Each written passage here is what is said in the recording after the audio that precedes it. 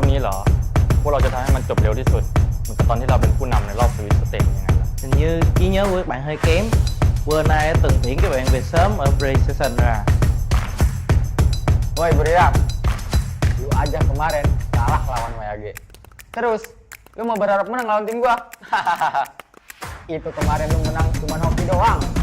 รอบชิงยังไม่เริ่มต้นเลยจะไปรู้ได้ยังไงว่าจะเกิดอะไรขึ้นแต่เมื่อเวลามาถึงบุรีรัมย์จะพิสูจน์ให้เองว่าของจริงเป็นยังไงซีซั่นที่ผ่านมามันก็แค่การวอร์มอัพของพวกเราไม่ได้มีความหมายอะไรเลยด้วยซ้ำที่ผ่านมาเราชนะคู่ต่อสู้ทั้งหมดด้วยวินสูไม่มีทีมไหนที่ได้วินจากเราเลยสักวินแต่อีโบสก็ยังโดน0-2แล้วก็เลือกที่จะโทษตัวเข้าใจอะไรผิดหรือเปล่า Vì có, nhà vô địch pre-session á, về càng xứng đáng làm bạn đạp cho WSEA tiến lên tới đỉnh.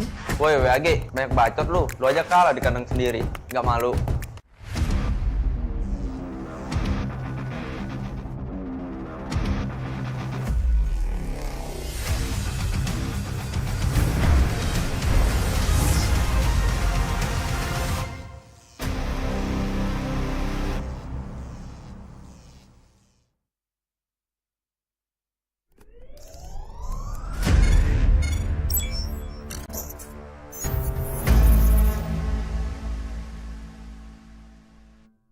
This is where legends are made.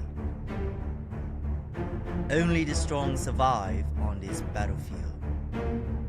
There is no room for hesitation, no mercy for retreat. If fate allows, will you rise again and challenge your own limits?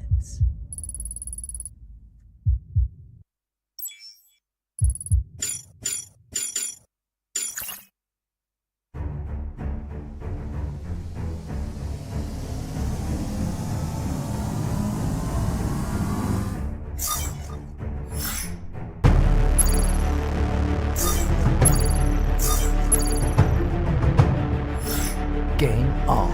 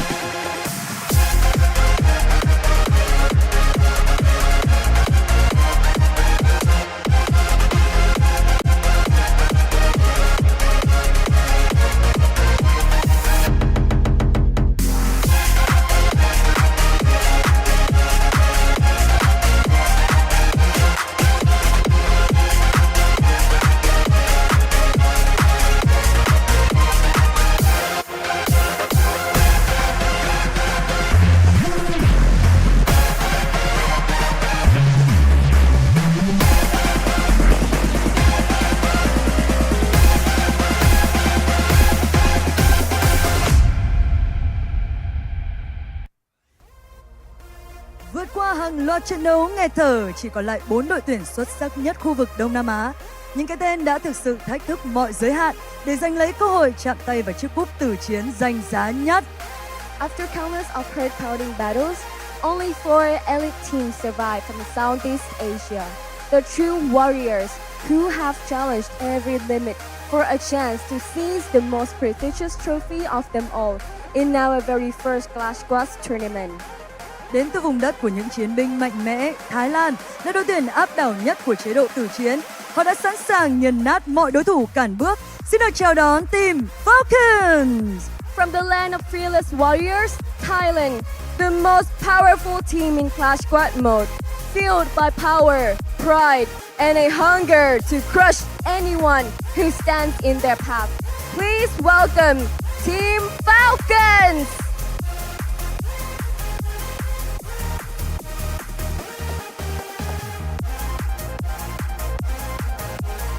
Không kém cạnh người anh em của mình, họ sở hữu sức mạnh không lời cảnh báo, sự hủy diệt không điểm dừng. Buriram United Esports! They are not just brothers, they are the threat. You won't see them coming, but when they strike, it's already too late. Welcome, Buriram United Esports!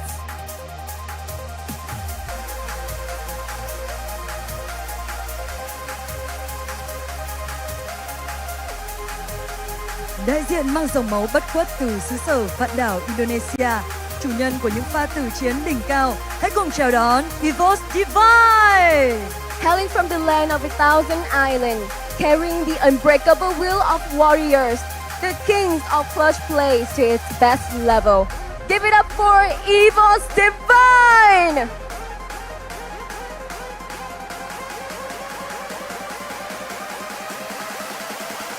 Và cuối cùng, mang trong mình niềm tự hào của Việt Nam, chiến binh không ngại va chạm, đội tuyển vĩ đại kẻ dám thách thức mọi giới hạn. Hãy cùng hô vang WAG! Last but never least, the pride of Vietnam, fearless in every clash, the legends who defy every limit. Make some noise for WAG!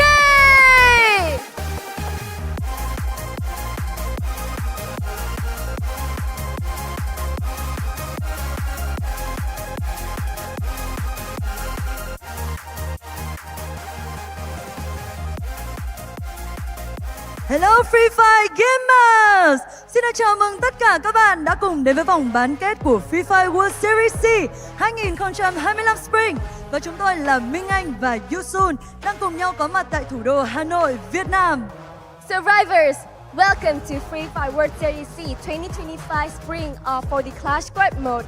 We are Yusun and Minh Anh are now on live in Hanoi, Vietnam. Các bạn khán giả thân mến, từ khi mà chúng tôi đồng hành cùng với Free Fire đến bây giờ thì cả hai cũng đã trải qua rất là nhiều giải đấu cũng như là đứng trên rất nhiều sân khấu khác nhau. Thế nhưng phải nói rằng đây có lẽ sẽ là sân khấu tử chiến hoành tráng và cháy nhất từ trước tới giờ. For ourselves, we are very honored to be a part of this brand new Clash Squad professional tournament, and I believe this is the best stage we could ever give it up to you guys.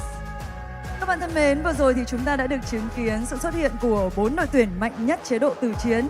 Đội tuyển nào cũng đang mang trong mình khát vọng chinh phục chiếc cúp vô địch danh giá. Và có lẽ thì các bạn cũng giống như là hai bọn tôi ở đây thì chỉ cần thấy họ xuất hiện thôi là chúng ta cũng đã cảm nhận được sức nóng rồi đúng không ạ? We have just witnessed our top 4 Clash Squad teams, each one carrying the burning desire to conquer the prestigious championship today. And as you all can see, there is no need to wait for the battle to begin. Their presence is enough to feel the heat, isn't it? Và ngay lúc này đây thì tất cả các đội tuyển của chúng ta đều đang được nhận sự ủng hộ đến từ hàng ngàn người hâm mộ đang theo dõi trực tiếp. Cùng với đó thì tinh thần Challenge Your Limits sẽ dẫn dắt họ chinh phục cuộc tử chiến lớn nhất năm nay. Và ở đây thì không có chỗ cho giới hạn, chỉ có cơ hội để vượt qua. Our teams are now being fueled by energetic energy from all of our live spectators, and I believe that the spirit challenge your limit, driving them forward. They are ready to conquer the biggest Clash Squad battle of the year. Here, there's no room for limits, only the chance to break through them. Và ngay lúc này đây thì cánh cửa vinh quang đang rộng mở, sức nóng cũng đang lan tỏa khắp khán phòng. Các bạn khán giả ơi, các bạn đã sẵn sàng chưa? The gate of glory is wide open, and I do see that the heat here is getting really hot. Are you ready, everyone? Và các bạn ơi, hãy cùng đến với khoảnh khắc mà chúng ta mong chờ nhất lúc này. Trận đấu đầu tiên của chế độ tử chiến FFWS SEA 2025 Spring chính thức được bắt đầu. Và trước hết, hãy cùng đến với bàn caster để cùng theo dõi những diễn biến đầu tiên. Our 4 teams are all ready, and we are too. I hope you guys will be prepared for our first match of the semi-finals Clash Squad in FFWS SEA 2025 Sea Spring. And now, let's head back to our caster and let the game start.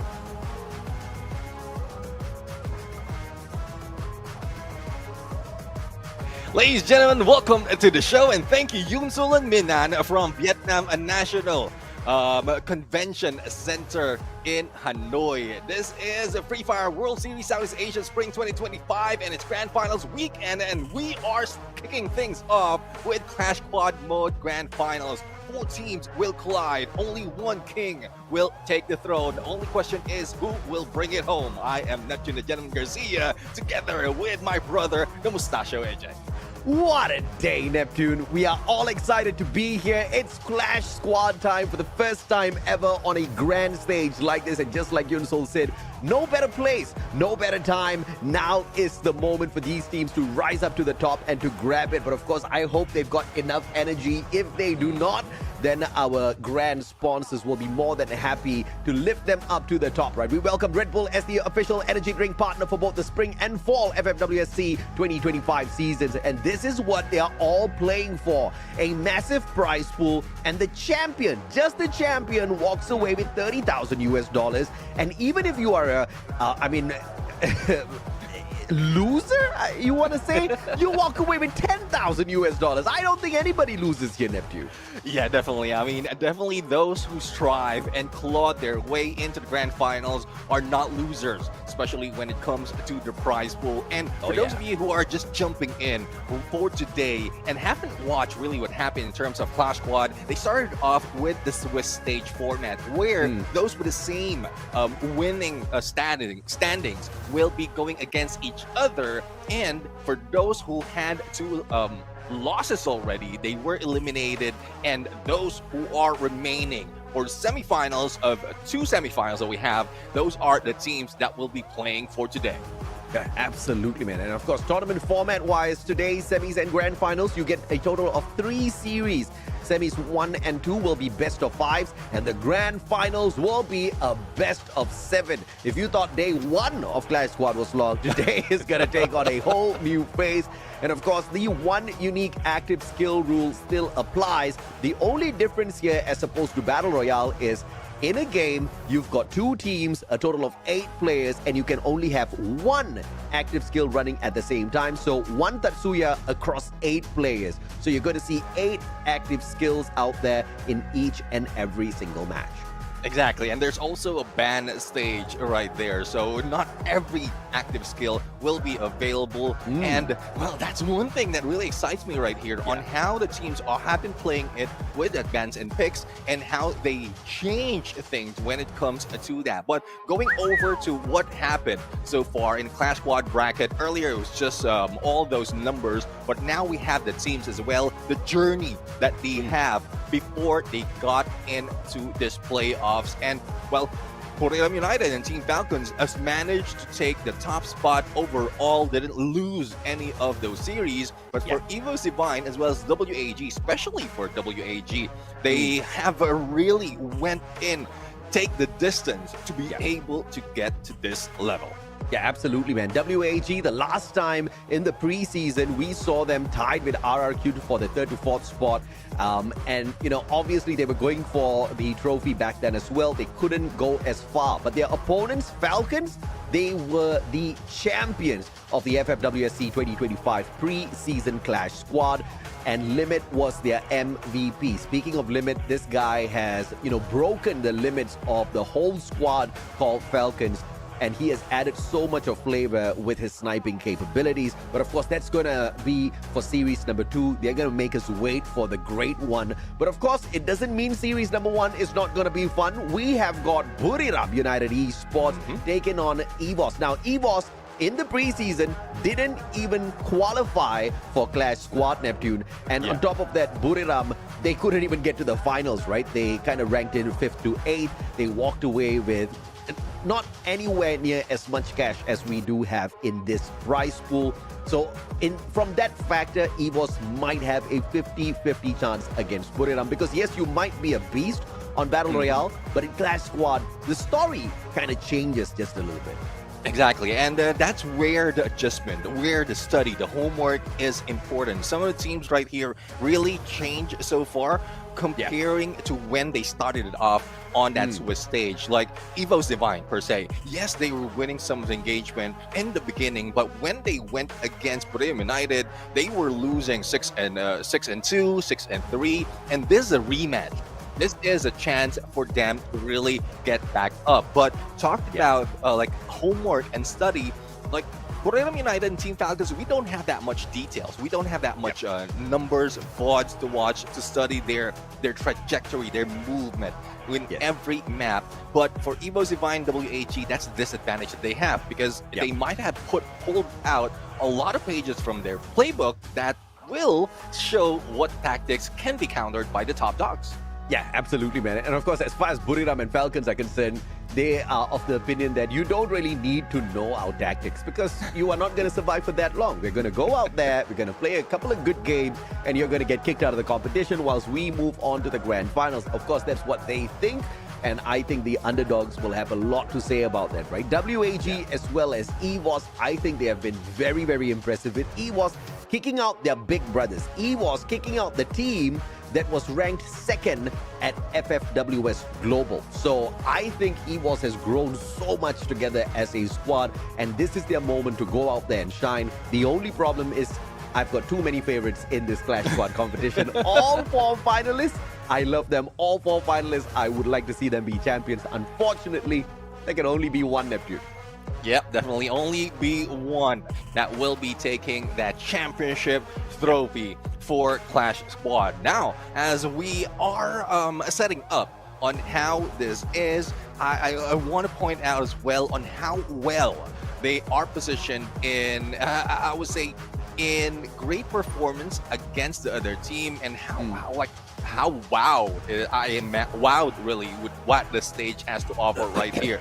So this is just Clash Squad, and everything is just lit up over like literally this stage is lit. Yeah, I mean, you can most definitely say that again. I think they would have spent maybe a couple of millions on this stage alone, because it looks absolutely lit for sure, my friend. And this is the map order for series number 1. You've got Purgatory, Nexterra, Bermuda, Solara, as well as Kalahari. This is a best of 5, so it could just end in 3 games, or it could go the distance now. Yeah, let's see though on how they are going to make this work, because for some teams they do have some advantage. Some of the area of the maps in each of these map schedule or map order that we have had certain advantage, and we know that both of these teams, Bermuda United has, I would say, the best snipers in Southeast Asia. So it's either they take it long range and go for the 3-1 split, let the other players go in for the rush, or they can join them and probably beat them in rotation. But speaking of beating them, there's no using of A124 as well as Iris, especially for Iris, it has been used quite often in Clash Squad.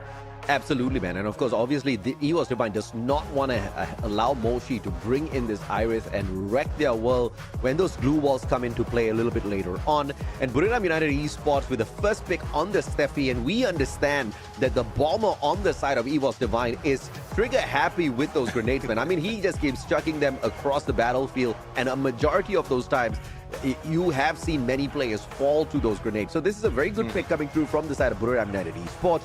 And of course, as a response, EVOS Divine now, they get to drag in 2, and it's the Zane and Cassie combo. You've got the extra layer of defense thanks to the Zane, as well as the electrotherapy, electrifying the rusher on the side of EVOS Divine. A great setup for an aggressive start for EVOS.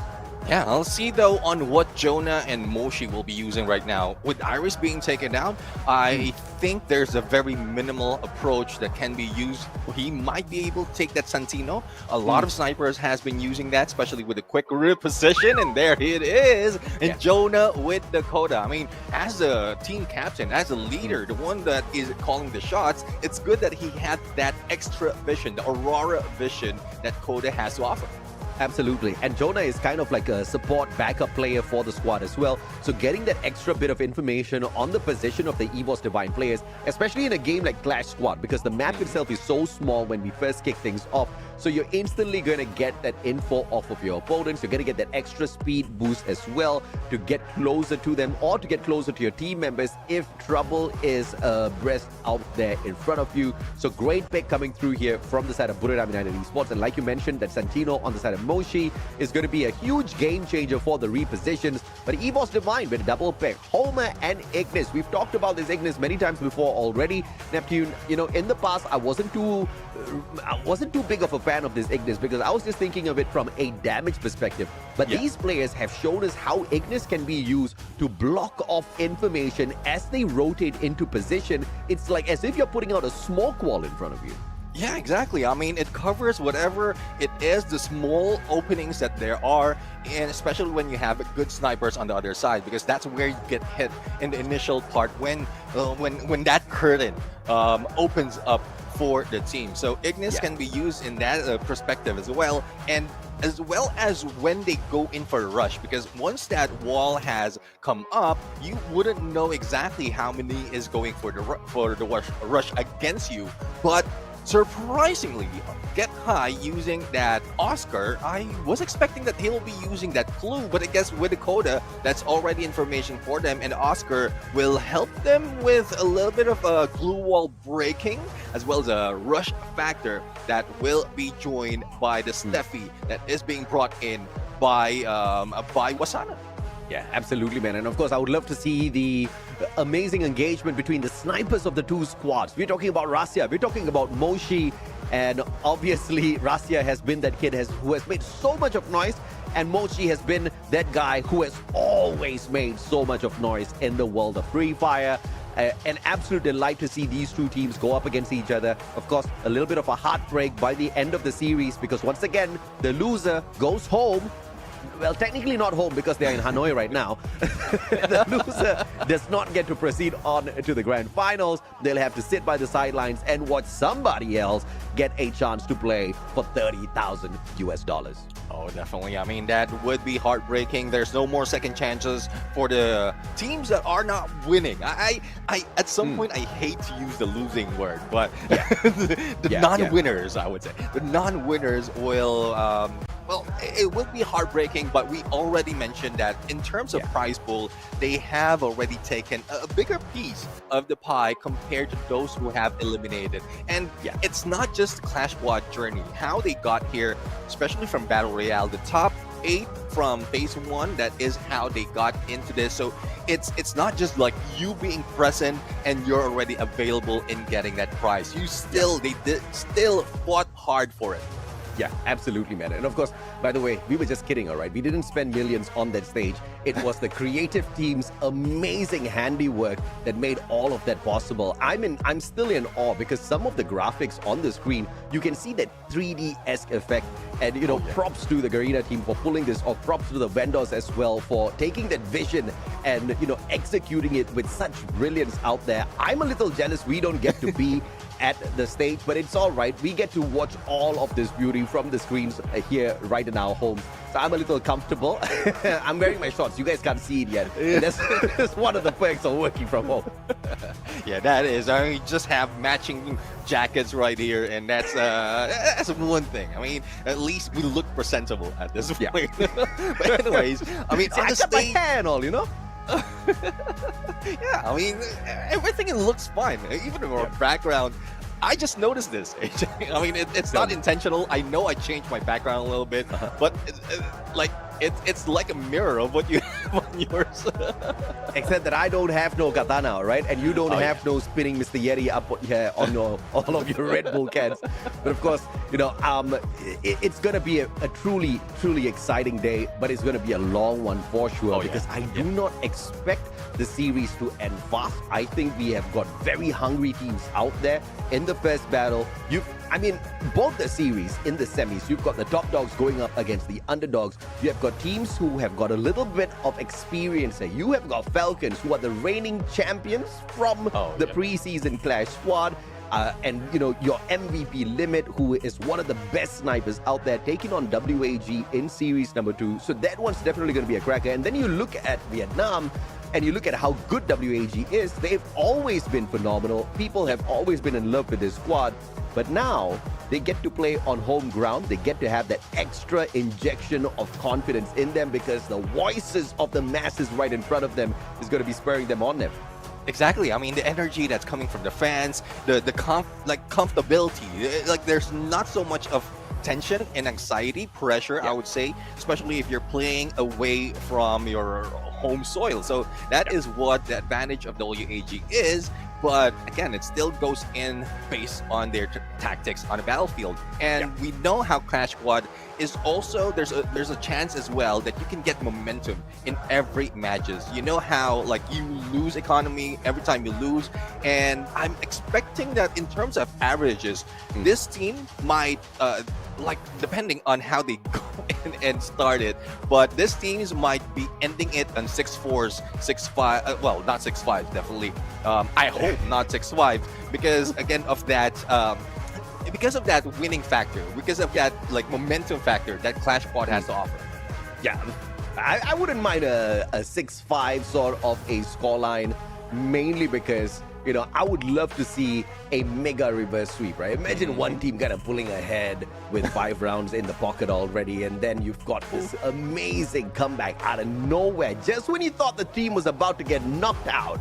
And then they come surging back in here. I can credit Red Bull for that. Just chugged a couple of cans before hopping on in there. But of course, looking forward to the start of this. Oh, look at that phenomenal stage once again, man. I mean, honestly, I'm very happy to work from home. This is the only thing that gets me jealous because you look at the setup, you look at these players, you look at, I can feel the energy, I can feel the tension through the screens, which also brings me to the point of, can you imagine the stress on these players' mindsets on their shoulders to go out there and perform in front of the hundreds of fans in front of them, or perhaps not fans, you know, fans of your enemy team that's sitting down across the room from you.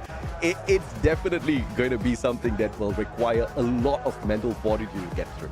Oh, bro, remember the day wherein there's a lot of Vietnamese that we have on chat.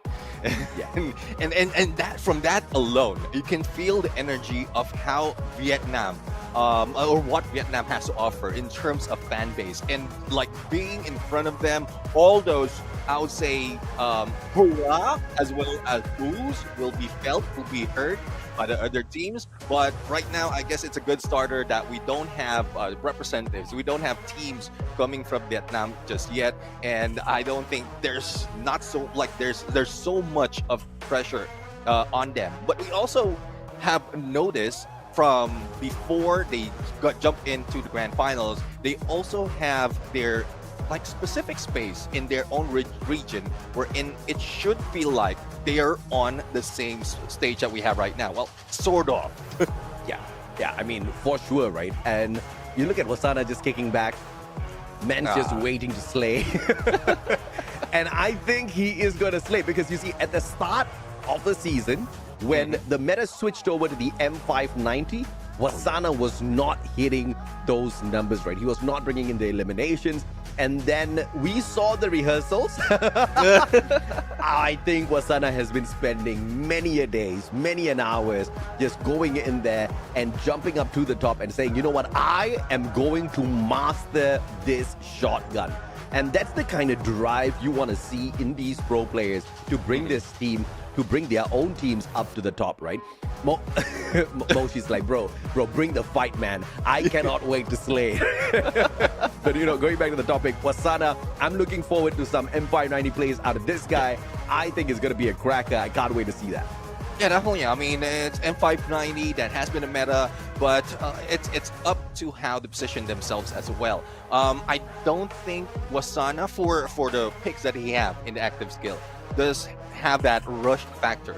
He will be safe though if any throwables will be put on him, but not so much of a rush factor. And I was surprised that he didn't even use or pick that Oscar. Probably it's the order, probably it's the condition that they have, but it's also that we're not just talking about one game within the series. We're talking about best of 5. So there's a few adjustments that can be done later on once they have control of what pick will be done. I see some high fives. That means we are about to get loaded. We are about to hop on into the game. Ladies and gentlemen, boys and girls, survivors of all ages, we hope you are ready for something beautiful. Buriram up against EVOS. This is game number 1 in our best of 5 series. But you know, just to tease you guys, we brought you back to our faces. Yeah. I mean, you know how it is. At some point with everything, or despite of all the preparation, there's still a few things that needs to be checked right now. And I think that's the story right here. The moment they jump into the game, some players notice that there's something different, something that needs to be fixed. Thus, we are brought back, and they will be fixing that real quick. And I guess that's how prepared they are. All the focus are on the tiny details, the minute details within the game.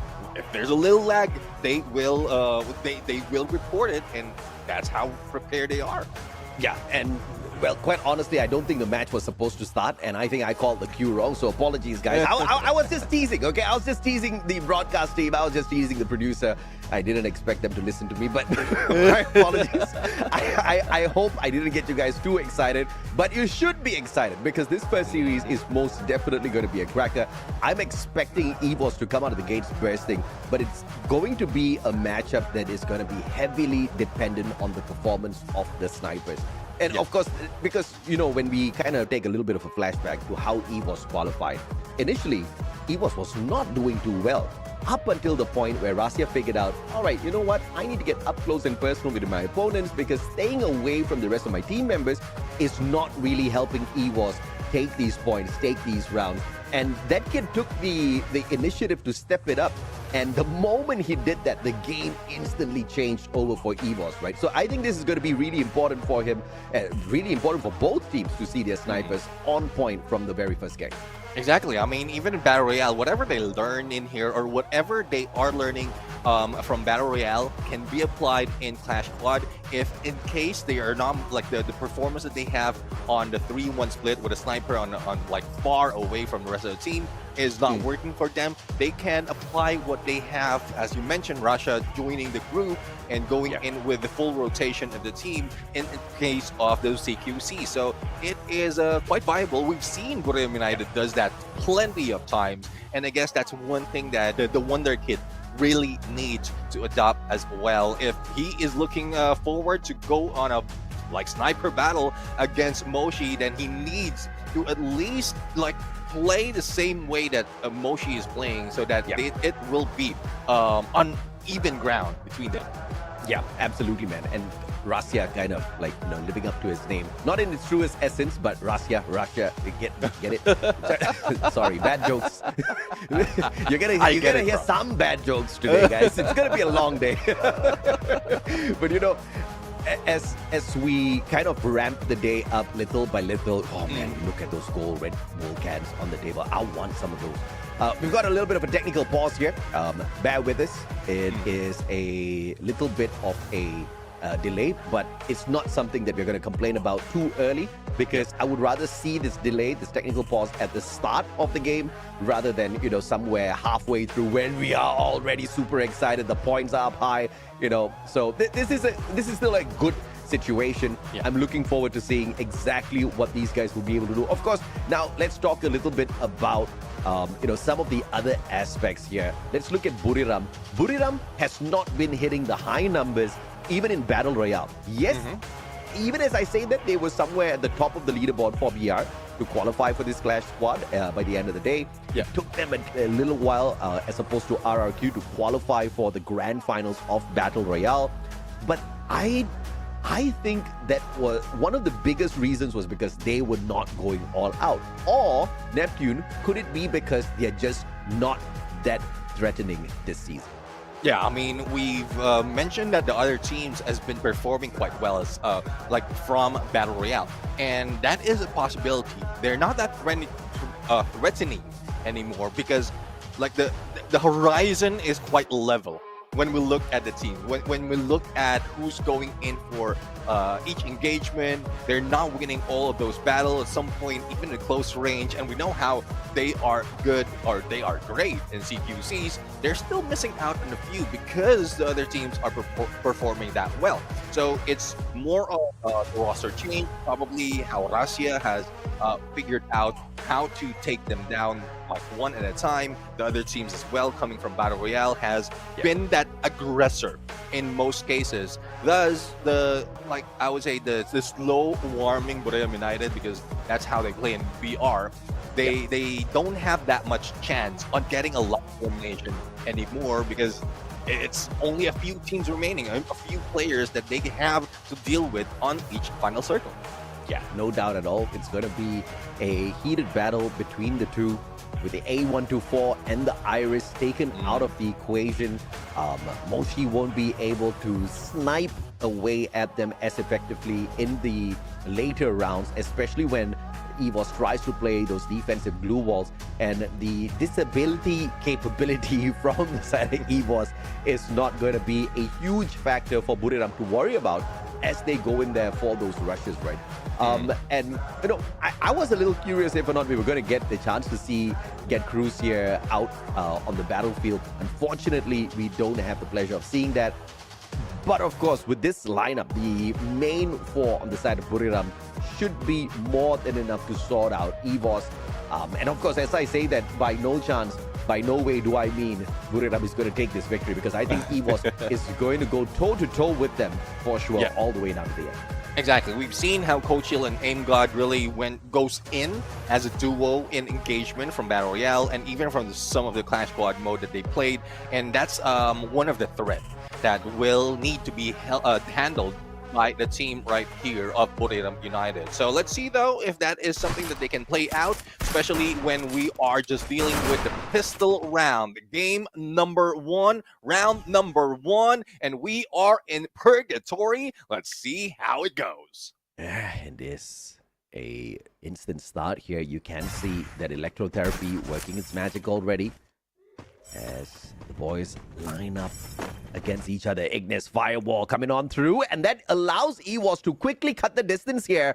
Wasana spotted out, straight to the airdrop. Now he's got the sight in hand. Good deal! What a shot coming through from Jonah. AimGod won't be able to trade him out instantaneously. Wasana with the sight, slicing down AimGod. Rasya bleeding out, and this should be it. It's a 2v1, and Buriram sorts out round 1 just like that.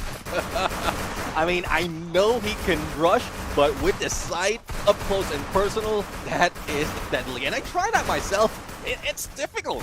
And that's how Buriram United, how Wasana is at this point. And even on the pistol, M500, that's one thing that he can use quite well, like pretty much like mid-range, close range. If you hit that headshot, instantly the team or the opponent will be going down. So let's see how they play it out, especially once they have a little bit more coins on their side.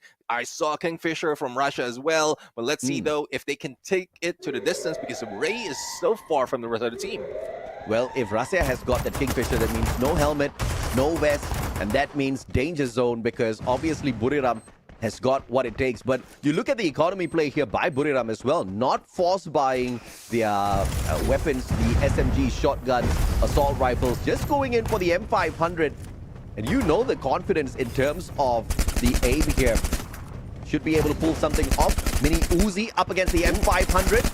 EVOS with the advantage, but Moshi with the quick feed. Happy feed gets out of the way. Tippy Tappy spots him out once again. AimGod will be able to finally catch Moshi. Running around like a little rat, but that was a setup!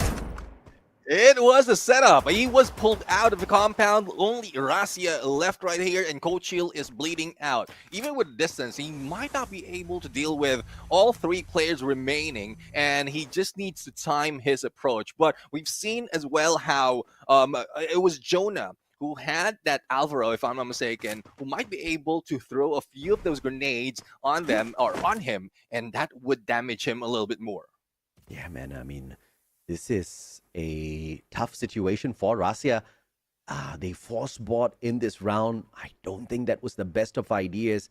And this is just going to make EVOS suffer 3 rounds in a row. Because Buriram went in here for an eco round. EVOS went in here for a force buy, which means Buriram in this next round, in round 3, is going to have the kind of economy to squish EVOS instantaneously. So a potential 3-0 awaiting us here, unless, of course, this wonder kid Rasia can do something crazy. But you look at the smartness of Buriram, just waiting for the circle to close in to have that advantage. Rasia spraying down Wasana. Wasana crawling away slowly. Jonah with the cover fire with the M500. And Rasia secures the shot, takes Wasana out, and the Wonder Kid still prowling around. Yeah, he's getting a little too close though, but Jonah with a mini Uzi, both of them has a mini Uzi, and that is something that he needs to be careful on. But Rasia losing HP as well because of blue, but Russia still managed to hit it. Let's see if he can go for the clutch. He does it! Russia does it for a point for Evo.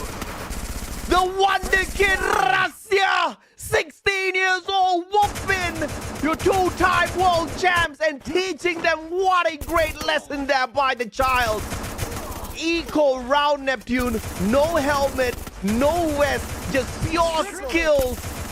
And that's the kind of supremacy you want to see out of EVOS to tame Buriram United Esports. And the eco round from Buriram was amazing, but the force buy from Rasia, my God, what a kid.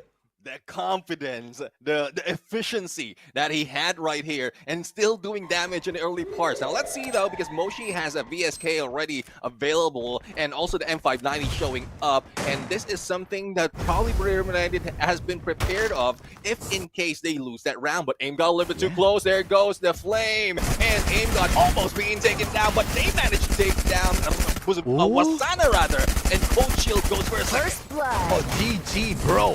What a play, but Get High and Mochi saying it is not over just yet. Get High finds Ray as well. And just like that, it's a 2v2. AIM got really low on his HP. Needs to play the recovery. The electrotherapy on point as Get High and Mochi slowly circles around, playing the terrain to their advantage, sneaking away a couple of items from the airdrop as well. The advantage to the side of Buriram here for sure.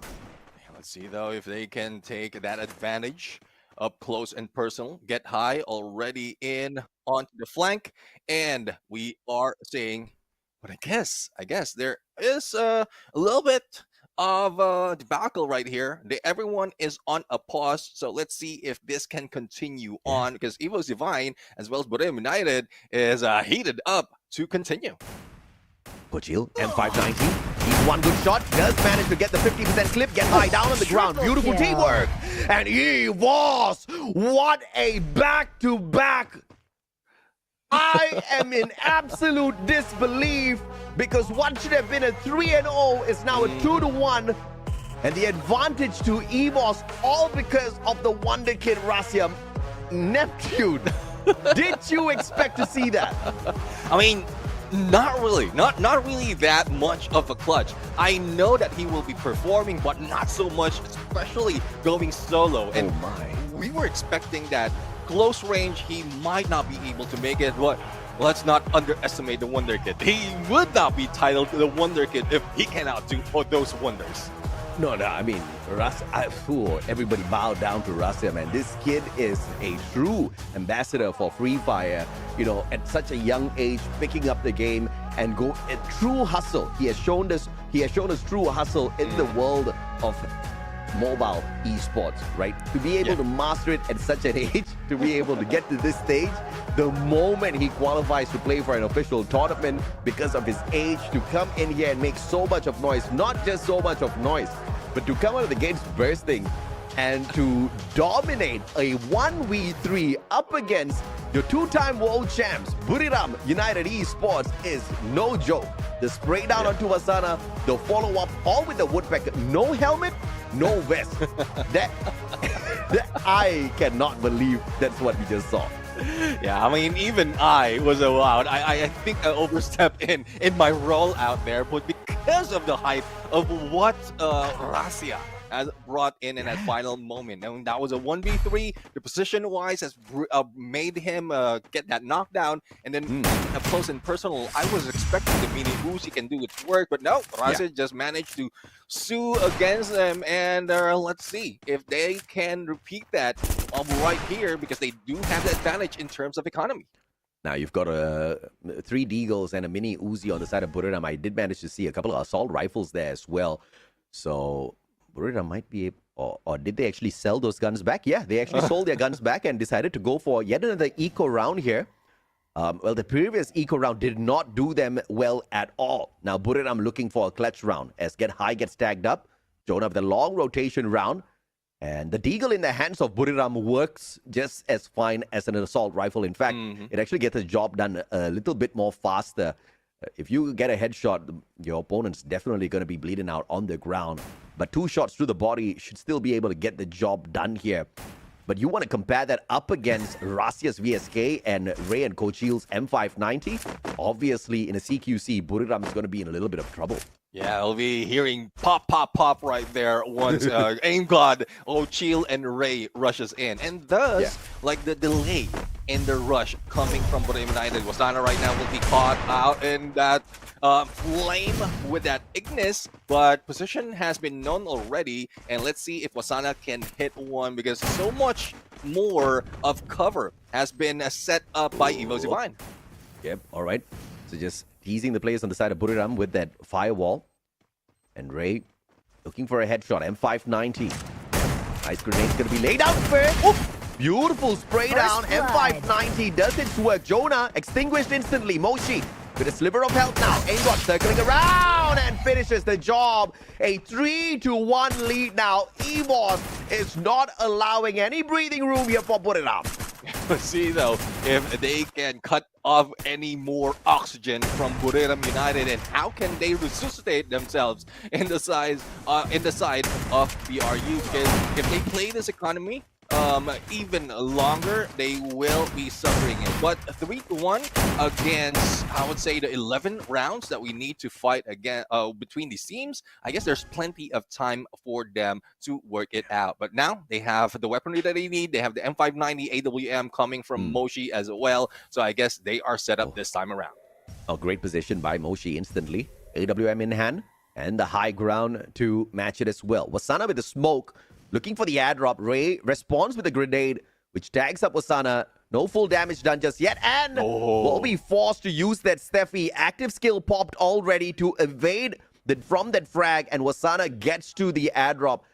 Now the question is, what kind of prize does he pull away? He pulls out a level 3 Scar. And that's just going to make Wasana a little bit more deadlier. Moshi sends out the Sentinel straight towards Wasana.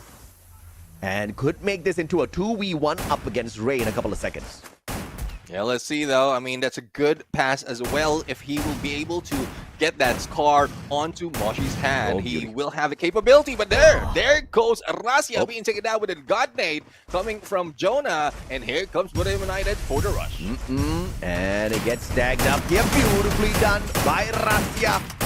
And Kochil with the trade out onto Wasana. Back and forth we go. Aim God could not sustain his life. And Kochil now with a sliver of health. But it's not allowed to walk away. Fantastic pullback here by Buriram. And that was full on tactical play net. Yeah, definitely. I mean, it's more of the patience that they went in, as well as position that Moshi has taken to get more information on how Evo's Divine has been rotating. And then up close and personal, we know how they can play that M590. But let's see though, Wasana still have that Scar level 3 and Moshi with that AWM. The rest will have that M590 on them, and as well as VSK for Get High. And Rasia will be taking his own AWM, and the location per se is also good for snipers. All right, so and hence why you see Get High as well as Moshi with the long range capability here. You are definitely going to see a couple of assault rifles out there. Rasia with the AWM. Why in his clutches? Ice grenade tossed on out. Jonah with the God Nade. Wasana for the finisher. Can he find it through the smoke? Ray did not expect to find Wasana creeping on out. And Kochil goes down. Buriram pulls it back. 3 and all. Yeah, I don't think they're bothered really losing a couple of matches, a couple of rounds right here for Bermuda United. They know that they played it well in terms of economy, and now that they have the weapon that they can play with, that they can use to their advantage, and they still have a lot more. They can beef themselves up. Well, they have already level 3 all the way in terms of armory, and that's one thing. It makes Bermuda United a little bit more tougher to beat. Oh, dude, you've got Jonah sniping again. Get high on the VSK. Moshi, Jonah, both on the AWMs. And that's the kind of long-range weapons you need for a map like this. But Russia, once again, tags up Get High, who now has to back away. Aim God, electrotherapy on the work. Looking for Mochi. Will be able to find one right in front, but through a skill, gets knocked down to the ground. Ray with the revenge kill here as Get High drops both Ray and Cochil just when he thought EWOS was going to turn this around. Once again, the Wonder Kid Russia left all alone in a 1v4. Tags up Moshi and tells Moshi to sit down, sit tight. Let me get the number down on your squad first.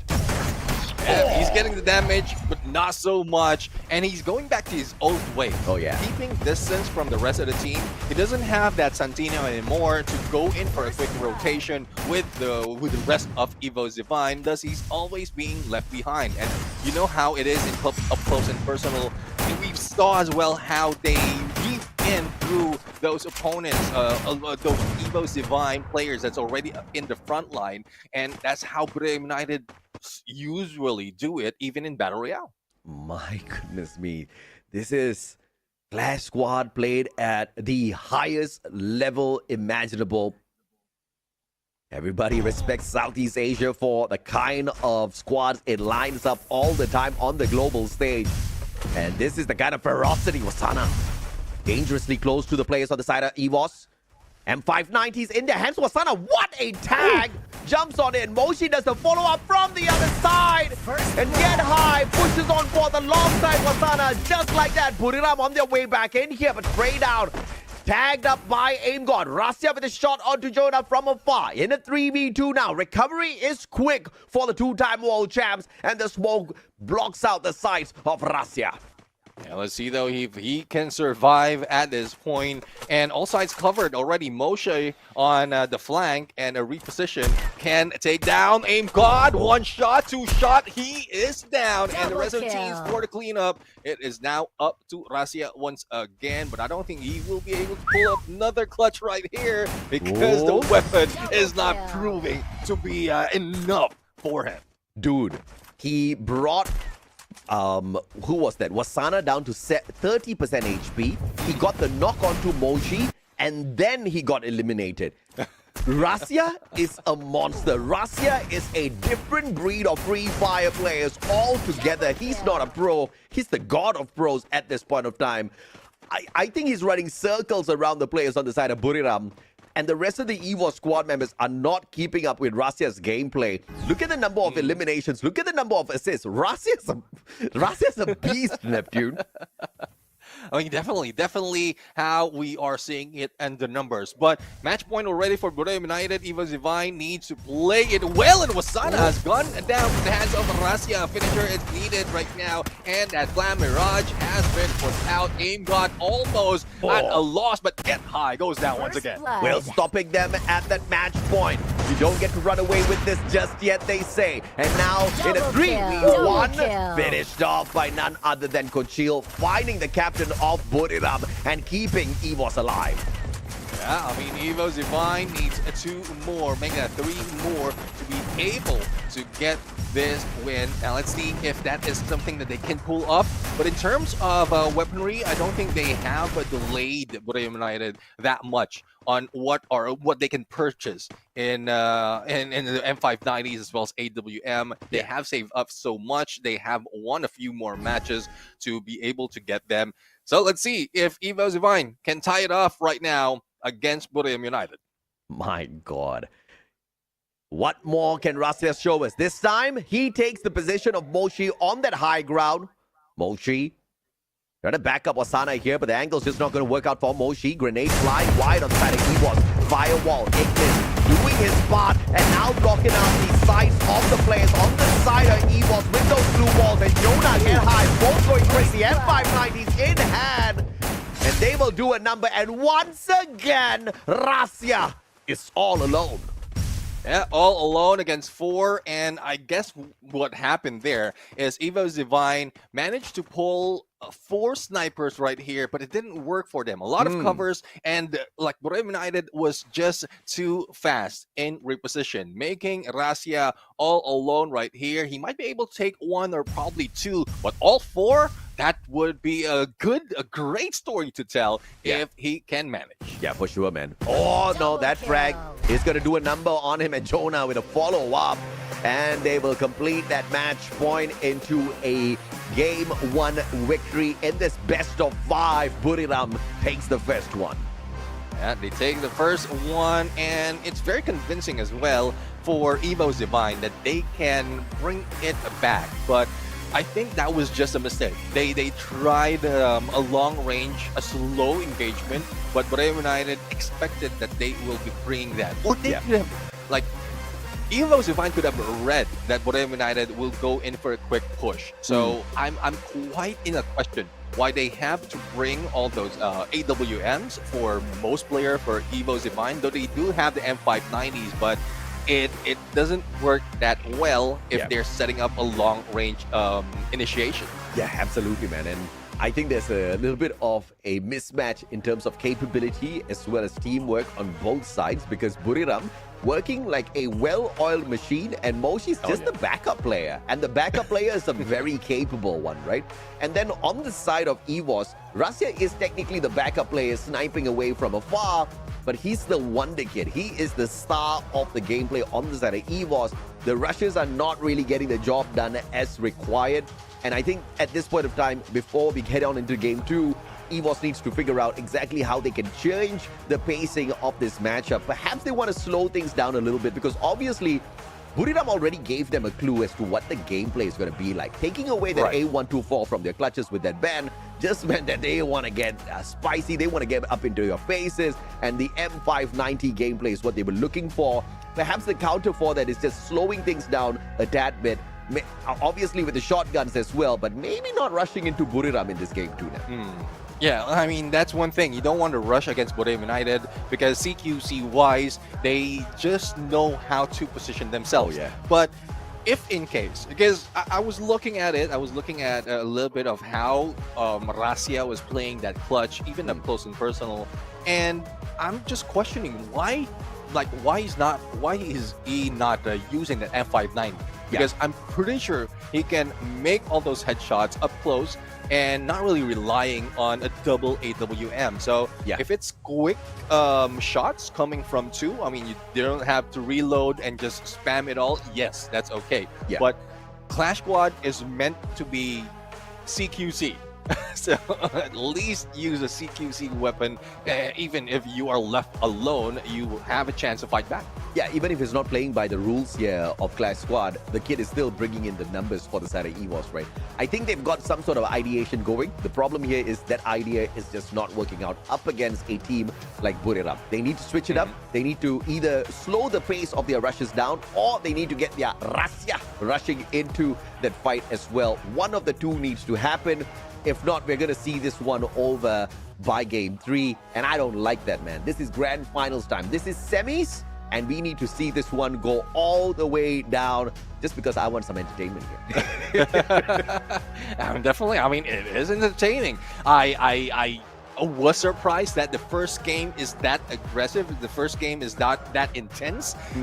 Since we're talking about best of 5, most of the time, best of 5 series are slow starter, and then that's where it gets intense towards the end. But no, I mean, I don't think they want that. I think they want to get end it as quick as possible, because they will still be, any winner will still be dealing with the grand finals, and we're not talking about a short game. That is a best of 7 later on. Yeah, they did not get the memo that, Game 1 was supposed to be short, all right? It was all written. It was all planned. The team said, no, we are going to go out there and we're going to end this one quick. And you expect Clash Squad to actually be a dragged out day. But if these teams played out in a pacing like that, it's going to be done before we even know it, right? But of course, let's hop on in here and look at the match summary. Best of 5, game 1, taken by Buriram United Esports. It's a 6-4 scoreline. And what's amazing about this is the fact that we went in 10 rounds and it did not feel like 10 rounds. Oh, exactly. I mean, it's quite quick on each round of a game, but MVP will be get high 12 elimination, 4,974 on the damage and 12 knockdown. Wow. He is using that Oscar, but I didn't see that much of that rush going in. But he is a support that we need with the Thiva, the Otho, as well as the Shani on him, as well as putting up so much with the Beastin when it comes to grenades. Yeah, absolutely, man. Look at that. 12 eliminations strong in this game 1. Get high. Truly deserved that MVP. 14 assists. I thought I saw 12 there moments ago, but 14 is just absolutely insane of a number to rack in here. And Rasya kind of topped the charts here with the eliminations, but the problem is the rest of his team members are not keeping up with him.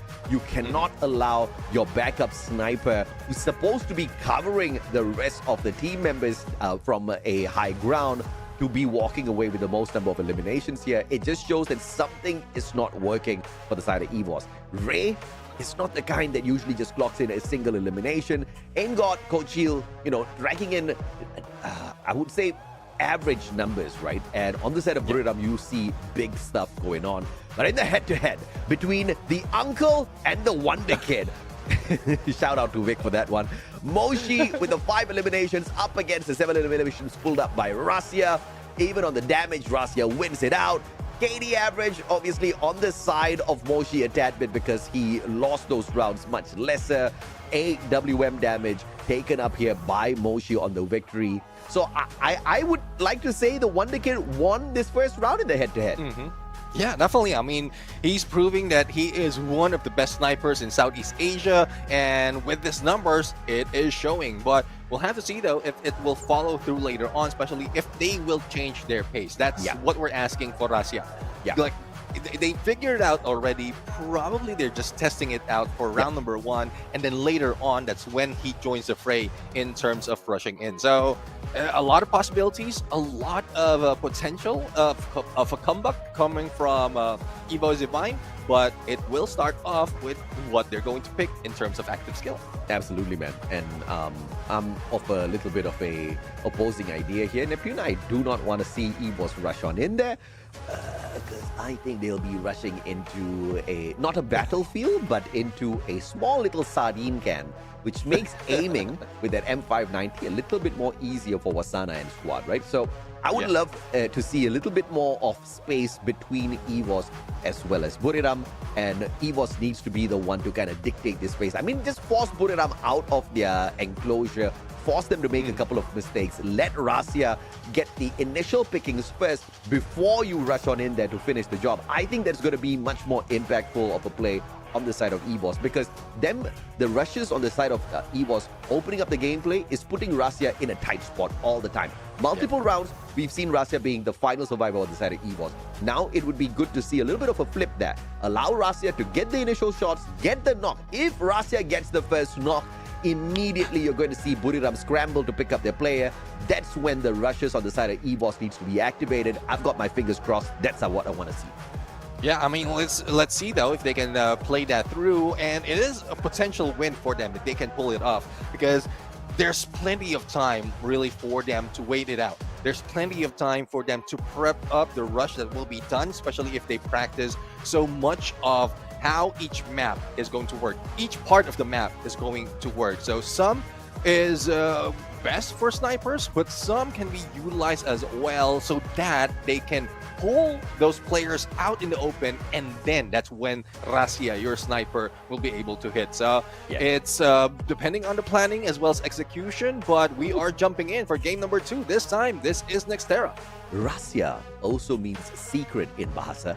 And he most definitely is the secret weapon that's not so much of a secret on the side of EVOS. But of course, I'm waiting to see what are the secret tactics EVOS has to make a little bit of a comeback here. Because now we move on into Nexterra. which kind of is a place where you can see Buriram pop off once again. Map advantage-wise, I see this being on the side of Buriram. I want to see a little bit of switch in gameplay here. EVOS Divine this time, taking Cassie out of the equation. No electrotherapy for you, they say to Buriram. Yeah, and for Buriram United, they take out the Steffi because they've used it already, and I guess it's time for them not to give in. But the A124 will be put into play, and let's see on what response Buriram United has, or Wasana and Jonah has against Aim God, who took that. Yeah, man, absolutely. And of course, A124, this time, as soon as it's allowed, Aim God walking in here with the disability that they are going to be able to throw at the side of Buriram United Esports, disabling their active skills. This is going to be big. This is going to allow EVOS Divine to not rush. I hope to not see EVOS rush. I hope to see them disable Buriram when they come in here rushing for a fight, and that should kind of disengage or force Buriram to disengage a tad bit. And this time Zayn pulled over on the side of Buriram United Esports, which makes them just a tad bit tankier on the front lines. Yeah, I mean, extreme encounter coming from Sane plus the Aurora Vision from Koda, but this time around it is Rasia who steals that Iris. I guess this is a response for Moshi, who stole that Santino earlier. So stealing his game when it comes to drafts right here. And let's see, Santino still and Ignis still, or rather Ignis this time will be on the side of Get High. So yeah, I mean, that cover will be crucial for them every time they rush. Yeah, man, and of course that Ignis Buriram United Esports trying to play that through with Iris on the side of EVOS, held by Rasia. You cannot hide away behind your glue walls this time round, and obviously at Nexterra it's going to be needed a tad bit here. Homer being brought in, so you've got the A124 plus the Homer on the side of EVOS Divine. Great capacity to disable Buriram United Esports' aggression. So I talked about EVOS Divine slowing the pace down, and there's two ways to do this, right? You either slow the rush of getting into the center point of that Clash Squad map, or alternatively, you bring in the kind of active skills that get to slow down your opponents. So EVOS is on the right track here. I am looking at a potential, well, I hope it's an upset, dude, because Buriram looked way too good in the first game. Yeah, definitely. I mean, they managed the moment they got back up. They managed to get multiple simultaneous wins later on. But let's see, though, if they can pull this off. Pistol round, the round that you hated the most. But for EVOS Divine, I guess this is something that they need to win. And straight up to the top, both teams going in here for the airdrop. Smoke laid out. That's just going to protect Ray a tad bit here, as Aim God makes a mistake going up front. Moshi with a headshot onto Kochil as well. First blood. And EVOS does manage to get the frag grenade knock on to Get High, but that's just going to put him at a back foot, and Moshi won't find the headshot onto both Rasia and Ray. So a double for Moshi on this game one. Yeah, Wasana once again. I mean, it's something that needs to be expected by EVOS Divine. The Wasana will try to get close to that airdrop, and if he goes down, then that's something that they can take advantage. But with Moshi, with the M500, that is tough to beat every time he gets the distance. So let's see, though. They are still, I think, playing it economy, and then another force by, not just by Russia, but also by Aim God and Kochil. Well, we saw what Rasia could do earlier on, fishing out a couple of fishes with that Kingfisher. I didn't expect the fish to be named Buriram. Well, they are the kings, though. They are the kings, though. They're fishing out the kings. And that's what they're trying to do. But Aim God goes down to his knees. And probably, no, they are not baiting them out. Get High, spreading up, cooking up that nade, backs away, and still damage onto Kochil. How are they getting the rate of fire out of that M500, bro? I cannot do it. Kochil, beautiful play with that Ignis. Will be able to find a knock for the side of EVOS. Moshi taken out of the equation. And all thanks to the very well put together rush, and goodness me, the gravity played up against Ray in that sequence. Rasia getting the spray down onto Wasana. And once again, the final player on his feet on the side of EVOS. Rasia looking for two big fishes in the name of Jonah and Get High. Yeah, at this point, I mean, Razia might have an advantage on a 1v2 because he can jump and probably shoot them out one at a time. But Jonah right now, up close and personal, this is what I'm talking about. The moment you get close, but the Razia, next turn, almost taken down, and Jonah just played with him. Yeah, man. I mean, that's a little bit of a danger zone that Buriram is pushing EVOS into now. 2 rounds in a row. They pull away the victory, which means financially EVOS is going to be strapped a little bit. But clearly, Razia doesn't care about that. Even when he's got no cash, he's prioritizing getting the gun before getting the defenses. And I think that's just going to be putting them on the back foot. In this next round, though, I hope to see a little bit more defensive capability from the side of EVOS. And as you can see, Coach Shield force buying that M590. No helmet, no vest, no problem. But is it no problem, though, bro? Because the M590 needs you to get up close and personal with Buriram. And that's tough though, but Wasana a little bit too fast. And going in across Kojil. Let's see if he can go for the slay. Almost though, but Kojil fires back. But it's Jonah who takes down aim. Gotta pick up his potential, but no, it will not be given. And Razia, once again, final player up on his feet. Iris in his hands. Jonah was in trouble there. Manages to quickly back away behind the structures and not depend on his glue wall. As they now manage to spot out the position of Razia, the team of Buriram quickly rotating around. Moshi keeping an eye on him. And Uncle will be able to sort out little nephew out there on the battlefield. The battle between snipers continues, and Moshi seems to be winning that bout here this time round. Yeah, it's not just Moshi, Buriram United, and we saw how Wasana weaved in through against 3 players. And that's what we're talking about. They need to get away from getting too close against Buriram United because they can just dance around, or Buriram United can just dance around Evo's Divine, and the reaction is quite delayed, I would say, especially when smokes has been popped. And that is a good distraction that will lead Buriram United to go in up close and personal. But Wasana, I think he does have the MP5, and it's in a level 2, or yeah, level 2, or level 3 rather, for Wasana. And you know how it is, when that fires, it hits like a truck. Yeah, man, absolutely.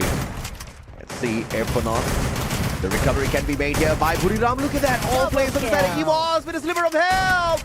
And Ray saving the day here by getting the knock on to Moshi. The highest sliver of health left on him. And it is the MP5 that saves the day on the side of EVOS, pulling away their first round here in Game 2. Now, the MP5 level 3 will be turned over to Evo's Divine. And you know how it is. Like, once you have that, and there's another one as well from the side of Evo's Divine that has another MP5. It was a level 2, and with that win, I guess they will be able to upgrade it even more for high damage. Yeah, man, I mean, that's just a crazy good comeback from the side of EVOS. But we kind of saw that in the previous game as well. They did manage to pull away a few rounds before Buriram just ended it right there and then itself. We're going to take a quick short technical break here as we allow the teams to recompose whilst we sort the technical issue out. In the meantime, though, Neptune, I was expecting this to be way closer. I was expecting to see Razia do quite a bit of damage out there and really mess around with Buriram. But unfortunately, the seniority, the experience that Buriram has on their side with each and every single player on their squad is proving to be a great advantage. Yeah, I mean, it is. I mean, reviewing how it happened in the Grab Labs, the rotation that they have is, I would say, quite tight for Buriram United, and that threw off Evo's Divine on getting those eliminations. Even in the following, it's not so much that they're really sticking together. So, Buriram United is just a force to reckon with when it comes to close quarter combat, and that's what Evo's Divine needs to break. We keep talking about that they need to probably wait it out, get into like the next phase of the circle, because there's still one phase of the circle, and then pull them away so that Razia will have the capacity of taking them down. But it's just quite fast how Buriram United is going for that flank, for that rotation, and it's tough to beat right now from what I'm seeing. Yeah, man, absolutely, man. And of course, it's going to require a lot of mental fortitude on the side of EVOS to make a little bit of a comeback here up against a very confident side of Buriram. up against the souped-up Wasana that all of a sudden is a super pro on that M590. So, you know, things just got so much more difficult. If Wasana was still struggling with the M590 and had to double down and use the SMGs, I think maybe we're gonna have a little bit of a more equal fight. But this guy is just so deadly, man. Up close and personal.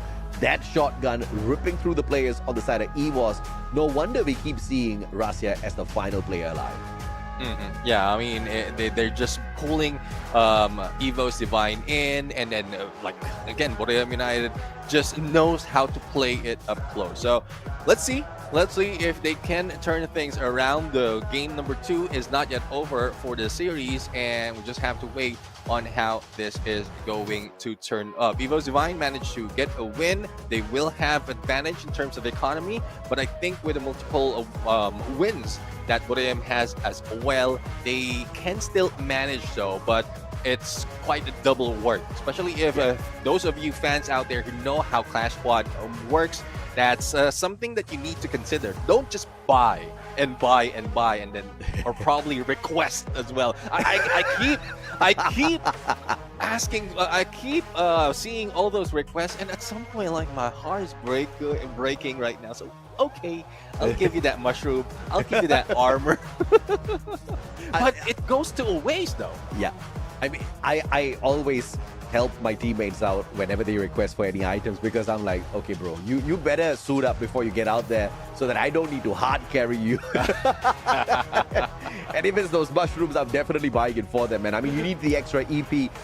You need to be able to just kind of block off some of this damage out there as well. It makes a huge difference in Clash Squad, and it's just 100 coins, so, you know, they can afford it. But looking at the kind of way how EVOS has managed the situation thus far, I'm not surprised at all to see Russia a little unhappy, maybe is the word I can use here. The smile has been wiped off his face. I think he's finally starting to understand that, okay, guys, this is Bermuda United Esports. We are in a little bit of trouble. And it looks like it. It looks like it. They need to work around that. And, well, not quite sure, though, if Russia or who else will be the shot caller at this point, but it seems like with the confidence as well as how it's performing, Russia can call those shots and probably join the fray later on. But it's quite difficult. We haven't seen that just yet, and it was from the past that it was delayed when he made those adjustments. But going against Borneo United, I guess they need to put in a little bit early. Yes, you might, like, your tactics might be read at some point, but at least you can stack up in terms of points, and you will not be worried of being taken out early, even if we're talking about a best of 5. Yeah, man. I mean, this is just a situation which EVOS needs to figure out how to fight out from. I think I am a little bit more in favor of the pacing from the side of EVOS in the second game, but I would love to see them go at it a tad bit slower. Once again, I think Russia needs to have more time to do his work on the players on the side of Buriram before the rest of the EVOS players get caught out. Because we kind of saw that, right, at Grav Labs. With the very first initiation, it was EVOS losing their player. First blood to the side of Buriram. Question is, how did that happen? Because once again, if you keep going out there, if you keep being spotted by the Buriram players before Russia can have a go at them, then you're going to be down by 1, maybe by 2, and it instantly puts you in a little bit of a pickle. And recovery now needs to be made by your sniper, who can most of the time deal with only 1 player at a time, right? And if you're kind of just stacking those numbers up against him, it's not doing Russia any favor. So I'm hoping to see a huge difference in this next round. Yeah, I mean, a huge difference indeed. Hopefully they have read the situation that Borneo United, especially in the pistol round. It might not be that crucial, but in terms of momentum, it can change the pace of the game. So if you stick together, you might be able to get that much of advantage, and then play it later on to a much slower pace. Because in pistol rounds, you literally need to rush. You literally need to get up close, and it's not like the M500 will not reach your opponent, but it still has a limited range. So you need to stick together, get up close and personal, win that game, and then play your to go back to your tactics when it goes to round 2 onwards. Yeah, no doubt at all. I think EVOS is looking like they're just trying to center themselves, and this is really important, right? You need to be of sound mind when you go out there. You can't be too nervous. You can't be, on the very edge of your seat, worried about what's going to happen. You just have to go out there and try to pull your best. But to play together as a squad, to kind of nail down what the pacing is going to be, what the strategy is going to be, is very, very crucial. And obviously, you don't really see a lot of conversations back and forth between the players during this technical pause. But of course, I hope to see them just kind of tone it down a little bit, right? Because Buriram, CQC, bro, M590s all in their hands. It's just absolutely deadly. And Moshi barely needs to do anything. And this guy is still doing so much. I mean, though they have the coda, but once that expires, Moshi is the backup in terms of getting information, and that's what mostly he is doing. Damage, yes, he can put in a little bit of damage, especially if your players, your teammates is very close to your opponent. Then that's when the initiation starts. So it's based on the timing, based on the information, and hopefully EVOS Divine can read that off from Buriram United. But execution, I would say there's a few more of mistakes that need to be done or corrected by EVOS Divine at this point, because yes, ideation is prime sticking together, but once they get close, they get lost, especially when smokes has been popped off, even when those nades have been thrown at them to distract them. So those confusion are causing them to lose the CQCs. Yeah, I absolutely agree with you. I think and Buriram is so deadly with those smokes, all right? I don't think EVOS has got a good way of playing that counter up against that smoke at this point of time. And then you look at Buriram, they're just running into the smoke. M590 in hand, they're just shooting all around the place, looking for a knock. Even Jonah did the same thing earlier on. And that kind of really puts the team of EVOS on the back foot. A little bit of an adjustment most definitely can be made. And that's what I keep kind of just going on and on about, like a broken tape recorder, right? Slow the pace down. Don't put yourself in the middle of the battlefield. Don't put yourself in a spot where you're going to get rushed by 3, maybe even all 4 players on the side of Buriram. And obviously, that's just going to reduce your chances of getting the victory. I think if we don't see a change of pace in this next game, Neptune, we're going to see EVOS get kicked out. Buriram is obviously going to go to the grand finals, which is good on Buriram because they're not the best Clash Squad team in the preseason. They didn't even get into the semis nor the finals. So, I mean, it's a great improvement coming through from the side of Buriram, but I'm looking for more out of EVOS. Yeah, I mean, more from EVOS. We'll have to see how quick they can make those adjustments, how quick can they talk it out, and hopefully this technical pause can give them that time to really plan it out. And you can see Razi right now talking with you saw Rasha earlier talking with the rest of the teams, just building up their morale, I would say, just boosting them up a little bit. But for Buriram United, we'll have to see though if there's any changes of pace, because they haven't shown much difference in gameplay. It's pretty much the same story overall. So, and once EVOS Divine makes that adjustment, then Buriram can pull another page and probably throw off EVOS Divine's game once again. Yeah, absolutely. And I totally agree with you. I don't think Buriram really needs to shake things up, because if it ain't broken, why fix it, right? Everything has been working out perfectly for the side of Buriram so far. Backup from Moshi, and you've got a 3-man rushing squad down on the ground, getting the dirty work done, getting up close and personal with the side of EVOS. And even if EVOS is not coming out of their defenses too early, Buriram's literally taking the fight up to them. And I think this is where that A124, this is where that Homer can do or can play their part, right? Because the moment you disable the active skills on the side of Buriram, it most definitely will slow them down a little bit. And of course, if that A124 doesn't, the Homer is definitely going to slow them down a little bit. So that's what you need. That's what you need, right? Because the moment Buriram's not going to be able to play at their usual pace, I think this is where EVOS should be able to jump out, take a good bit of advantage. But of course, best case scenario is you have Rasya kind of finding his position first to punish the players on the side of Buriram who go out and try to rush the rest of his team members. But that's the best case scenario kind of thing on the side of EVOS, which Buriram kind of will be able to instantly play against in the very following round, because we've seen many teams play the counter strategy up against Buriram. The problem here is Buriram has got so many weapons, so many strategies in their pocket that you do not know which one they're going to pull out next.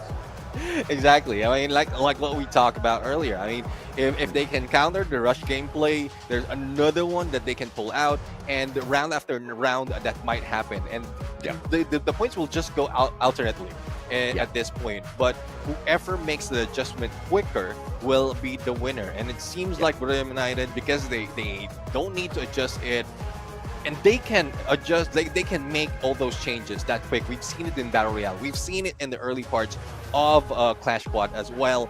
And that's what the pace, or that's the pace that Evo Zivine need to catch up on. But it still depends. It still depends on how they play it out. If they can play it slow, yes, that would be best for Evo Zivine to just to counter Buriram United right now. But I was just taking a peek of their skills. And the slow pace in terms of active skill is pretty much set up for Buriram United. So I don't know what's the deal right now. Oh yeah. At the end of the day, there you go. The high fives are coming out. It looks like the next round is about to get locked and loaded. We hope you guys are ready, survivors, because in we go. About to challenge the limits of EVOS. Can they make a comeback? Or will Buriram bring us to the final series potentially after winning this one out quick? You've got a beautiful opportunity here with the airdrop, but it's in open ground once again. Smokes laid out, allowing AimGod to quickly rotate around. Grenade not tagging up Jonah in full, but AimGod will be able to go in here for the follow-up and quickly repositions, and now this puts him in a great angle up against the rest of the players on the side of Buriram.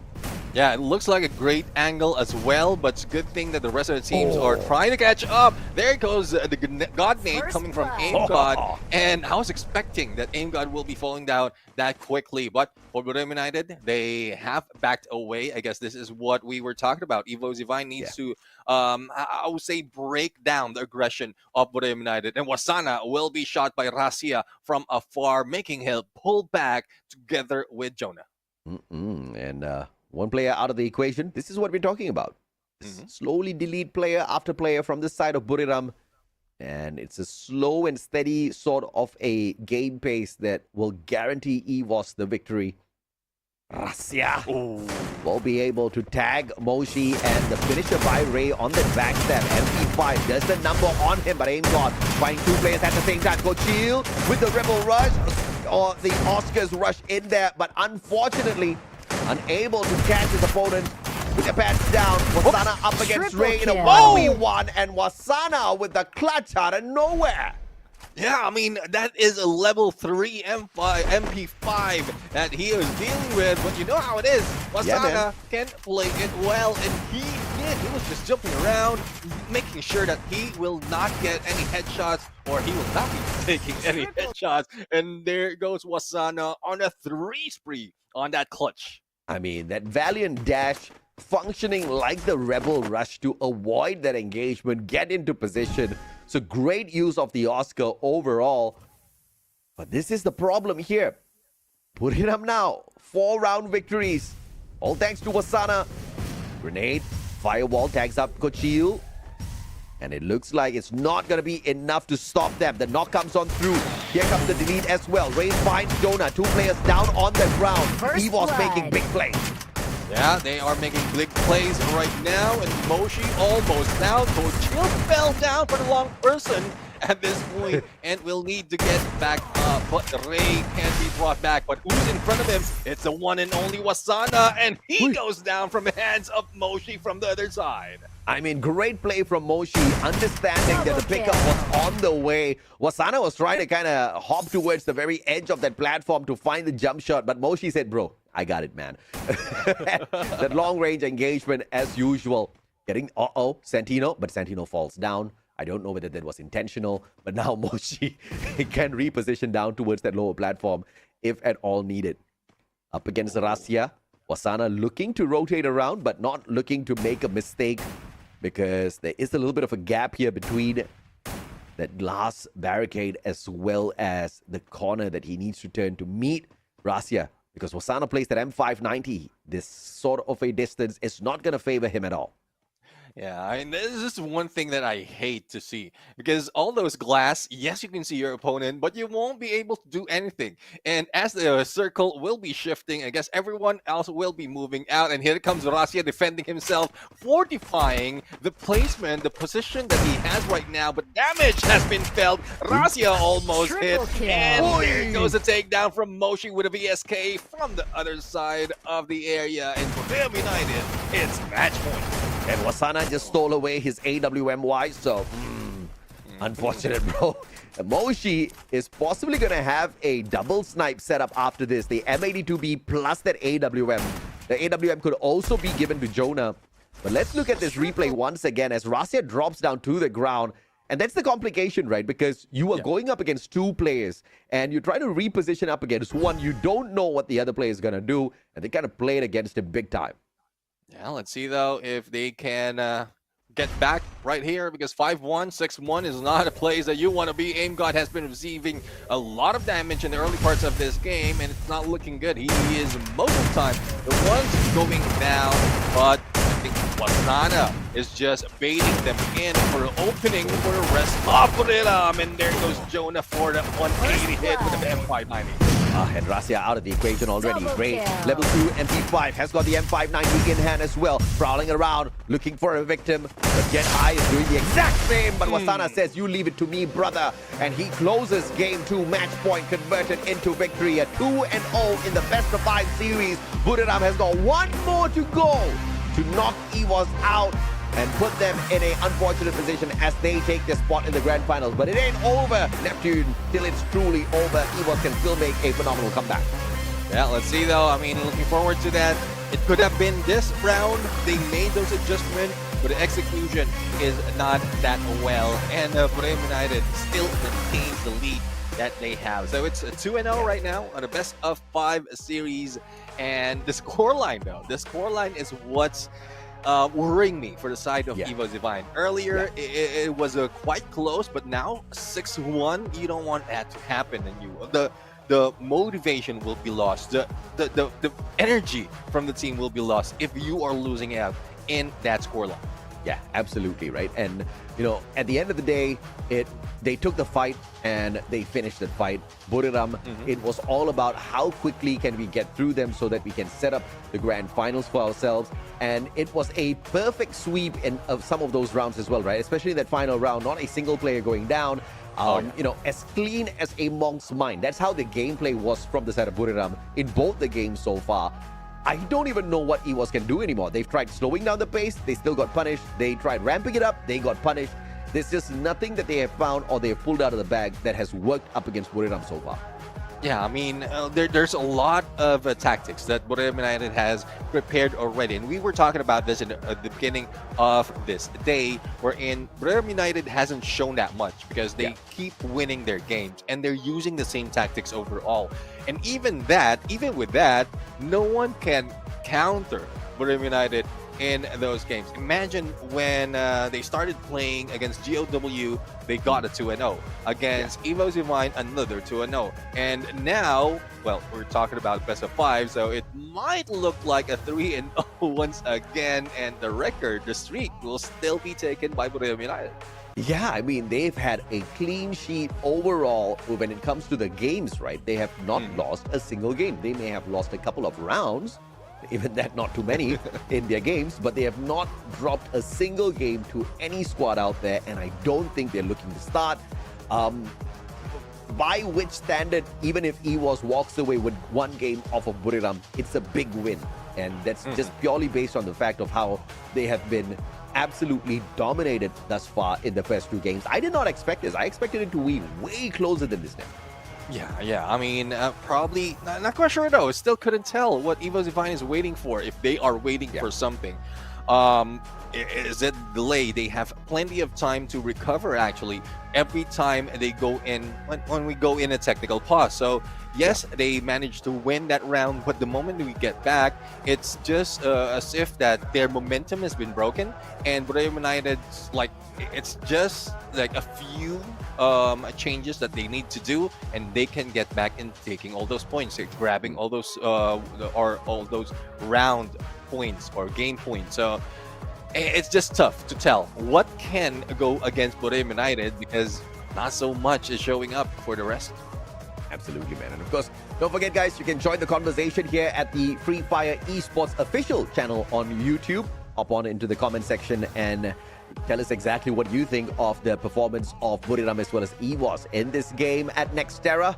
It was even more abysmal than the first match. It was even faster than the first match. And this guy, the MVP, the one who can finally play on the M590. It took him a while. There was a little bit of a hitch there with the learning curve initially. But Wasana, the Super Slayer, is back, baby. Especially with the Zane and the M590 up close, in your face, getting those eliminations. He walks away. 8 elims, 8 knockdowns, 3,193 on the damage.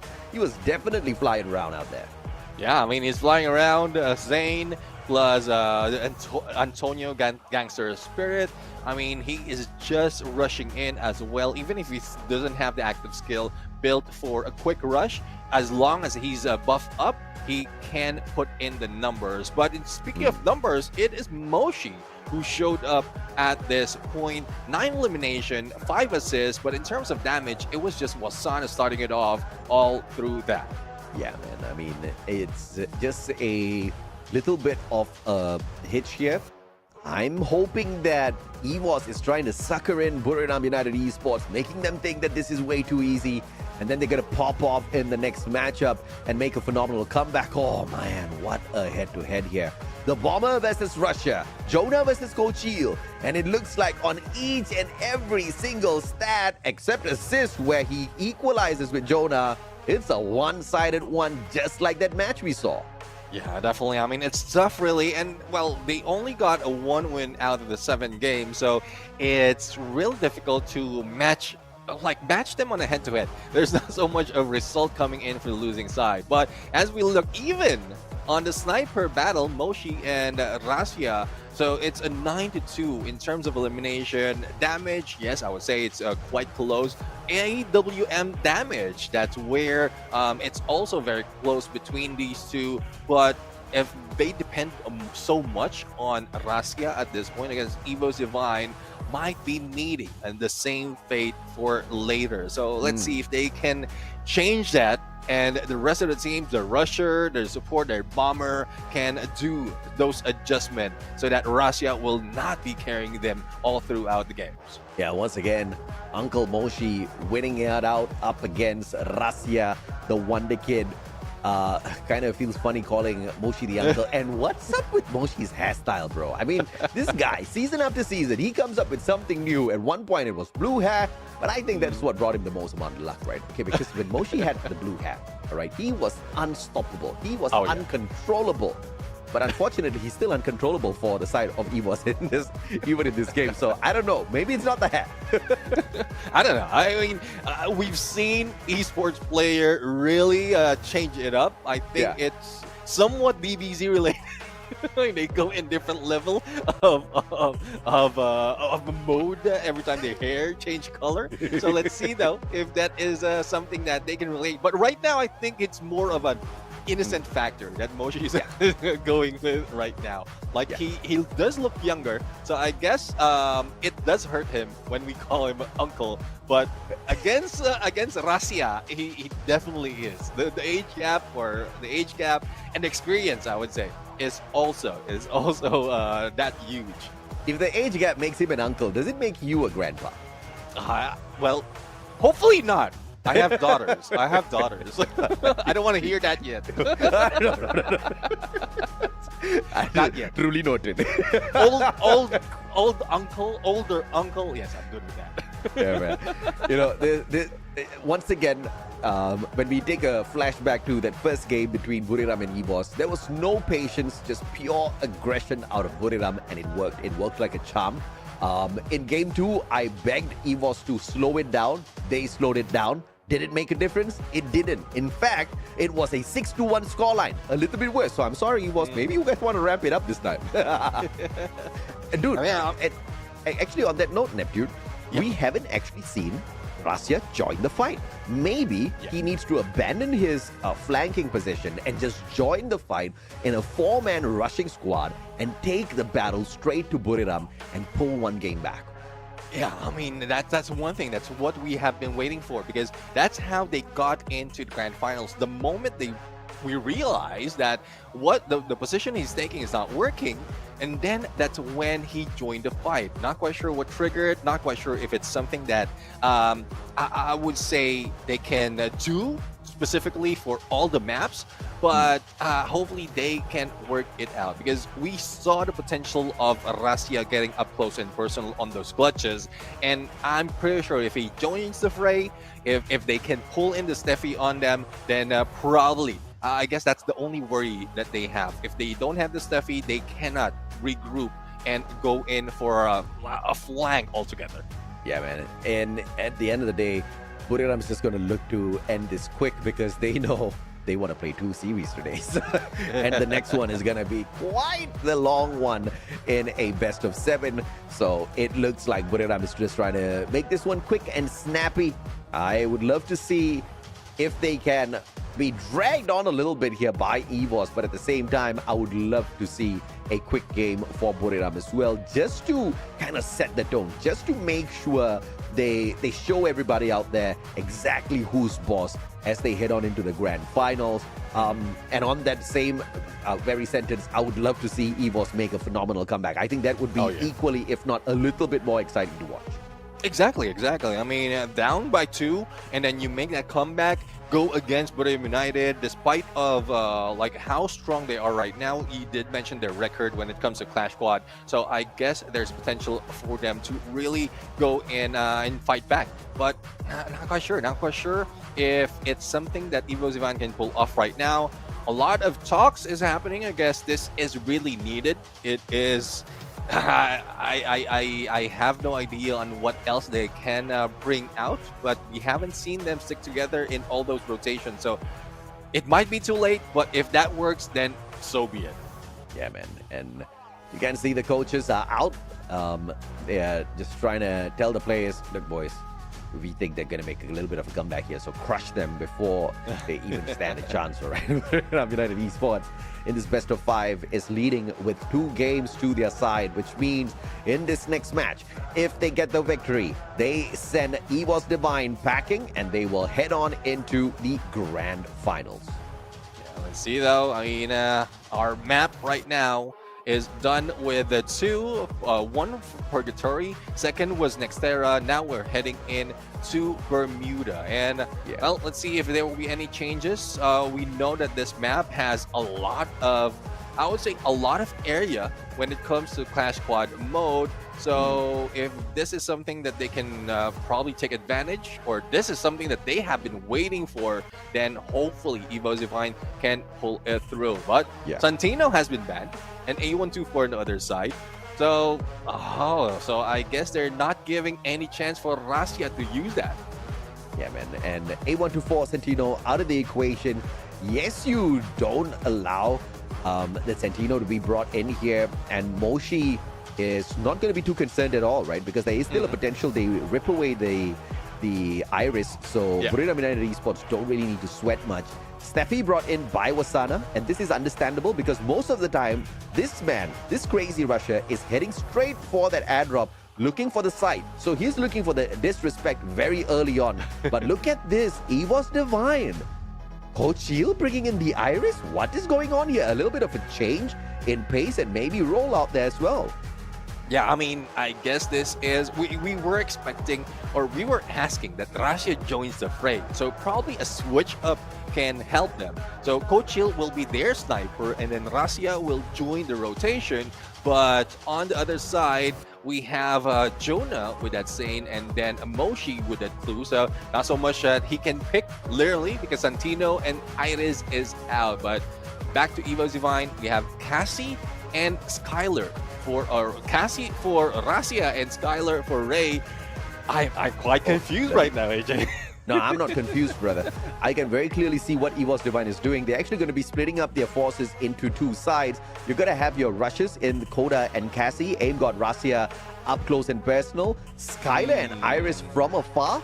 So this time they're sending out the Wonder Kid to be the rusher, and this is do or die sort of a strategy out of EVOS Divine. They're already on their final game. They're already on their final leg. So if you don't go out on a stretch to confuse your opponents, maybe you are going to be sent packing home anyway.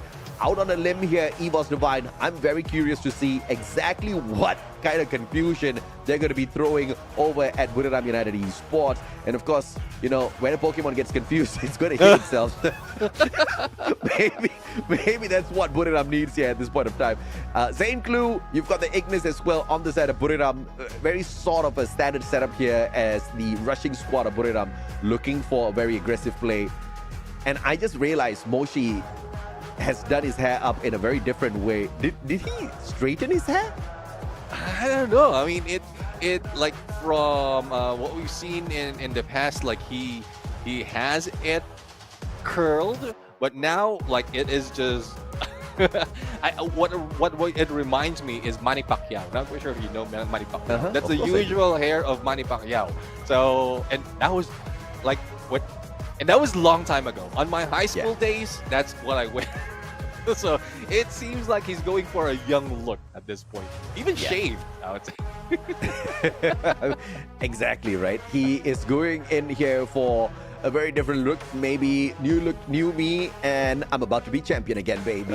This time in Clash Squad. I mean, the man's sleepy. He's waiting for it, but dude, Moshi looks like a different person. Yeah, it does. Who is that? Give me Moshi back.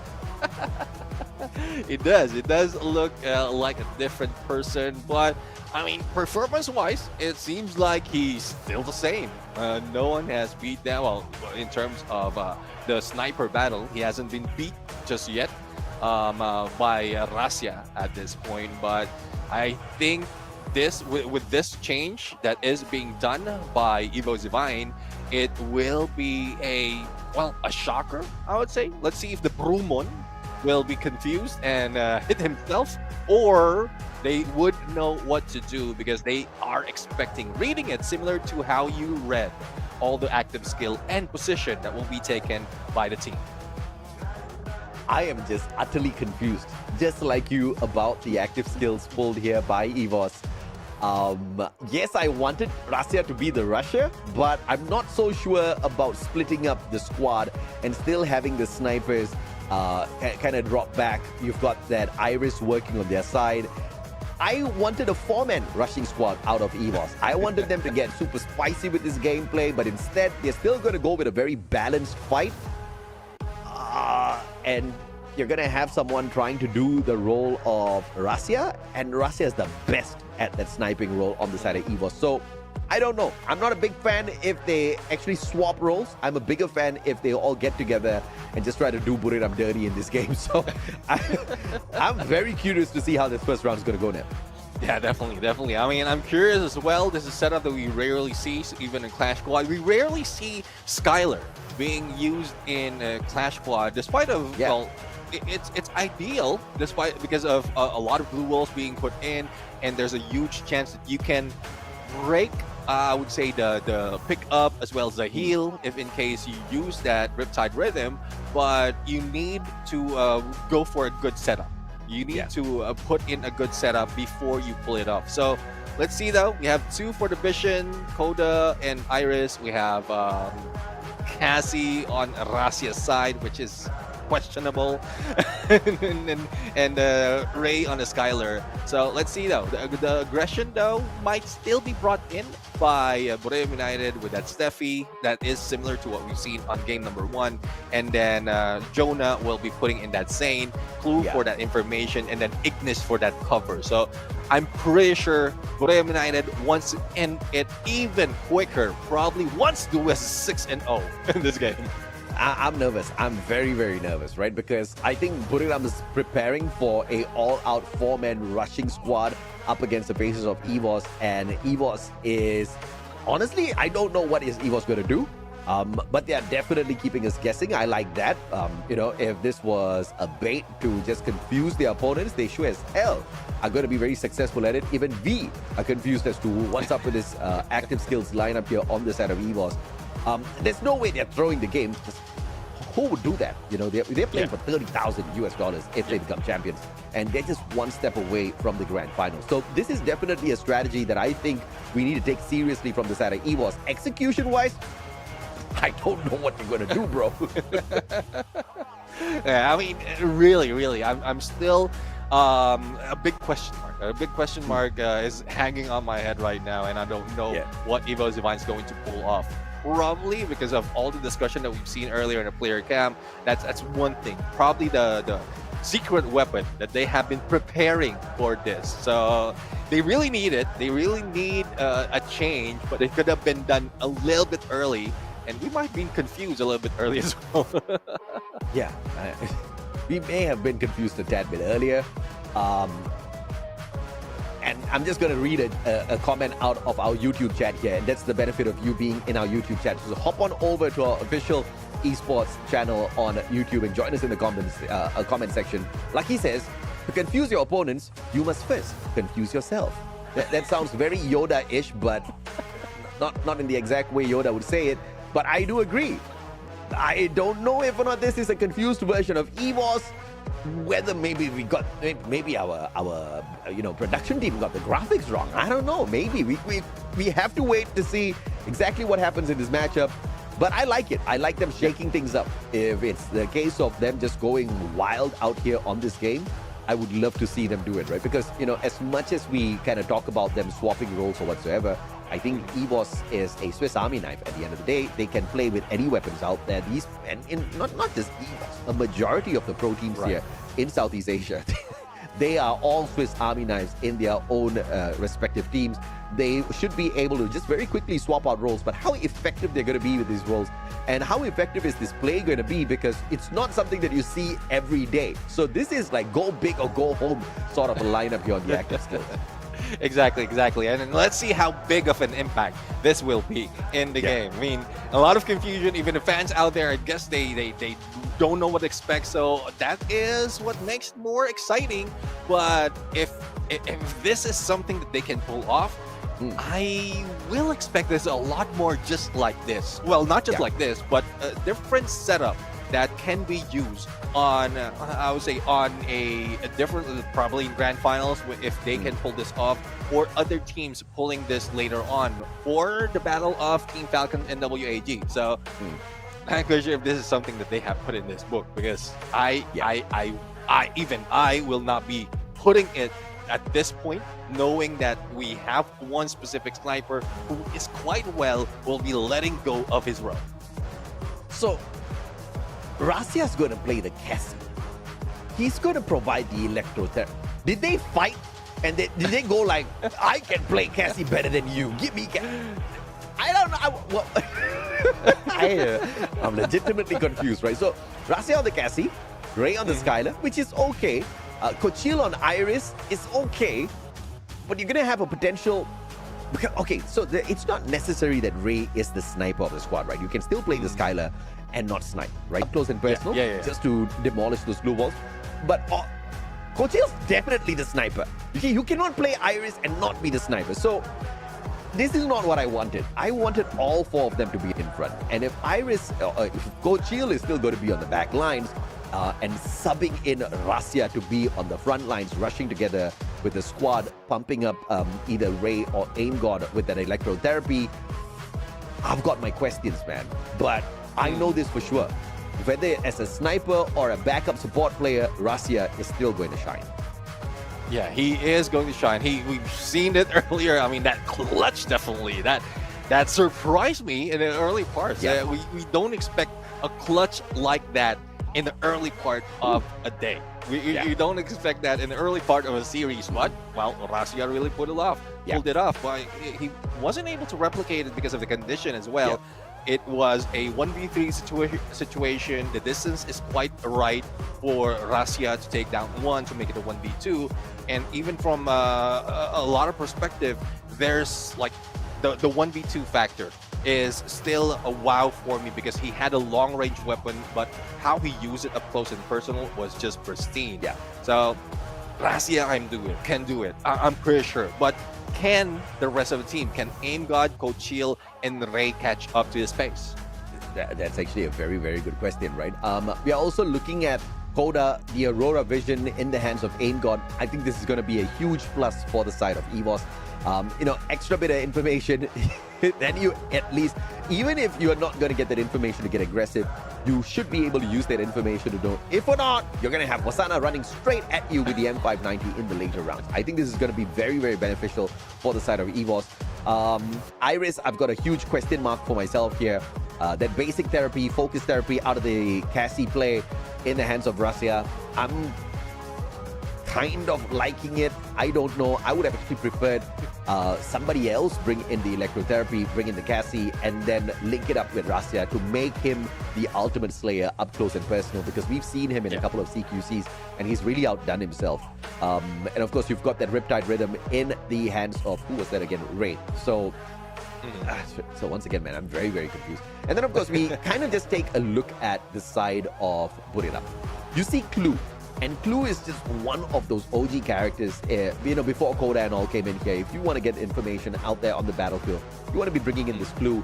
And Moshi walking in with Clue kind of gives us a good clue that they want to end this quick, right? You've got the Ignis on the side to get high as well. Jonah up close and personal with the opponents with that Zane. Steffi in the hands of Wasana. So you know for a fact, roughly looking at the setup here of active skills, Buriram is still going to be rushing into the center point of this map, game after game, round after round. But there's just no way of telling how EVOS is going to play this now. Yeah. I mean, it confuses us with the active skill, because very much with how Buriram United has set it, Get High would be somewhat in the front line, like releasing that Flam Mirage, and then Steffi with or Wasana and Steffi, as well as Jonah and Zane, will be going back to back with each other. And then with, like, if they don't have any information, especially in cases where, and we saw earlier Evo's Divine slowed it down, Clue would be crucial, because they can position, they can get the information and then position themselves well, directed to where the most player are, or they can go for the isolation gameplay. If one would be isolated from the team, and that's how they start, unless it's a Razia, because you don't want to get up close or show up in the sides of Razia at that point. So we can read it from the active skill, but from Evo's Divine, I still couldn't put my finger on what rotation, what split they're going to use right now. Probably it's because we're holding on to the role of each player. And not really letting go of the fact that, yes, Razia can give up the snipes, Coach Hill can take it from side, and even Ray can do it from back end. Or and then Coda or Aim God, we know he is always the front line together with Razia, and be much deadly. So I still don't know. Still don't know what's going to happen. Nah, I've got no clue as well, man. But of course, I've got the clue on exactly what we're going to be doing right now. We're going to be taking a 5-minute break. When we come back, you can expect to see the matchup between Buriram and EVOS. Neptune and I will be back with the broadcast in a bit.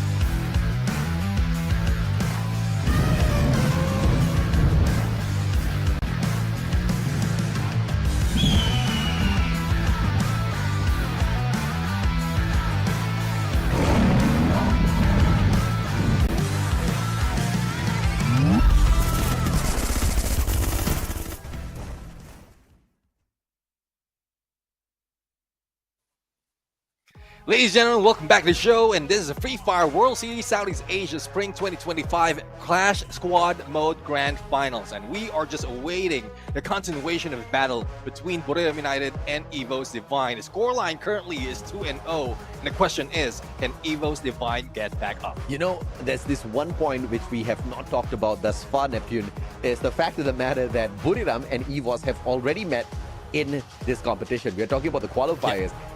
And in the best of 3, Buriram beat them 2-0. And in the 2-0 victory that Buriram got over EVOS, EVOS never for a single time got more than 3-round victories over Buriram. So that first game was actually a good step up, but that second game being beaten down 6-1, definitely not doing EVOS a lot of favors at all in the confidence department. So, you know, no matter, you got to look at the mindset of EVOS Divine at this point of time. Obviously, they came in here, they were not very confident, but they were kind of just going all out for a victory. I'm sure they would have kind of hyped each other up to go in there, give their best. But to then get beaten down back-to-back, 2-0 thus far in this best of 5, should have broken their confidence a little bit more. So if you look at it from that perspective, could Buriram now walk away with a crazy 3-0 upset over EVOS? Well, it looks like it. It looks like it because the next match is in Bermuda, and that is the first match where the first match happened in the qualifiers. So let's see if this is something that can be turned around by EVOS Divine with the, I would say, the confusing setup that they have on the skills right now as the game is about to begin in game number 3. Absolutely, man. Let's take a look and see exactly how they will position themselves here as Moshi flanks around towards that right-hand side. M500 in the hands of Rasia. Ignis Firewall sent out. Gonna tackle Chill. Couldn't run away just yet. Thank God. Deep inside the smoke. Wasana with a blind shot. Up against Get High. Jonah fighting in God. Off he goes, and he still manages to knock Jonah down onto the ground. All thanks to the electrotherapy. But Get High with a double nade out of nowhere puts Kochil and Aim God down onto the ground. And onto the ground they go. The only question is, can they be picked up up close and personal? Wasana goes down as well. Rasia, the winner dead with only a sliver of health. And will he be able to fight back? No, says Get High as he goes for the finisher. Bro, come on, man. That was a great play by Rasia, hitting that advanced therapy in the nick of time to make sure his partner, Kochil, does not go down too early. Aim God did manage to go in there for the knock as well, but unfortunately, Moshi had flanked around in a position where none of them spotted him out, and he was able to deliver the final blow. Crazy stuff from the side of EVOS. I thought they almost pulled it off, but unfortunately for them, Buriram very much awake in that first round. Now let's see though if EVOS Divine can be awoken. Coda has been triggered. Position is already known.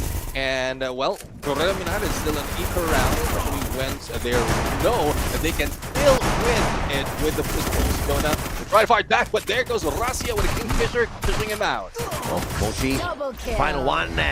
And Rasia this time around saying, no, my big brother, you do not get to walk away with an easy one over us here at EVOS. A 1-for-1. And looking at this, round 3, EVOS Rasia.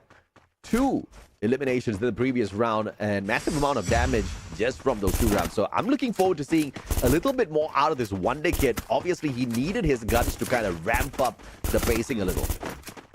Yeah, I mean, Ray and Rasia already with a Kingfisher, as well as a VSK will be pulled out, and EVOS Divine, Kochil, and Aim God will go in for the up close and personal with a mini Uzi. Now they go in for the rush, and we're still missing Rasia in this view, so I guess he's still doing the same thing. 3-1 push right now, but EVOS Divine managed to break through. Yeah, man, and this is a potential upset here, Jonah. Mini Uzi, Aim God going in here for the shutdown. Electrotherapy on the play, jumps away. Riptide Rhythm breaking down the defenses, but that only plays to the disadvantage of EVOS. Moshi finds Aim God with the grenade. Jonah, though, tagged up from the back, and Coach Shield could not get it done in a 2v1. And the pickup is not going to be... Of all places, Moshi, the disrespect was real there. That's Moshi chilling like a villain at that point. Goodness me. Oh, Ray. Up close and personal 1v3 situation, but Blue Wall saves him. Another one might be able to do so. Sight up close will not be able to hit anyone, and Evo Divine losing that fight. I mean, this is Buriram just doing Buriram things. A little unexpected of a play. But Moshi just kind of patching himself up on that wall there was just too much. Rasia unable to get away, and Mini Uzi from a range like that shouldn't have been able to get a lot, but of course in the hands of Get High, it's gonna get him everything. Yeah, I mean, Moshi just went Humpty Dumpty at that point. Humpty Dumpty lie down on the wall. That's what his jam is about. But one thing that is, I guess this is something that's confusing me right now. Probably a switch up has been made because the electrotherapy is between Aim God and Coachil, and Rasia might be using that Iris. So I guess they made a little bit of switch up in terms of the skills. And that's how they're working it right now. But let's see if they can get a 2-for-2 at this point, as no one, or Aim God, has been taken down. Absolutely, and Mochi with a sliver of health here, managing to back away from that fight, but follow up by Ray and the MP5 who's free.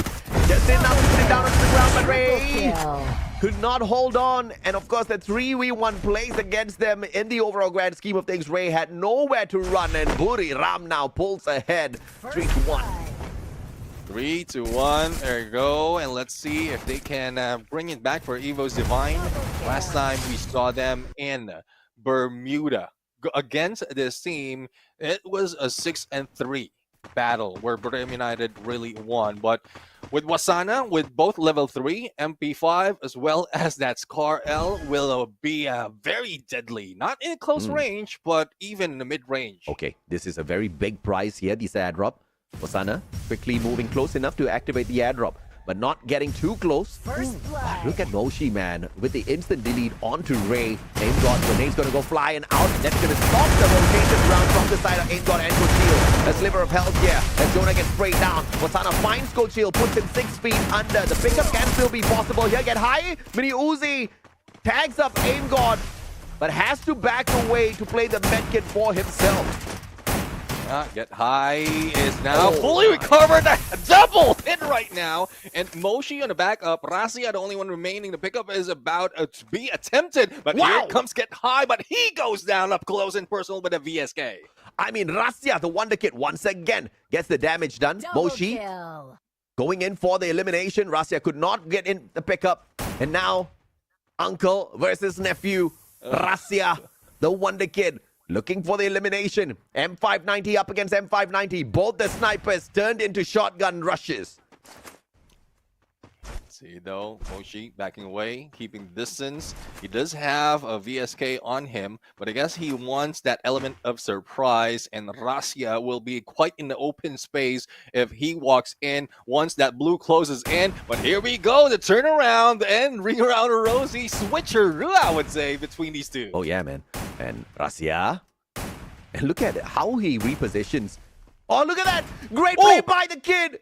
And the grenade goes wide, and Moshi sidesteps the nade. Both players down under 50 HP, and Rasia will show his big bro exactly what he's made of, as Evo's Divine pulls one round back, all thanks to the kid.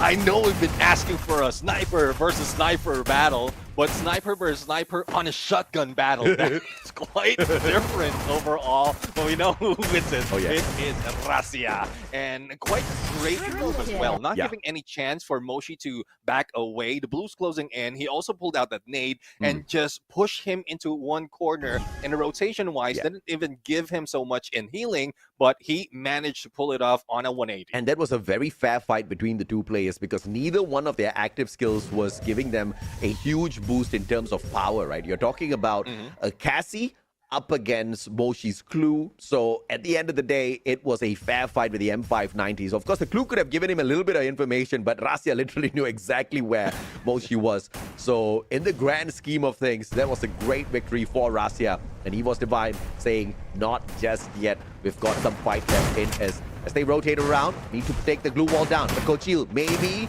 a little bit too close to Get High and squad. Pushing on ahead without that backup on his side. And Rasia with a great knock Get high down on the ground. The pickup might just be possible here. Wasana stuck between two players. Gets the first knock. Ray and the mini Uzi will not do them justice. What an unbelievable play by Wasana. And imagine, Wasana, I believe he does have the M590, but before getting that, he only have a mini Uzi on him. So he picked it up that quickly and turned things around, joining by Jonah, and they managed to wipe out in the entire Evo's Divine. So it's 4-2 in the scoreline right now, and it's getting close to match point for Bermuda United. Oh, this is a tough one for sure. Cyber airdrop down in the middle part of the map. Both teams on for a mad rush towards it, and you know Wasana is going to be looking to be the first one to get there. And Smokes, great minds think alike for sure. Let's see though if a great mind will be able to beat them down at this point. Aim God will be damaged. I guess that is coming from Moshi, but up close and personal 1v2 situation. Masano was able to recover, but not so much. Only had a 110, triggered that flam barrage, and into the smokestick. Holy, quite confused on where to shoot. Yeah, man. I mean, even though they are all super confused as to where to shoot, don't forget Moshi had that clue. And they had a clue that, okay, EVOS is in the smoke, so just shoot at the smoke. That was a very vague instruction, but they managed to cook their opponents out there and literally smoked them. Smoked and cooked. I mean, you have the smoke grenade as well as that flam mirage. And that's how they are playing with it. Match point for Bermuda United right now. Only one more chance to go. It is looking like Bermuda United will bring this home with a 3-0. And Evo's Divine, no response just yet. Yeah, that round was straight from the Buriram kitchen, bro. Got the flam mirage as well as those smokes just for the perfect tenderized meat to barbecue. And of course, Jonah now looking for that nade on the tag. Tag drops in. It in. Electrotherapy, can it do the justice? Yes, it can. Wasana finding in God. M590 in hand. Look at that. A sliver of hell. And will be punished by Mochil. Showdown now with the backup. Wasana player. Mochil needs to turn around, but the denial from Get High, who appears out of nowhere. Rastia with a sliver of health. Has to deal with 3 players. Goes in for the tag, but instead gets tagged up by the ice grenade on the location. And the man needs to recover first. Unfortunately, didn't have enough time. And Buriram says bye-bye to EVOS after a quick shot and shutting them down. Yeah, definitely. I mean, it was a quick shot. They want to end it quickly, and they followed through. I mean, it is even faster compared to the qualifier rounds that they went against EVO's Divine. 6-3. This time around, they got it on 6-2. But 3-0 is no joke. If this is what Bermuda United will be offering on the grand finals, I will feel sorry on who's going against them unless it would be a similar approach or a better performance, especially as we're looking at the previous champion of the preseason, which is Team Falcons, going against the underdogs WAG. But our Booyah takers, the winners of the semifinals, won Bermuda United Esports. And the clean sheet of games will continue to rack up on the side of Bermuda United Esports. Not a single game have they lost thus far in their Clash Squad run all the way to now the grand finals. How impressive is that, nephew?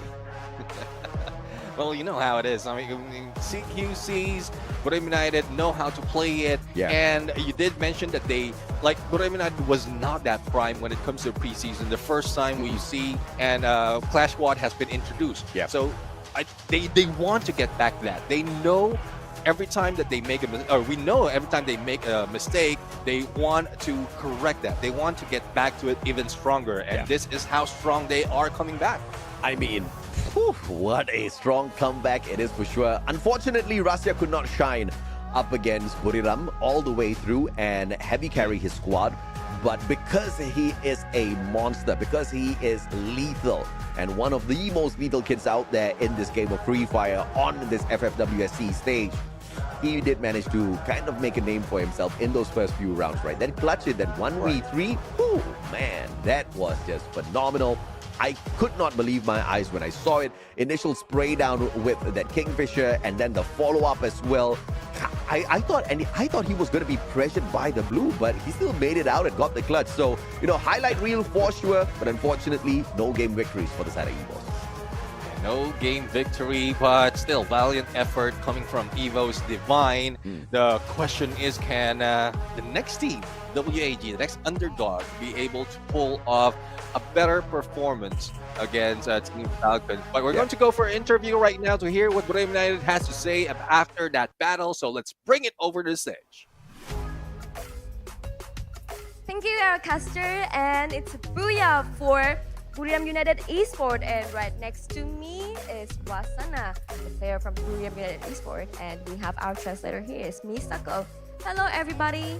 Xin chào tất cả mọi người, và chúng ta đã có được cho mình cặp đấu đầu tiên vừa đã hoàn thành, và đội tuyển chiến thắng đó chính là Buriram United Esports với một tỷ số vô cùng áp đảo 3-0, và người đứng bên cạnh đây chính là Wasana. Thì chúng ta hãy cùng trò chuyện với họ cùng một chút nhé.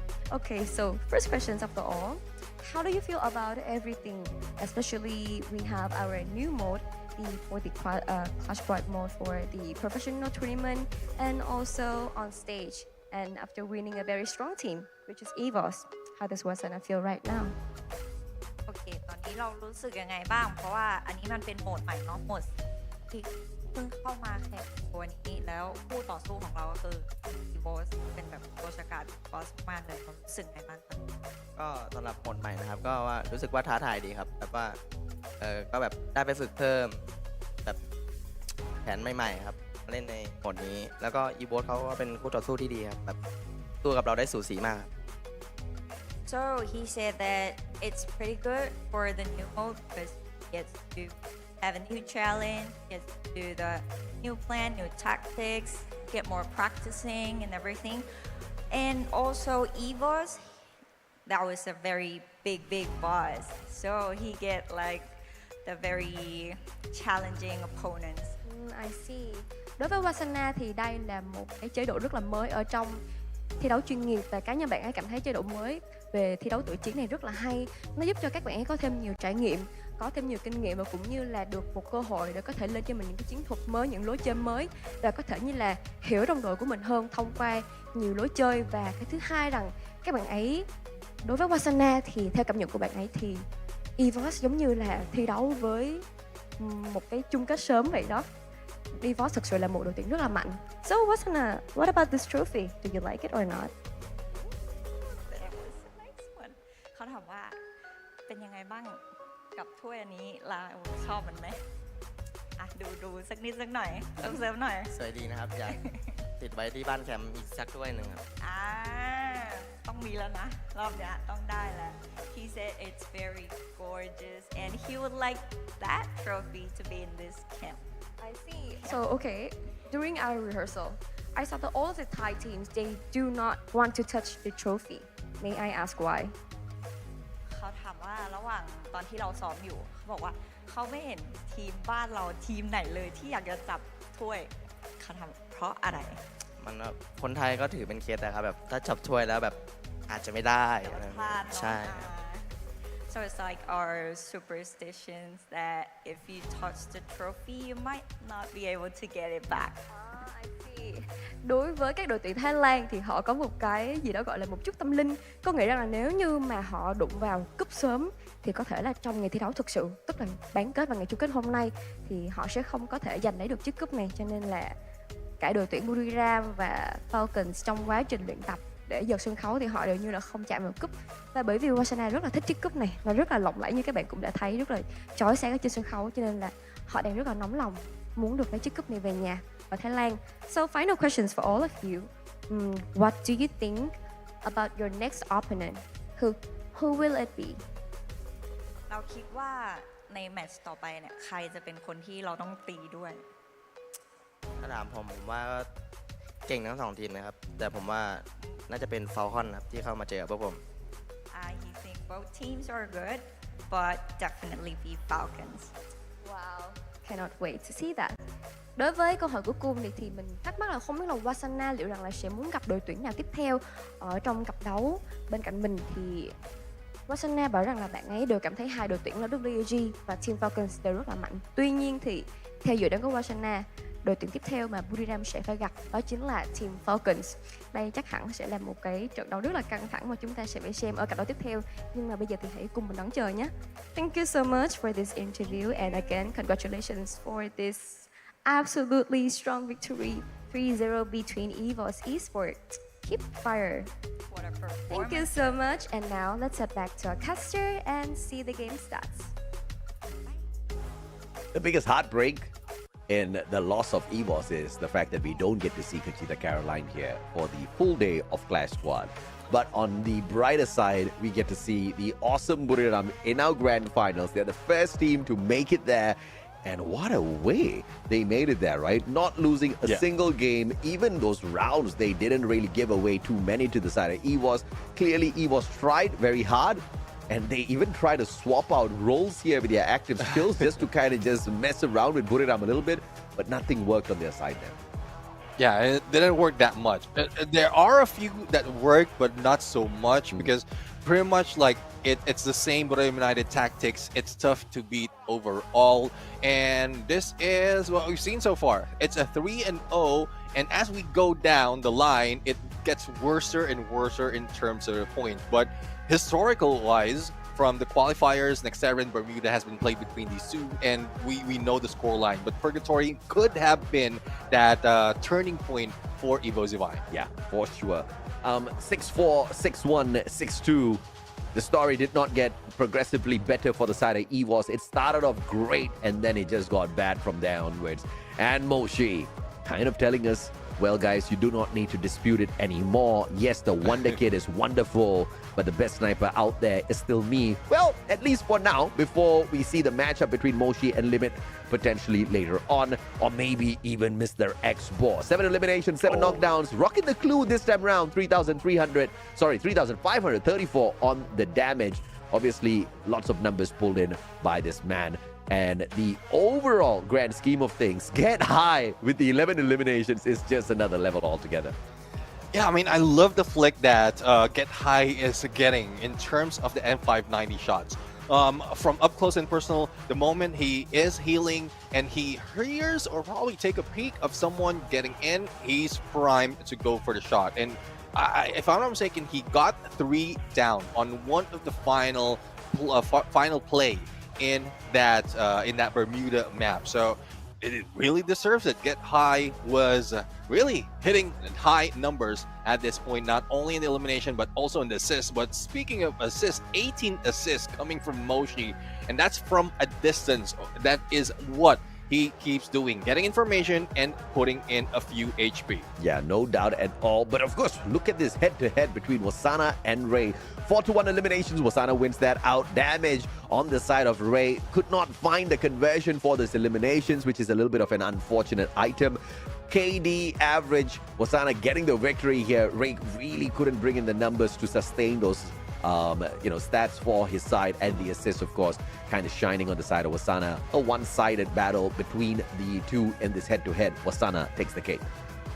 Yeah, well, we'll see another head-to-head. It is quite balanced between these two teams, and two players rather. That's 7 elimination for both, but the damage is being taken home by Moshi because of how he really put in so much in the early parts of the game, pulling away from the rest of the teams. Even the KD is different, but AWM, and I guess at this point, Razia was not given that chance to use that AWM because they weren't able to stack up into the coins.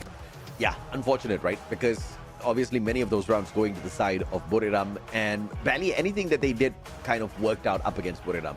And at this point of time, you got to think, what kind of monsters do we need to take on a team like Buriram United Esports? Yes, they're the 2-time world champs, but they are hungrier than ever. They've been denied not once, not twice, but many a times thus far. Yes, they were the previous FFWS SEA fall champions, but they won that big trophy. They won that S-class trophy for themselves. But of course, they're going to start things off hot here with the Clash squad, and the dominance is pretty evident out of this Thai squad. Yeah, I mean, when you ask who is going to go against Borneo United has what it takes, it might be the team that is walking amongst the gods or the team that is swooping in, coming from the sky above. Oh, yeah. So that is a question, and will be the next series that we're going to see WAG going against Team Falcons. But the record, like if we consider the record, Team Falcons has the same streak as Borneo United. Yeah. And for WAG, they really clawed hard to be able to get right here. So let's see if they have planned so much, put in so much of effort, and finding out any weaknesses from Team Falcons to be able to steal it away and get into the grand finals. Yeah, absolutely, man. And of course, we have got a little bit of a break to take here. When we come back, it's yet another semifinals for you guys. Mình là MC Dương Xuân đây và chúng ta đã vừa hoàn thành xong cặp đấu đầu tiên của trong giải đấu tự chiến và tất nhiên là sẽ đến cặp đấu thứ hai là của WAG và Team Falcons. Nghe rất là căng thẳng đúng không? Và tất nhiên là tôi đã nhìn thấy được Alan ở đây rồi mọi người. Hello Alan. Hello. Ok, mình sẽ mời Alan vào đây để bắt đầu một cuộc trò chuyện nhỏ nhỏ với tụi mình và bên cạnh đây cũng sẽ có được Team Falcons luôn. Hello Misako. Can I invite you and Limit to come with us? Ok. Và đây chính là Limit và Misako. Limit đến từ Team Falcons và WG, Alan và host Misako của khu vực Thái Lan. So, shall we have a small conversation before we witness the intense fight of WG and Team Falcons? Okay, so for our first questions, I would like to ask Limit. Before preseason, the lineup of WAG is a completely different lineup. But now, they have a new member. Her name is Teo Wee. So, how would he rate the power of WAG right now? โอเคก่อนหน้านี้ก่อนช่วงพรีซีซั่นใช่ไหม WAG เขามีไลน์อัพที่ไม่เหมือนตอนนี้เขามีเมมเบอร์เข้ามาใหม่1 คนเขาอยากให้เราเรทหน่อยว่าตอนเนี้ยพลังของ WAG อยู่ประมาณเท่าไหร่ Mic. ก็คิดว่าเต็ม 100% ก็ให้100ครับเพราะว่าผมก็เปลี่ยนไลน์อัพมาเหมือนกันครับไลน์อัพก็ไม่เหมือนเดิมเหมือนกันมีการปรับตัวก็เด่นมาเหมือนกัน So he said 100 out of 100 and he also have the new lineup too. Yeah, he adapted to other players too. So, he feels like WAG is kind of the same with Team Falcons right now?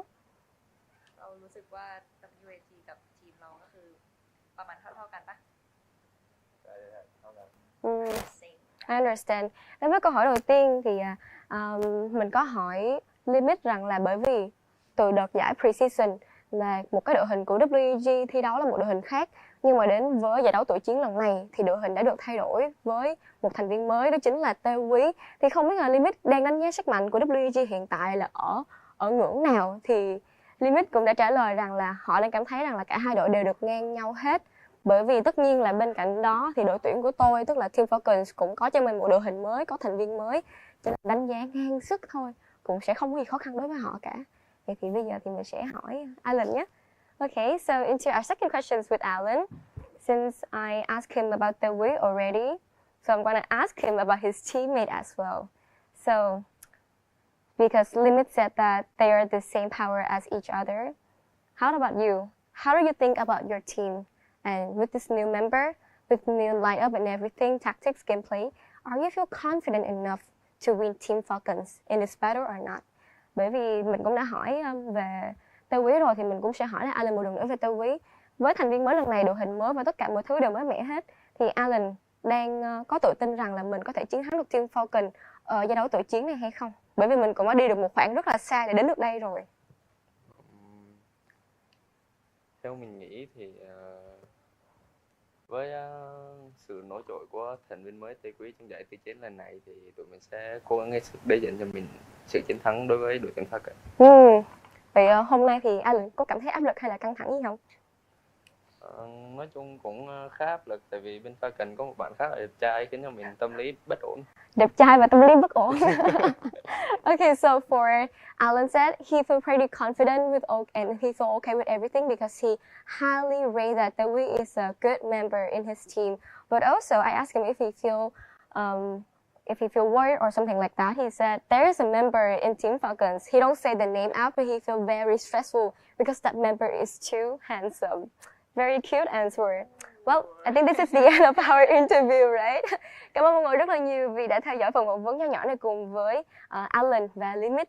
Và sẽ hẹn gặp lại các bạn sau ở trong trận đấu cặp đấu thứ hai nhé. Và mọi người hãy ủng hộ thật nhiều cho WAG và cũng như là Team Falcons nhé. See you!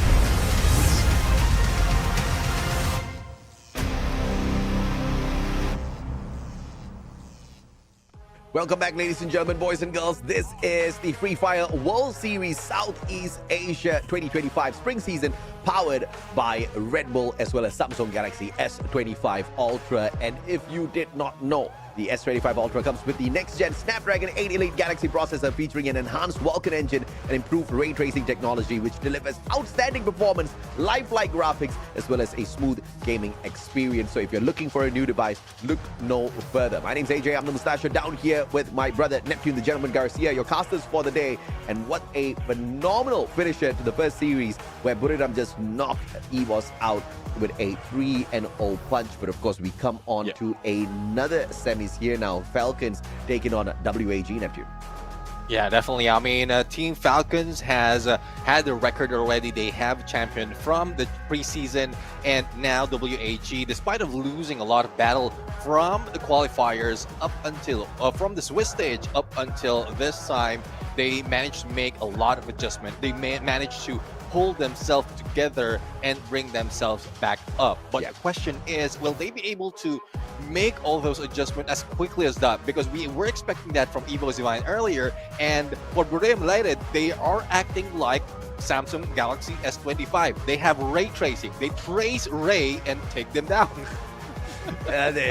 Unfortunate for Ray, he was traced everywhere. But, you know, a simple capability for Buriram to go out there and just snuff out competition, right? They've done this time and time again, but not in Clash Squad. So it's very impressive to see how far Buriram has come just with pure determination, as well as just sharpening their skills, you know, game after game, day after day. And clearly, players like Wasana, they didn't start off this new patch with dominance, right? The M590 has been a huge game changer in terms of pacing, because each and every single gun functions in a different way. The rate of fire is different. The lag between shots out of each and every single shotgun is a little bit different. So it took Wasana a little bit of time. But the moment he got that, man, you know, the team instantly started to click. Because prior to this, they just had to depend on get high to get some of these M590 engagements and to clear out their opponents. But now Wasana's joined the fray, and Buriram looks more dangerous than ever.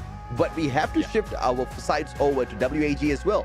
Will the underdogs fail again at taking out some of our top flight teams? Falcons look like they are one of those dangerous squads. Yeah, exactly. And well, we'll have to see though, because the way they turn it around against Virtus Pro for WAG, they won it a 6-1 as well as 6-3 against the team of Virtus Pro, and Team Falcons managed to take them down as well. So in terms of scoreline, it looks like WAG is better if we use Virtus Pro as a reference, because even against Bigatron, that was there was a 6-0 game as well as 6-3, and we've seen them make adjustment in their active skill that is crucial to them getting those wins. So if they can pull that up, if they can do the same thing, I guess Team Falcons might be I would say a challenge at this point by WAG, because it's how you make those adjustments. It's not just in Battle Royale that it is applicable. Even in Clash Squad, you need to make those quick decisions, make those evolution, as I usually say, every round of the game. Absolutely. I mean, if you're not evolving, then you're probably not going to be able to survive in this ecosystem for much longer.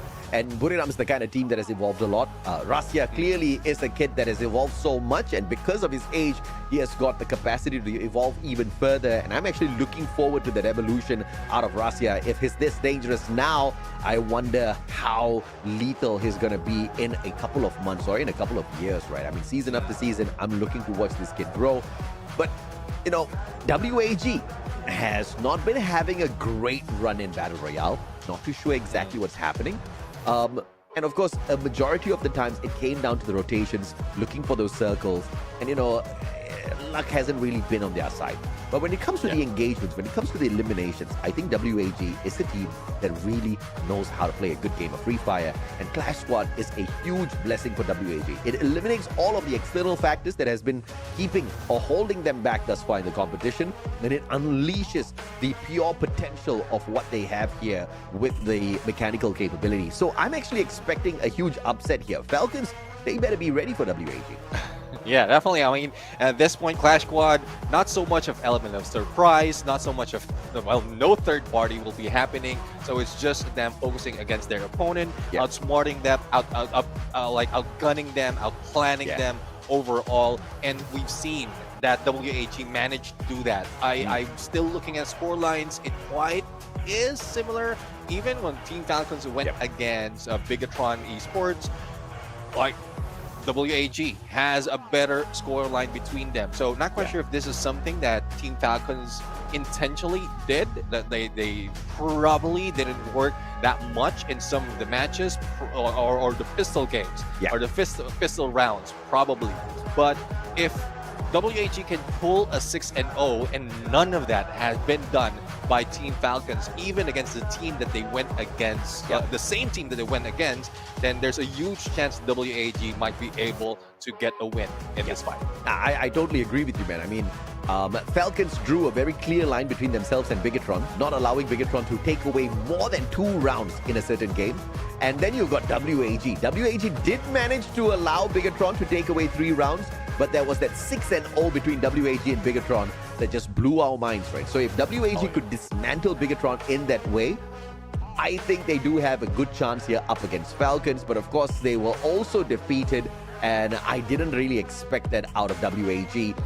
Virtus Pro did manage to pull away a game from WAG. So if we are comparing apples to apples here, Virtus Pro managing to win 1 game up to against WAG, pulling their best of 3 all the way to a game number 3. But when Virtus Pro went up against Falcons, it was a different story. A line was once again drawn between Falcons and Virtus Pro, and the line that Falcons drew was 3 rounds. We'll give you 3 rounds, but nothing more than that. And they sent them packing, right? So this is exactly what I'm afraid of, because Falcons, if you look at the numbers wise, yes, maybe the rounds are a little bit more convincing on the side of WAG up against Bigatron. But the fact that Virtus Pro was allowed to take away a game from WAG maybe can give us a little bit of a clue as to who has the edge here in the upcoming series. Yeah. I mean, you are definitely right. There's a good chance that it's not a definite win for WAG. I'm just looking at numbers right now, and we know for a fact, after weeks of rest, days of rest, like all those records, all those numbers are thrown out the window. It's dependent on how they act today, how they act on that moment. And this is what is crucial for the team. Yes, they will be given a chance to pick and ban a specific, I would say, disadvantage or advantage from a Team Falcons and vice versa. So that is where the mind games, that's where the game actually starts. Them preparing themselves pre-match, and then that's when they put in everything that they worked for the past weeks. Yeah, absolutely, man. And of course, you know, a lot of the momentum is usually started off on that pistol round. So obviously on the very first round itself, WAG needs to find some sort of a miracle play out of this. Be it the G18 or the M500, either way, they are going to be in a sticky situation up against a team of Falcons. Why? Because Limit uses the M500 just like a sniper. And if Xbox cannot match up to Limit's skill with the M500, I think Falcons are going to take an advantageous first step here. And usually when Falcons do that, they run away with the game. They are very, very quick with it. So WAG needs to make sure the first couple of rounds goes to their side just to unnerve Falcons a little bit. But this is not something that you can guarantee yourself, right? This is something you can try for. Whether or not it happens really depends on how the game goes. So it's going to be a tough one for WAG for sure. Yeah, it is. It is a tough one indeed, a tough battle indeed, and their struggle hasn't stopped just yet. I mean, it's not just because you went into the semifinals, you managed to run against obstacles in the Swiss stage.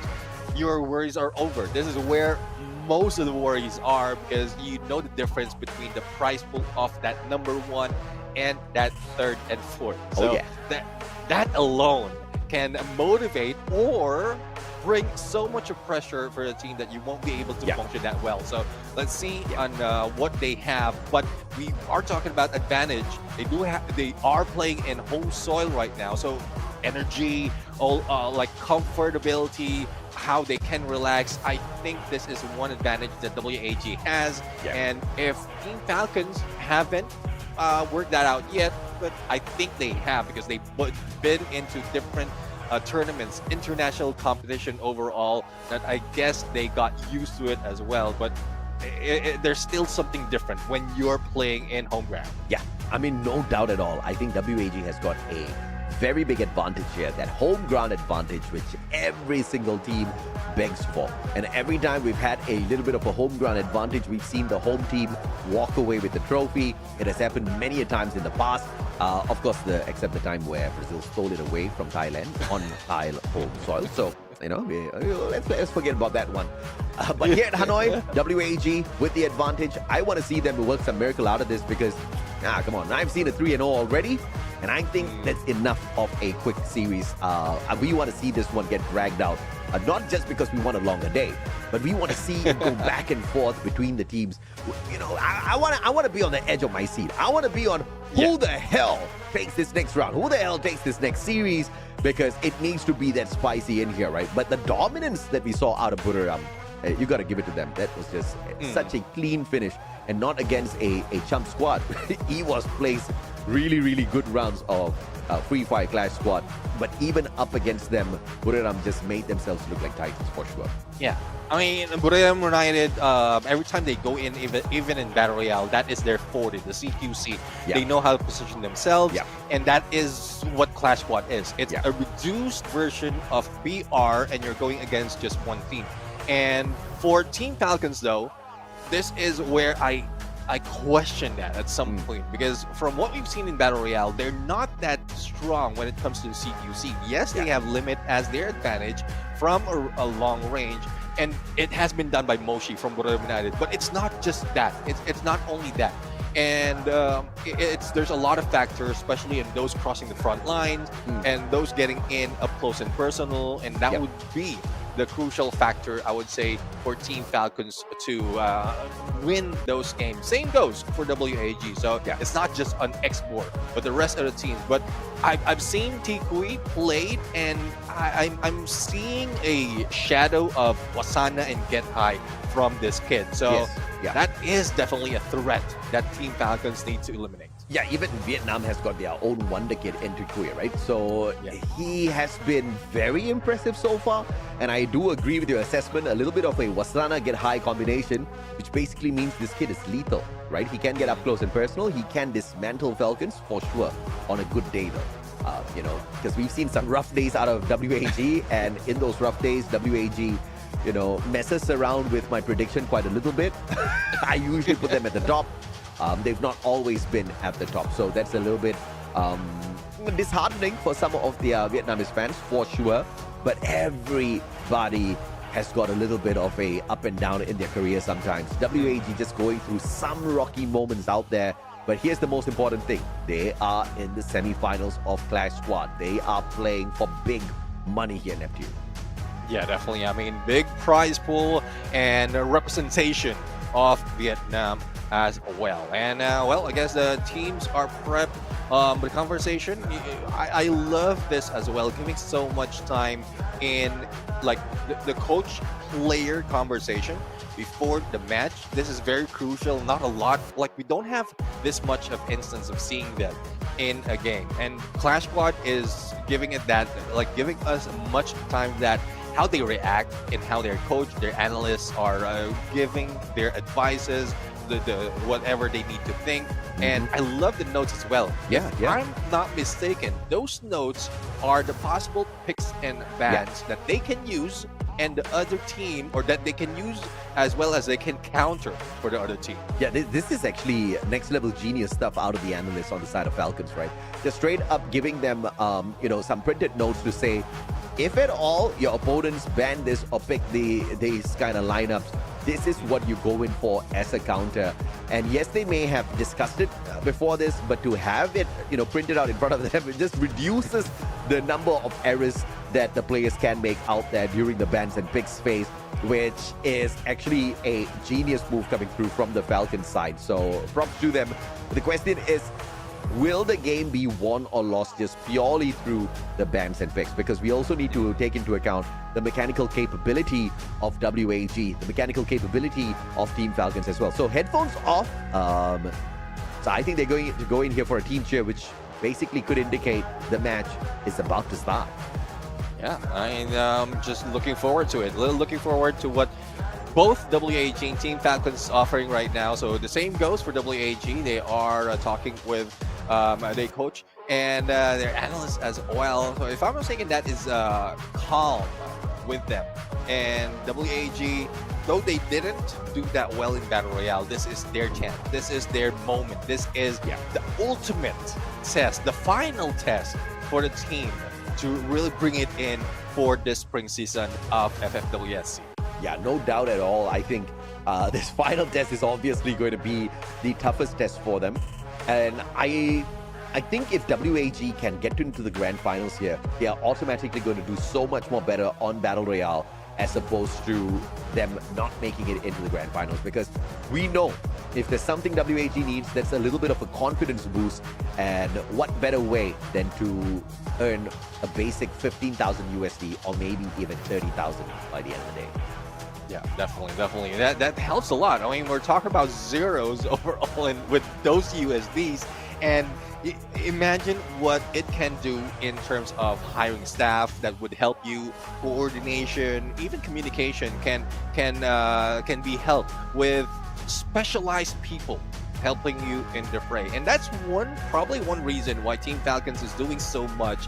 Let's include Bermuda United as well. It's because the organization behind them had not only invested on them, but also gathered so much already. But with, I guess this is a ban and pick already prepared. So I'm really excited on what they're going to pull off right now in terms of active skills. Yeah, no doubt at all. I think it's a good one for Falcons to disable that A124. So a potential rush lineup here for the side of Team Falcons. WAG, on the other hand, taking their time with the ban. And without that A124, perhaps WAG cannot stop the rush from the side of Falcons. But the question is, what can they remove from the equation here to slow the pace of Falcons down? And that's going to be to take that Steffi out of the equation. So WAG potentially might be going in for the investment onto those frag grenades a little heavily in this game. Oh, let's see though. I mean, Steffi has been taken out. Frag grenades can be used that much. And we know how it is on the second round towards the end. That is very crucial. A potential to take down multiple opponents in one time. But as we can see, we have Team Falcons pulling in that Zane, a little bit of a buff in terms of rushing in. Now let's see what would be the counter though, because extreme counter, we've seen this so many times being used by Bermuda United earlier, and I would say that is a great advantage for the team. Yeah, man. And of course, this is a little bit of a interesting lineup here for the active skills. WAG with a Koda Cassie. So potential, this one could go either way, right? It doesn't necessarily mean they're going to be rushing into the fight, but it does give them the flexibility to take a fast fight up against the Falcons. Zane dragged in here by Falcons. Obviously, this one still, it's in the balance as to whether you want to use it aggressively or defensively. Either way, you've got those extra shield points on your side. that allows you to be a little bit more tankier. And if your player called On Fire is tanky out there, it just makes Falcons so much more dangerous. Yeah, definitely. And now a little bit more of danger coming from Tatsuya being brought in by Potato. And you know how Potato moves. I mean, he already moves fast without the Tatsuya. But given this, a good rush will be probably most likely secured by Potato at this point. And then Santino being brought in by Limit X7. I guess the snipers would have the similar pick overall all throughout the series. Yeah, man. And Iris in the hands of X4. Limit with the Sentino. Tororo with the final pick. And I don't know exactly which side I like a little bit more here. Both looks very balanced.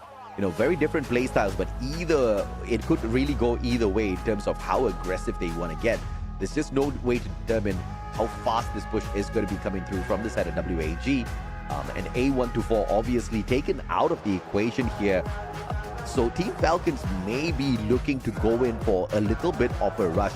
With the Tatsuya Zane combination, they can jump into the fray very, very quickly.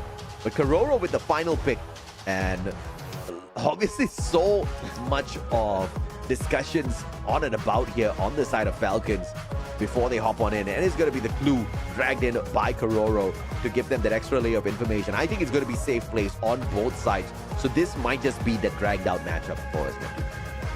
Yeah, I mean, it is a dragged out match, and it's like Kororo pulling out the clue, good counter against the Coda, but it's more of the timing. So most of the time, some of the players, especially in Clash Squad mode, they pull it off a little bit too early. But at some point, like after it expires, they are lost in terms of where the opponents are. So hopefully they get the timing right in getting those information, as well as the execution by the rushers, as well as their snipers. So yeah, we have our active skills all set up. We have the teams all prepped and primed. Question is, how are they going to go in for the battle? Will it be aggressive? Yeah. Will it be slow? Similarly, would it be a counter of both from both sides? Yeah, man. I mean, I'm hoping for a little bit of a slower gameplay here, full on tactics. That's how my ranked matches go, you know, because we all noobs out there. The moment I rush, I always get shot down. And that's pretty much the lesson that I think both WAG and Falcons need to acknowledge here as well, right? Because, you know, both of these guys are very, very good in terms of how they play Clash Squad out there. So I think we're going to see a lot of respect from both Falcons and WAG for each other. But at the end of the day, only one can stand. How many matches, how many games do we take to call the victory here for one of these two? Is it going to be a flat-out 3-0 once again? It's so difficult to say. I don't even think we can call it out with the active skills that has been picked in here so far. We have to see the approach on this game, number one. Who do you have a favorite pick here, nephew? Well, so far, in terms of like how I look at it, I think WAG has what it takes to really go against Team Falcons for game number one. Just for game number one. Because they have information, they have a little bit of that Cassie movement, and then plus the homers. So up close and personal, they have more advantage. But depending on how it is treated by Team Falcons right now as battle begins, and we started off 2-2 split coming from WAG, full-on squad, or a 3-1 split coming from Team Falcons. Kororo up top. Question is, what gun does the man have in his pocket? With the grenade, spots out, extra information in hand, and the Alvaro does not get him the accurate split blitz. Potato has got the sight in hand as well, looking for a slice. And Tikui just unable to get the deed done here with the initial bit of engagement. The electrotherapy connected already, and he needs to remind himself that he's the guy running the Cassie, so he can't go down first. Yeah, I mean, he needs to be up in there for the support, but Kororo got nade straight to the face, and Alan goes down. No pick up, but the recovery right there will be done to go in against him. Well, Tikui, great play so far, and just like that, he goes in. Electrotherapy once again connected. X-Ball this time finding on fire. Tikui looking for the knockout to yet another player. Karoro's really low. Tikui makes one mistake and Karoro takes advantage, although he barely had any health on him. And that should be the end. X-Ball, the sniper of the squad, M500 in hand. But no rate of fire on him. Potato goes in for the slice. And this time round, it is an absolute blitz. Spray and slay. Unfortunately, Team WAG had nothing up against that.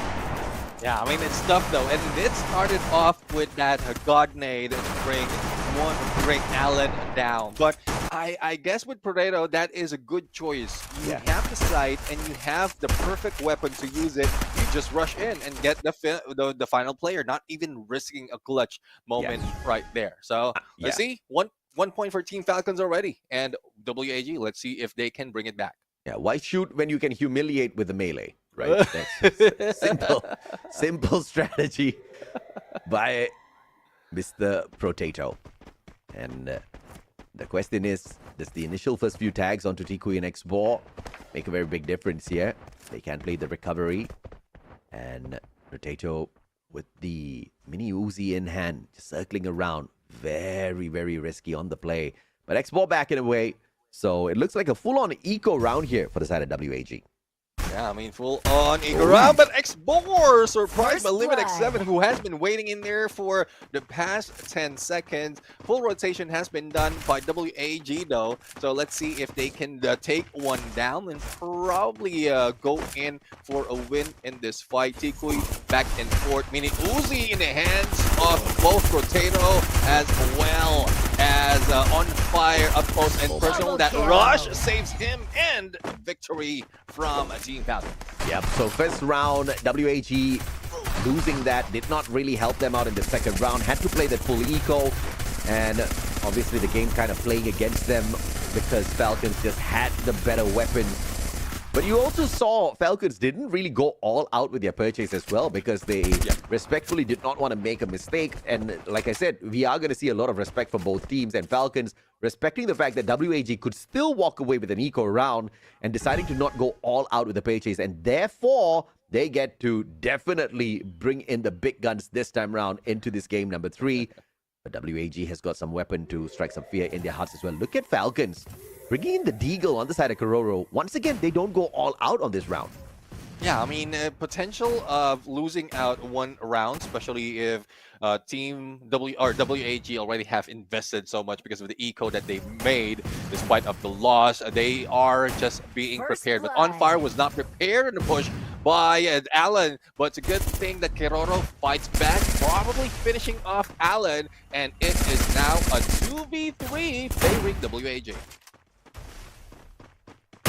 Double kill. This is an opportunity, and Potato bleeding out, but it looks like Limit is going to make sure that that is not a risk at all. X-Ball now, the sniper on the side of WAG. The final one left in here, up against 3 players. Can we see a Rastia moment here for X-Ball as well, potentially, Nep? Yeah, let's see though. The flank is good. The next 7 already has spot him, but up close with a VSK. Well, it does look like a Russian moment, but it's not X-Bore. It was Limit X7 who pulled it off. Oh yeah, absolutely, man. And now 3 rounds in a row for the side of Falcons, making this one look like it's way too easy for them. And you gotta love the economy play here from the side of Falcons. It's managing their resources, managing their money very, very well. And round after round, they get more lethal. They even have that level 3 MP5 in hand as well for Potato. So up close and personal, this man is just going to be absolutely devastating with his shots. Yeah, that's one thing though. I mean, they know that they're winning the fight. They can get their weapons from their opponent, and that's what they're doing right now. And I think On Fire only has M590, so there's no secondary, and they're aiming for one takedown. But he's still aggressive up close and personal against Tikui. Good thing that the green wall saves him, but not so much from that grenade. And Tikui will be taken down. Oh, beautifully done.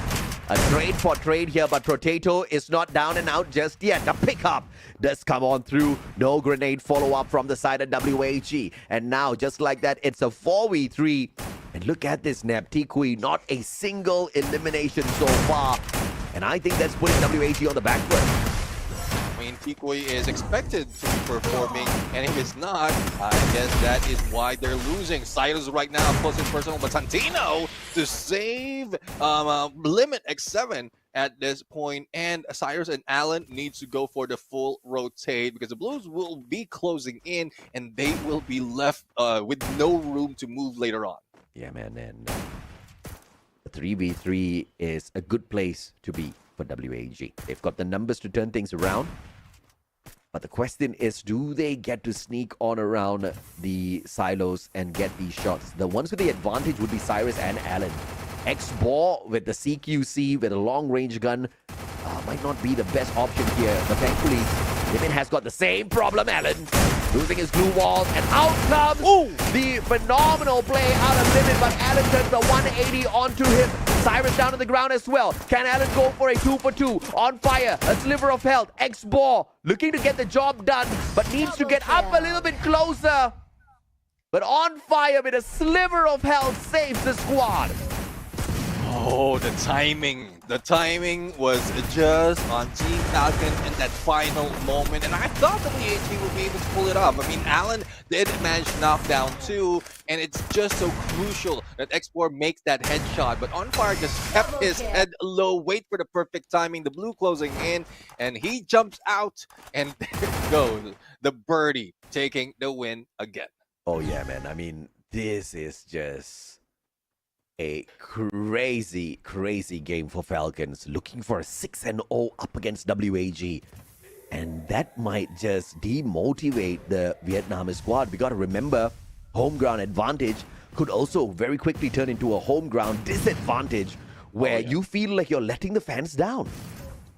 Yeah, I mean, hopefully that's not the case later on. Allen a little bit too close on being taken down. Potato from afar will be knocked down. Now, there's On Fire as well on the ground. WAG, I think, with that quick pickup as well as recovery being done, they have a good chance to grab a point for their side. But Limit X7 would be the threat, and Cyrus will need to go for the flank, but Limit X7 has already moved away with that Santino for a quick break position, but Limit X7 managed to survive. Limit, the sliver of health will not keep him in the round, and WAG, as I talk about, a little bit of that home ground advantage. They make sure they make their fans smile a little bit wider, pulling one round back for themselves. And they've got the money to do that all over again. Yeah, let's see though. Let's see. I mean, WAG, this is a good start for them. They will not be thinking about economy anymore, but this is one thing that, or one part of the map that I hate the most, the Santa Catarina, because it's quite confusing on what a route you're going to take. Are you going to go in straight or flank left or right? And the opening would be crucial because there is that gap between the ship that will be open for the snipers. Yeah, I'm always looking for that gap, and I'm always taking shots to the gap. Never have I gotten a headshot like that. My goodness me. But of course, because the teams were a little bit too far away from each other, very quick recovery here made by Team WAG. X-Ball back up on his feet. And that would have been the best player to remove from the equation because X-Ball has been pretty deadly on the side of WAG, and that instantly takes away the long-range capability of WAG, right? But the danger has been averted here very quickly by the Vietnamese squad on that pickup, all thanks to the smokes laid out. But now high ground advantage for the team of Falcons. There's a good chance Potato might be able to peek or probably jump in and make those shots and make sure that it really lands. But good position as well from Kiroro because anytime that WAG rushes in, they will have information, and On Fire and Potato can just jump out. But as you can see, Limit might be just waiting, taking advantage of the blue closing in, and a headshot might happen. He's not spotted just yet. This is a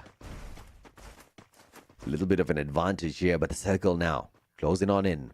That just spells chaos in Clash Squad. And if you're not geared for some CQCs, you are going to be on the losing end. And I think what could play against Falcons is the fact that Potato's running a level 1 MP5, and the M590s can very quickly dismantle Potato. And this is that big advantage that WAG needs to play for themselves here. Well, Limit X7 Using that Santino probably for a quick recovery to regroup with the rest of the team. X4 into the water, but not out just yet. Allen goes down together with the On Fire. It's now a 3v3, making that 3v2 as WAG is fighting back.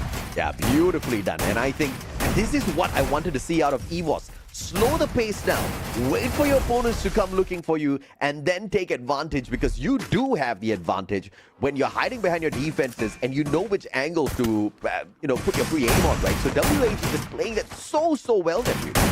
Yeah, definitely. I mean, I was surprised why Limit X7 didn't get one knock, because position-wise, he had a better view of a headshot against 3 of the players. But I guess with that slope, it's more of WAG anticipating or calculated that already. But even one is above, you will not be targeted. But up close and personal, 2v2 in the middle, going in for the airdrop.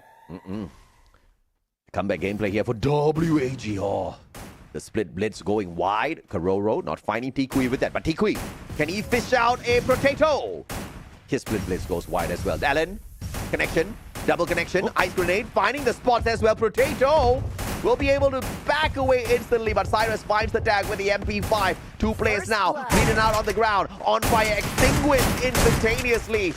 Karoro desperately trying to hang on here and pick Potato up. That's the mission. And WAG backing away to allow that. No, denial comes through from Cyrus yet again as he knocks out Limit X7. Cyrus on fire. Tikui needs to catch up. Well, let's see though if Tikui can do that. But no. Well, we are seeing WAG already grabbing a few more points to make that 3 points against the 4 the Team Falcons has. And I love the movement of Tikui as well as Allen right here. They go in for a pinch play and alternately uses that M590 not only to put pressure, damage, but also confusion against the opponent. Thus, they managed to take down 2 of the Team Falcons before that rush. Yeah, man. I mean, this is one of the best comebacks we have seen here today thus far. And WAG keeping the hope alive. And the fans have got a big reason to smile, because here comes WAG for a phenomenal comeback. 3 rounds in a row now. They have stopped. They have put a pause to the aggression from the side of Falcons. But both teams have got equal access to the resources, equal access to the weapons. But On Fire and gang, the first ones up here beside the airdrop, and that is going to put On Fire in a little bit of a sticky situation. Double glue walls pulled out, but here comes Ignis and his firewall, tagging up On Fire just a tad bit more. Yeah, on fire with that Flam Mirage. Let's see though, and good nade right there. Split a little bit too much though, but Limit X7 being weighted by Allen with the VSK timing, nade 16. Otherwise, he will be the one going down from a headshot. But good timing as well and getting away. But X4 might be in open later on once the blue closes in, and that is a trouble. On Fire being tagged up with that nade. Tikui and Allen quite split far apart, and I don't think that that basic therapy would work that way, so they need to get closer and take the battle up close and personal. But a 2v1 from both sides, I love it. WAG's play. Yeah, absolutely, man. On Fire snuffed out, and a team ace courtesy of WAG to equalize. 4-4 now. 2 more rounds to go to secure the game. WAG, can we see the most phenomenal reverse sweep here on this day here at the semis? My goodness, this is what we want to see.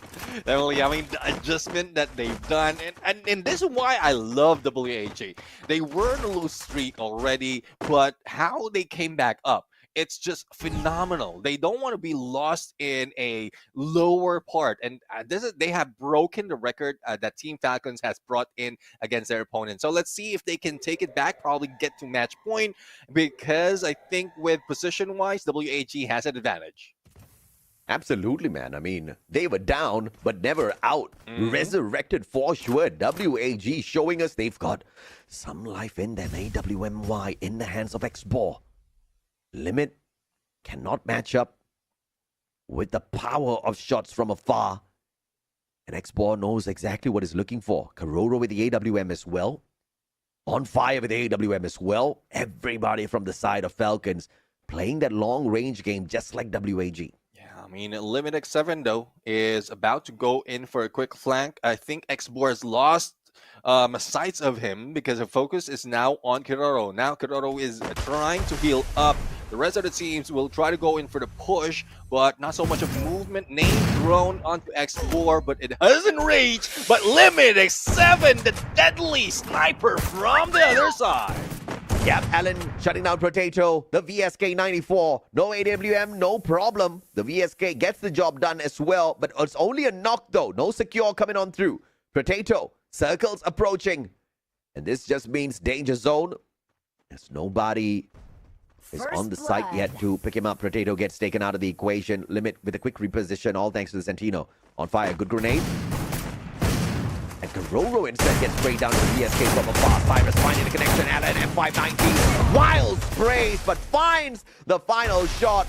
Even though Limit does manage to get that knock, instant recovery coming through from WAG. And now 5 rounds in a row. WAG looking for the greatest reverse sweep here in Clash Squad. Rags to riches story in terms of points coming from WAG and a chance to get a game, a series on to a match onto their side for this series. And WAG, I am loving them even more. Even Team Falcons is at a loss. I can see it from the player cam that they need to recover that quick. But how can they do it? I think they've done so much in terms of position, and now they're spreading out. But WAG has that covered. My God, what a game by WAG. It's Cyrus. It's a fair fight with the M590. Xbor has got the AWM but makes one mistake and gets capped by Potato, who brought the M590 straight to his chest. In fact, he found his head. Headshot to the chest. Allen, AWM, tag on fire, but else also being hit. Onto the other side, Limit would be deadly right now, but Tikui, well, it doesn't have that much angle, but a good view against the 3 players on the left. So I guess what they need to do right now is take out Limit, because this is the opening that they can take, and as well as Potato, and Allen does that, followed through, and probably a confirmation as well, but no, it misses, and a pickup is done. Yeah, the denial is there, but Karoro, out of nowhere, snipes Allen down to the ground, and Karoro makes sure it's not a all-the-way reversal here.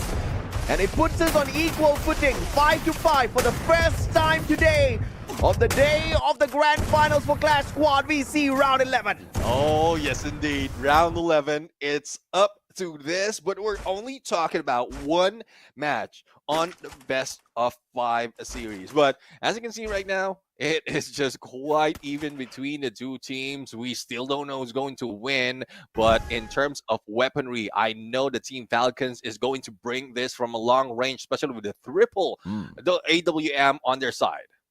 Yeah, man, triple AWM, VSK on toe as well.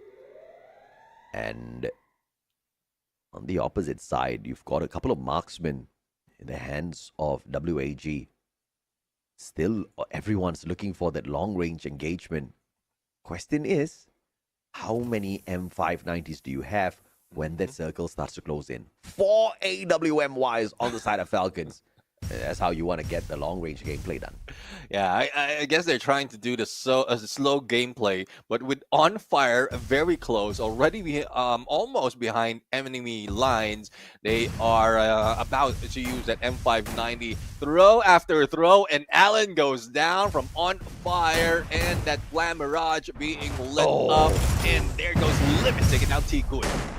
Yeah, Potato pulled that distraction onto Tikui, and the moment he stood up to look at Potato, Limit sniped him from afar. That's one of the best teamwork we have seen thus far, but now in a 2v2, Xboy and Cyrus can get the job done here. Ice Grenade's going to go out here for the tag. Cyrus with the patchwork. Xboy bleeding out, and Karoro says, hell no. And Falcons takes game 1. Almost making it look like WAG was on the way to make a comeback, but they pulled the finisher to their side. Oh, definitely. I mean, we were on the edge of our seats right there, especially with the number of games, number of rounds won by WAG. But as you said, Team Falcons says hell to the N to the O, and that is when they get that win. But it's just one game. But how close it was, the adjustment, the movement that has been done by both teams, that was just pristine. And this is what we love. They're treating it as if this is a grand finals. Yeah, they're treating it as if this is the final game. You lose, you're out, right? And you gotta love the hustle from both sides. I mean, Falcons with the crazy good start, 4 rounds in a row, and then WAG outplaying them, taking 5 rounds in a row, and Falcons saying, hell no. All right, we set this up, we're gonna finish it. But at the end of the day, I think we need a little bit more ramping up on the side of Tikui. He's not participating in his usual style of gameplay, which is very, very aggressive, up close and personal with the opponents to take those numbers for the side of WAG. If Tikui finds that activation in this game number 2, there's a possibility we might just see a game 5 by the end of this. Yeah, I mean, it looks like it. And even without Tikui being activated, they managed to get consecutive wins in that round. And if it wasn't for like a mistake in position, I would say for that final round, WHA could have brought home that 1 point. Yes. But, well, it's early to tell. We're talking about best of 5 at this point, and I don't think Team Falcons, or WAG rather, will be giving up that easily, especially on how well they did on that round. Absolutely, man. Falcons basically just saying, Beta, tumse na ho payega. You will not be able to do this, my child. It's my game. And that final second denial is a little bit more fatal than just them winning it out straight, right? Because they brought... You could take WAG from where they were and you can push them down in terms of confidence. But they didn't do that. They lifted them up. They made WAG think for a moment that they were going to win that first game, and then they finished them off. They came crashing down. I don't know if this is just pure mind games from the side of Falcons. If it was pure genius. Oh, definitely. I mean, that at some point, if some teams get consecutive wins, it brings you a different level. It gives you like more motivation, and well, you don't think that clearly because you are on a momentum. So if that is the case for WAG, especially in the final moment, that is a good and, as you said, genius move coming from Team Falcons. Looking at the match summary right now, 6-5, very close, a record-breaking match against Team Falcons by WAG though. Yeah, man. I mean, this is one of the best games of the day. And it's equal just like how we wanted to be. Karoro walking in here. And we thought he had no clue, but he has a clue as to how to get it done. 11 illims, 11 knockdowns, 4,903 on the damage. Rocking the M590. And the beautiful thing about this gun in his hand is the fact that that shotgun tells a horror story. One click, shattered dreams. And that's exactly what we might just be able to see on the side of WAG by the end of this if he keeps this up. Yeah, definitely. M590 story doesn't even build up to a book. It's just a pamphlet. Because the moment you hit those pages, you're already down. Oh, yeah. Oh, yeah. It's what we've seen all throughout in the deadly hands from the shotgun users all throughout. And I would say pretty much everyone in the Free Fire. But scoreline overall, in terms of numbers, Team Falcons limit X7 has brought it in assist department as well as the damage, but it was Keroro with that 9 elimination, 9 assists, and 4,900 on the damage. But the rest of the teams did a decent amount of work as well, quite balanced with a 5 elimination from limit, and On Fire as well as Potato. Comparing that to the elimination of WAG though, it seems like, it looks like they were heading like at a lead at this point. Look at this, man. Karoro really capping Tikui in this first game. And granted, we did talk about how Tikui was not his usual self. He was not out there slaying as the wonder kid from Vietnam. He did manage to get the assist though, because many of the shots were finding the connections, but they were just not being seen through. And Karoro, of course, getting that victory over him. But on the battle of the snipers though, 7 eliminations versus 5, X-Ball get the edge over limit. And obviously on the KD, he's going to be a little bit better as well. Damage-wise, Limit obviously was, sending quite a bit of bullets to the way of WAG. But if X-Ball can keep this up, I think Vietnam can smile by the end of the series. Yeah, I mean, we've seen how crucial a good sniper is in a battlefield, but hopefully not too dependent, because we also saw that. We also saw that, and we also saw that fail. So X4 is a good player in the snipe, Limit is a good player in the snipe, but the dependency on them is not just... the dependency is not just geared towards them. The other players of the team, a lot of work, especially for I would say the combination of Alan and Tikui on that M590. That is something that would put Team Falcons to their toes. So let's see if they will keep their morale up despite of losing that close battle. Yeah, absolutely. I think it can be truly crushing. But you look at some frustrations on their faces. This is a good sign for Falcons. And look at the focus on the side of the Thai squad. Team Falcons, a couple of smiles out there as well. Everybody's locked in, listening to their analysts, trying to figure out exactly what can they do to make sure it doesn't become a close call yet again. Yeah. I'm quite sure if WAG, that's, I would say, disappointment on their faces or just confusion from what they're hearing from their coach. Oh yeah, because there are some instances that happen. I've seen a few players that it looks like they're mad or sad or whatever. It's just that they're trying to focus on what their coach is saying. But well, Solara would be our next map for this game. We've seen plenty of Solara, not just from the Clash Squad that we have in FFWS Southeast Asia, but even on our own games. So not quite sure if you're getting back to loving it in Clash Squad, but I am. I mean, I most definitely am too, man. Cassie, Steffi taken out of the battle this time around. They do not want to deal with these ladies, and we understand why. They come in there with the power to allow you to survive a little bit longer. Both of them do. Definitely. I mean, not being hit by any grenades or being connected with that basic therapy. The question is, who's going to take the next pick? And 8124 into the mix, favoring WAG. They have a good chance to disable any of the skills, but we don't have any idea what skills they will be disabling later on. So a good counter that Team Falcons can use is like having skills that will not be that crucial that A124 can counter.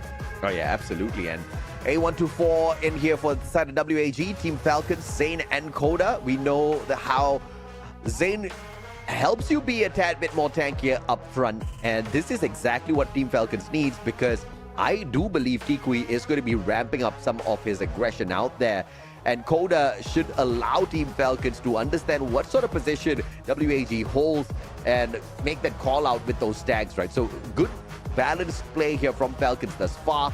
Iris dragged in by X-Ball. In any case, Falcons, I don't think they will just be hiding behind those blue walls all the time.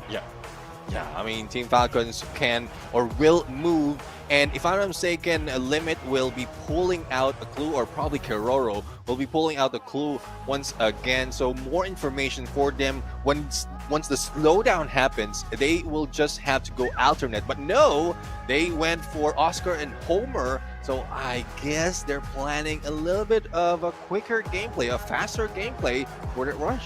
Yeah, you've got that valiant dash out of Oscar. Pretty much like a Rebel Rush, but you also get to smash a couple of glue walls. Unlike the Rebel Rush, though, you only get one charge, which I think makes Oscar a so 50-50 character at this point of time in terms of that perfect rusher capability. But it's a good second pick since WAG pulled the Tatsuya away. Yeah, I mean, they did have a good counter for that rush, but the knockback as well. The knockback can throw you off for if in case you are just hiding out. So apart from like disrupting and healing that's being done, or just hiding out. That knockback can throw you off, and if the opponent, if Karoro has that M590, a quick hit will do wonders. So let's see though. Different story overall in terms of this skill lineup, but we know the capability of the players themselves, and regardless of active skill, they will put their best into the gameplay, and looking forward to WAG coming back. Yeah, absolutely. And the question is also going to be divide and conquer or divide and fall, because it looks like the team is not planning to stick together in here and go for a mad bum rush. They're going to be playing it a little bit tactfully, and I think that is just going to drag out the matchup, just like what we saw in game number 1. And that puts us in a 50-50 situation once again, right? Because we couldn't see WAG close it out in this game number 1. Hopefully, it's a little bit of a different story this time around if it goes the distance. Yeah, if it goes the distance, that is the question. Because I think Team Falcons, if they're still up to their ways from what they did earlier, and if it really was planned or intentional, that they did build them up and then brought them down, pretty much like a buttercup. I don't know. Kids out there, you don't know that, I think. Buttercup. So if that is Team Falcons what's planning, then well, they can do it once again, but they've already played that card. So I think they're going to go for a full reverse, go rush in, because they're capable to do so. Yeah, absolutely. And I have a feeling that it might have just been plotted from the side of Falcons, right? Just to break the confidence of WAG. Because it was done in a very interesting way. Because there were a couple of rounds where we saw the mad run from WAG, picking up those 5 rounds in a row. There were a couple of rounds where I felt like, okay, all right, this is an interesting move coming through from the side of Falcons. They could have rushed on it there. They could have been a little bit more aggressive. But they chose to play it passive and scatter their hopes or opportunities out there on the field. So maybe it was all planned out. Maybe it was just a pure coincidence that some of their tactics in those few rounds did not do them justice, and they made that recovery gameplay for the final 2 rounds. You know, either way could be a fact, but, you know, perhaps we get a confirmation through this next game, Neptune, based on how they play this. Exactly. I mean, we still have, if in case WAG loses out on this, we still have another match. So this will give us a clear view if this is something that Team Falcons is using to play out the tactics or the mind games at this point against WAG. Or is WAG really that much, and they only made one critical mistake to lose out that final moment, that match wherein they could have taken that round, that game overall. So a lot of questions, a lot of things that need to be answered, but we'll have to see later on, because game's about to start and we're looking into Solara. There's a lot of interesting parts of the map right here, especially in Clash Squad, that I'm looking forward to them play and for us to learn as well. Yeah, Solara, you're not going to see many of the snipers. Not that you will not see any at all. Just very few, right? Because majority of the time, this map kind of sets you up for some CQCs, especially when you go into, you know, some of those tight spots, all thanks to the rails. You are going to be put into a situation where you have to whip out those SMGs, potentially the M590s, and I think it's just going to be a game of let's see who's the better CQC combatant out there overall. Or do we actually see a forced battle of snipers either way on the Solara map? Because it has happened to me, and I've not been the sniper player, but being shot down from afar. So yeah, it's a little irritating when that happens. Yeah, I mean, if they happen in Archway, there's a lot of potential. You know how you spawn right next to each other, and then like you gotta shoot them. You can shoot them from across, but if you stay behind, you'll be able to shoot them as they slide into the other side. So yeah, that's one thing that the snipers can utilize at this point, especially in Solara. I mean, I spent so many times in Clash Squad, especially in Solara, that the trauma and the enjoyment is always there.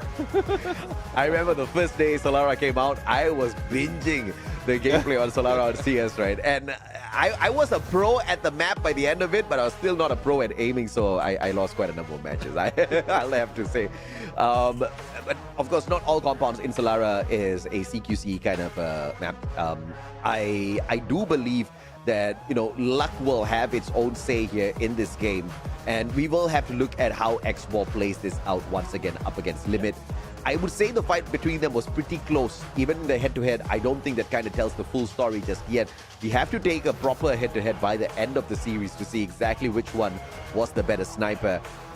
But it looks like we are gearing up for game number 2. Do we see another potential comeback? This time seen all the way through, or do we see WAG come crashing down? Or perhaps maybe even the third opportunity is, or the third scenario here, WAG just dominating from the start to end. Yeah, let's see though. Let's see if they will dominate from start to end, show all their cards all throughout. Not only you want to stretch it all along to that game number 5, because come to think of it, like, they are the second match, and then later on they are going into the best of 7. So if I am Team Falcons, I want to end it early. I want to end it as quick as possible so that there's plenty of time to rest, or not so much of effort being done, so that they're prepared on the grand final. So let's see what would be the chosen scenario for Team Falcons, because we're about to start it, Jay. Let's see exactly who manages to pull this one away from the opponents. WAG versus Falcons. Okay, here we can use the sniper maybe, but we only get the M500. Yeah, I mean, let's see though. M500, pretty much like a sniper, but it's depending on the position as well. So as we go in onto the trains, let's see what position they will be taking at this point. Tikui already in the flank, and Limit 7 up close and personal, who to be able to spot out any crossing over, especially on that airdrop. But Alan managed to survive, runs away, and back in form. So Alan, with a grenade in hand, might be able to take down On Fire, but it might be very close or very tight right now, so they need to be careful. Alan tagged up with that grenade and has been knocked down by On Fire. Tikui backing away for the chance, looking for the chance to go in for a spawn, and Tikui managed to do so for the headshot. The pickup is being done, and another one by Tikui, because this is where he wakes up. Team Falcons, though, is bringing them down, and Cyrus, the only one remaining, backs away in time, leaving 3 players from the Falcons to wait for him. Well, it's a 1v4 now as Potato gets picked right back up on his feet. And 500! Cyrus finds the first headshot, tries to put him out of the equation. But Karoro finds his head as well to shut down WAG early here. And it was a mad rush coming on through from the side of WAG. But Falcons playing it very well from that lower ground. And of course, Limit, the damage dealer from afar, making such a huge difference for Falcons now. Yeah, definitely. I mean, that's a huge difference that they've done. And in spite of all the effort that Tikui managed to put in to like protect one of the players, I think that was Alan who went in for the drop. That is where they really falter. And this is what I'm talking about. Limit backing away from the rest. And the moment he has an opening in this area, he will get that hit. And Tikui is the casualty. Oh, that's just masterful play. Alan, though, a little bit too presumptuous that nobody will be at the airdrop, and WAG dropping the ball big time. Cyrus with a sliver of health will not be able to survive, and On Fire rubbing salt into his wounds as he steps on up with the side, slicing him down. And WAG 2 rounds in a row, they get downed. Yeah, and this is what we're talking about. Limit for that initial lockdown. On Fire with that side gameplay, and even X4 has nowhere to go. And well, Team Falcons right now doing what they did earlier in game number 1. Let's see though if WAG will get back, and hopefully it's not late compared to what we've seen earlier, like 4 matches, but it depends. It depends on what weapon they can use. Well, this is that CQC part, bro. As the Ignis Firewall gets sent out. Cyrus with a sliver of health does not get to sustain. It's straight down with a mini Uzi of all things. Tikui level 1 MP5 in hand. Karoro with his back turn, and Tikui takes advantage of that. But out of nowhere, Potato spots him out. Mini Uzi to the chest, leaving X-Ball all alone. And this is where the sniper can shine, but in a 1v4, Falcon says, hell no. Definitely. I'm loving how Keroro is using that Oscar.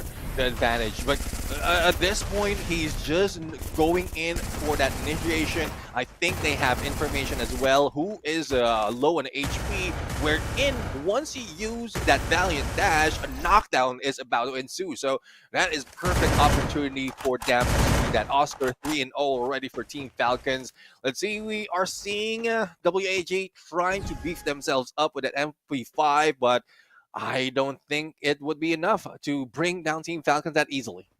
Yeah, it's definitely not going to be a easy task here. Firewall will be sent out once again, and it looks like the opportunity for the side player on fire with a CQC here, and what a Nate Carroro with the double! And on fire chasing Allen back. You do not get to pick up your team members this time around, he says. Triple And kill. Expo all alone, and he gets sorted out as well by Carroro and the MP5. What a blitz play by Falcon. Definitely, and this is the reason why they took out that Steffi. This is the reason why they don't want that in play, because they want to go in a rush, and those nades are helping them do so. And it's as if for every round, a different tactic is being shown by Team Falcons. Earlier, it was the Oscar gameplay, now the grenade gameplay. I'm expecting WAG might be at a loss right here on what to pull out. Well, we saw this earlier, Neb, and they pulled out 5 rounds in a row, so yeah, there's a potential that you're going to pull this off yet again. Smoke laid out by Falcons, and that's going to allow them to cut a little bit of distance between them and WAG Allen with a sliver of health. And the ice grenade will be more than enough to take him down. Cyrus in a 1v2, builds up those blue walls. T-Kui with a backstab, Potato down on the ground. And Allen will be picked right back up here. Good play by Cyrus. And a sliver of health left on him as Limit rotates around just in time to catch Allen backing away, trying to find some defensive spot. But now in a decent enough 3v3. T-Kui with the level 2 MP5, looking to make a miracle happen here. And the M590 whipped out in the nick of time to shut down on fire. 3v2, it's happening again. The comeback is real.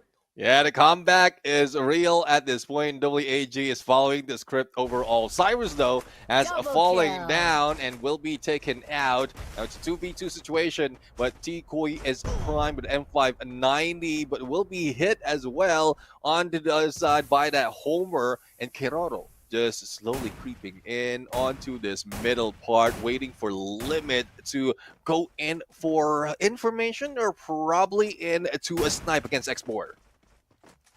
Ooh, Limit finding him with a VSK from afar. T-Kui all alone in a 1v2. Can he pull this off? Limit making sure. Oh! What a shot from afar! Limit with a high ground advantage, spotting him out, putting an end to it instantly. First blood. Well, I guess Team Falcons is writing the script at this point. They don't want to happen what happened earlier to happen once again, and they're bringing it to match point already. 5-0.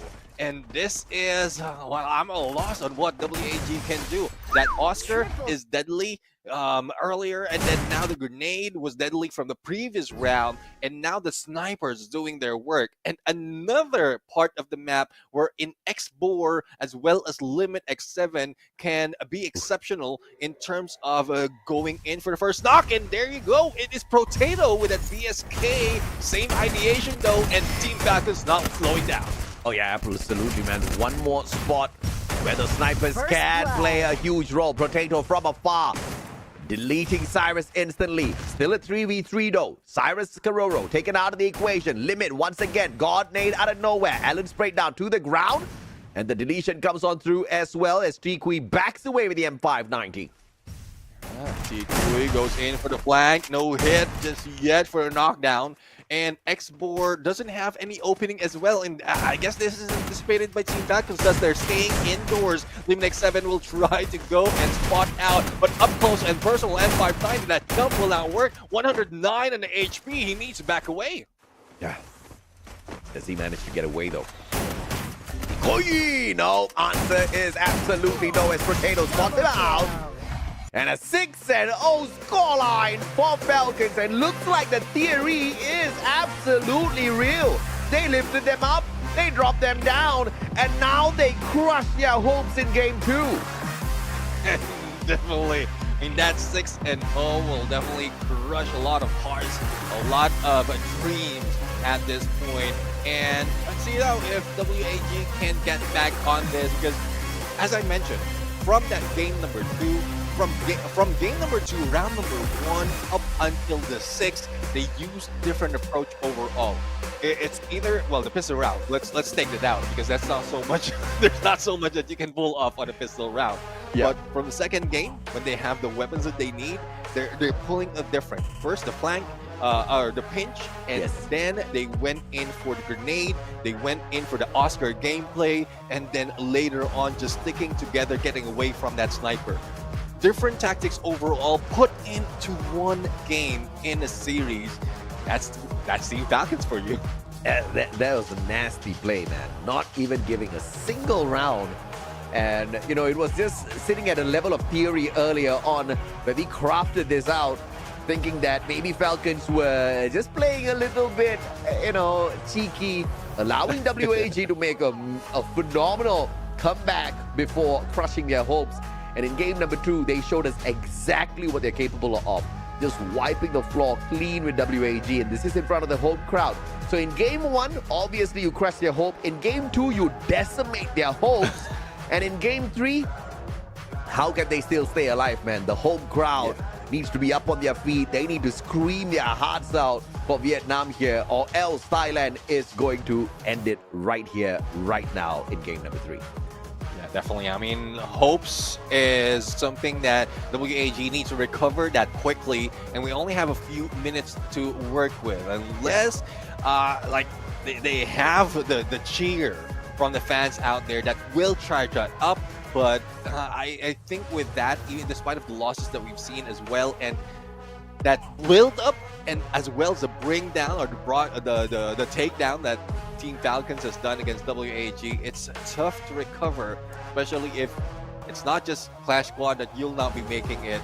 It's also from VR that you had a loss. So they have a double whammy already. And WAG, I guess, I want this story to end differently. I want this story to be favoring WAG, but it doesn't look like it. Yeah, I mean, I definitely wanted the underdogs to grab the victory here. And in Battle Royale, it's not looking very possible for WAG, just like you pointed out. You know, their run has not been very consistent. We've seen maybe a couple of games where WAG gets us really excited, and that has led to many predictions of them being in top 3s, but we have been disappointed time and time again in VR. But of course, they put up a very different version of themselves here in Clash Squad. But up against Falcons, maybe we are asking for too much. Up against this new and improved Falcons with the limit on their side, they have broken all of their own limitations, and they are bringing themselves up to a whole new level with this sort of a nasty, aggressive gameplay. I say, if Falcons makes it to the grand finals right after this game number 3, we are going to have a damn good best of 7. Oh, definitely. I mean, they can bring it, both teams can bring it to a distance. But let's see, though, as we review the match summary, we know for a fact that that first round, the first game was very close, but the second one was very far. And that is because of Oscar. You've seen him break down blue walls, knock that out, knock back the opponents, and not only that, with that knockback, it follows a knockdown as well, and that's how Kiroro works. Even on the M590 in front of him, he can do it in quick succession. That he's just like unbeatable once he rushes in. Yeah, absolutely, man. This is just crazy stuff out of Kiroro. And as usual, the MVP is not even Oscar. It's not even Kiroro. It is the M590 Neptune. Definitely, yeah. All the players using that. All the players are pulling all those headshots off because of the M590. But some unsuccessful that needs multiple players, multiple people to go in for a knockdown, but not this time around. Team Falcons has done that so many times, and Kiroro with 8 elimination, 9 assists, even beats the rest. And this is no, we haven't seen a turnaround just like this for Kiroro. But as a head-to-head, the Rifler against the Rusher on fire, still on fire on the gameplay. Bro, look at the KD, man. Let's not talk any further. Look at that KD. 7 versus 0.5. You may be a wonder kid, but you're still a kid that says on fire because we are Falcons. We've got Saudi Arabia behind us, bro. I mean, what in the world is up with these stats? 7-3 on the eliminations. Of course, damage-wise, Nikui kinda has a little bit of an edge there, but it doesn't really translate with the overall numbers. And my goodness me, this time Limit just wiping the floor with X-Ball. Yeah, I mean, I expect this as well after seeing what the head-to-head was earlier. And it seems like, well, the scoreline is 6-0, and how Team Falcons played it out is they prioritize and their players are surviving. Not so much of an aggressive push, great position overall, and the moment they hit, it's like everything is in sync, just like that. And that's why they're surviving. That's why the KDs is way higher compared to the usual that we often see. Well, I mean, at the end of the day, WAG, they still have one chance in here, right? Battle Royale, the journey might have ended a little prematurely. In Clash Squad, they've made it up to this final day. And I just want to see a little bit more from them, man. I mean, I'm not going to be happy at all with a back-to-back 3-0. I mean, I love Falcons. I do want to see a huge matchup between Falcons and Buriram. But to end the series so quickly, I don't know, it doesn't sit well with me. I want to see more fire from WAG right after this now. Yeah, I mean, I guess the fans, even in Hanoi, deserves that fire, deserves that comeback, I would say. So hopefully WAG really can bring it back. They can, whatever they did in that game number 1, if it's something that triggered them to like fight back and get that 5 points, hopefully they put it a little bit too early, winning the pistol rounds and then follow it up with a good plan, good rotation as well to counter whatever Team Falcons is doing. But we talked about this. The preparation that Falcons has done, even in those bans and picks, is, I would say, a lot of effort, a lot of mind has been put into this that is difficult to counter overall just by WAGs adjusting their way as quickly as a few minutes. In the best of 5, Falcons has taken 2. And this might just be the final game for WAG. Can they survive? Can they beat the cheat sheets that Falcons has got in front of them? Because clearly, first of all, Falcons, when you look at the mechanical skills-wise, they were definitely going to win over WAG because of their consistency, because of their firepower. But you combine that with some very, very well-researched homework here that they've got on their tables, I think it just gives them the extra edge over WAG, which has resulted in the 6-0 here at Solara. Bermuda is the next one, and we know WAG does well at Bermuda. But can they make a comeback after their spirits have been crushed in the first 2 games? That's exactly what we need to see. Steffi taken out of the equation this time round from Falcons. Okay, all right.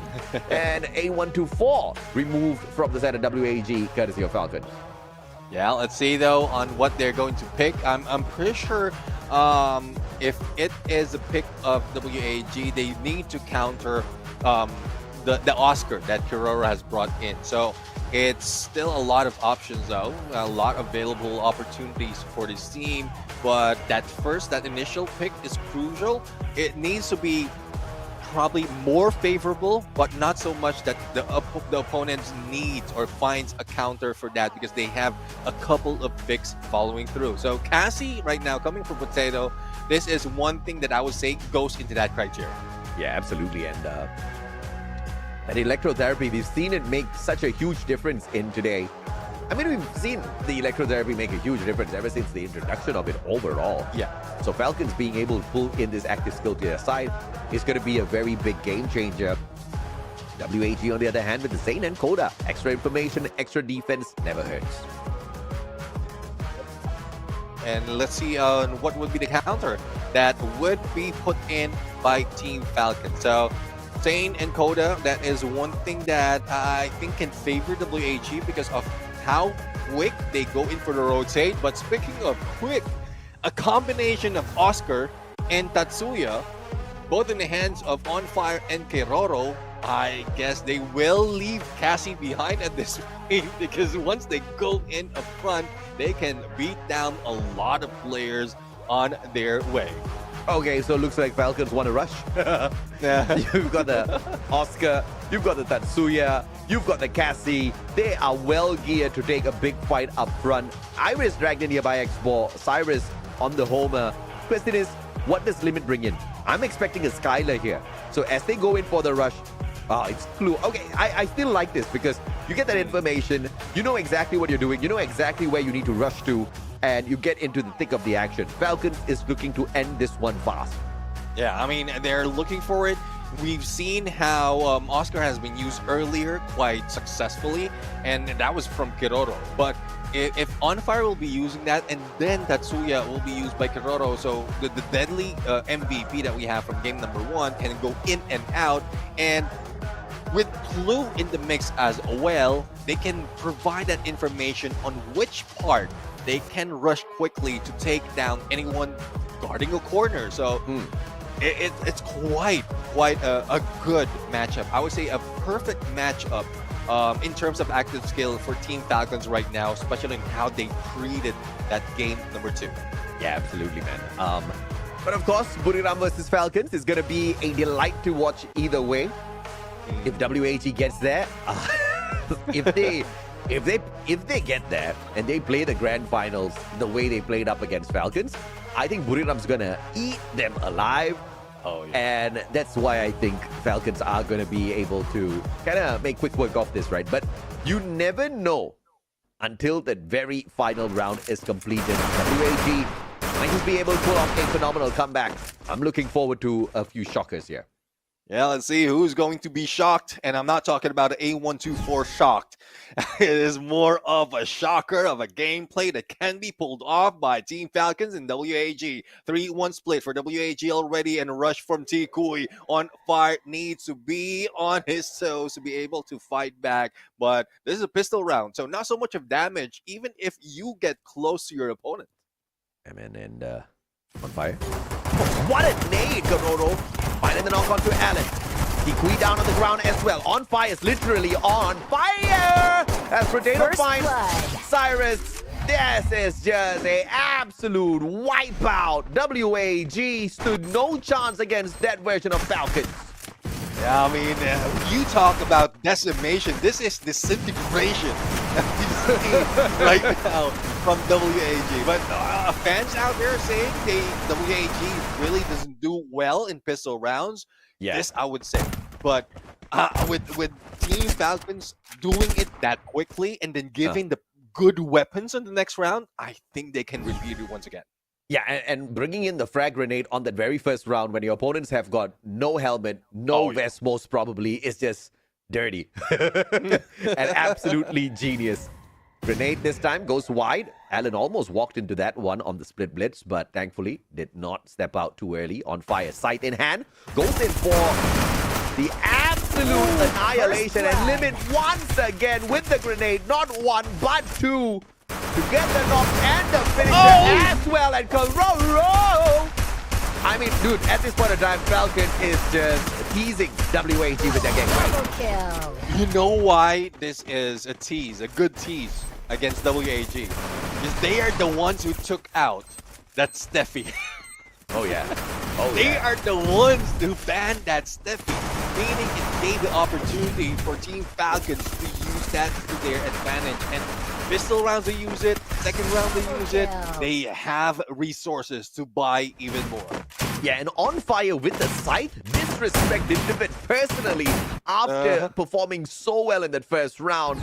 I mean, On Fire is truly on fire in this final game. They want to meet Buriram right now. But of course, they'll have to get through WAG. 4 more rounds to go. Allen this time cooking up the grenade. We can play those nades too, he wants to say. But Kororo, what a spot with that nade. Tags up Allen, instantly makes him use the medkit. Yeah, I mean, he will be losing out Medkit as well as the time to help out against Tikui, and Tikui losing out on HP. Cyrus and Tikui simultaneously being taken down because of his skills, and it's up to Alan right now, but Alan can't do anything. X4 is far away, also damaged, and this might be a 3-0 and on fire. Well, not so much that he can do with that mini Uzi, but at least they know where X4 is. Yeah, Falcons is like, okay, we'll recover first. They pick up their buddy, and when X4 thought he could punish On Fire, a instant reversal as he shows up. Falcons 3-0. WAG has asked no questions thus far. Yeah, no questions overall. And X-Bar double SBSK, not sure of what he can do against the same weapons being brought in by Limit X7. But the deadly part is, other than M590, we have Kiroro with a level 3 MP5 that we know is deadly mid-range, even in a mid to long range. Between mid to long range, you will be hit with a headshot right there in the perfect hands. Oh yeah, absolutely, man. And look at the electrotherapy plate. On Fire, connected once again. Kororo damaging them with those grenades, and the ice grenades being laid out as well. Kororo misses the second toss, and the prioritization in terms of the resources on the side of Falcons here, going in for those frags. I'm very sure Buriram is watching this. On Fire with the bump down onto Cyrus. Kororo traded out by X4, but expired as well. Allen with the M590, phenomenal hit onto On Fire. But Potato was there for the save, and he gets down as well. X4 finally showing him who's boss.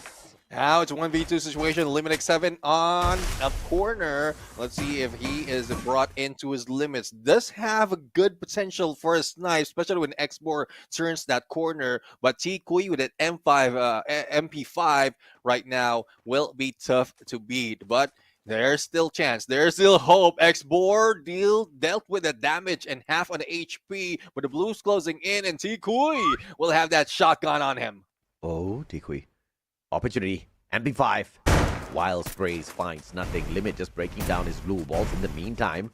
Acting as if Tikui does not exist, but good to keep a little bit of distance here with Tikui at 590, M590 to the chest, and he rips away the level 3 MP5 as well.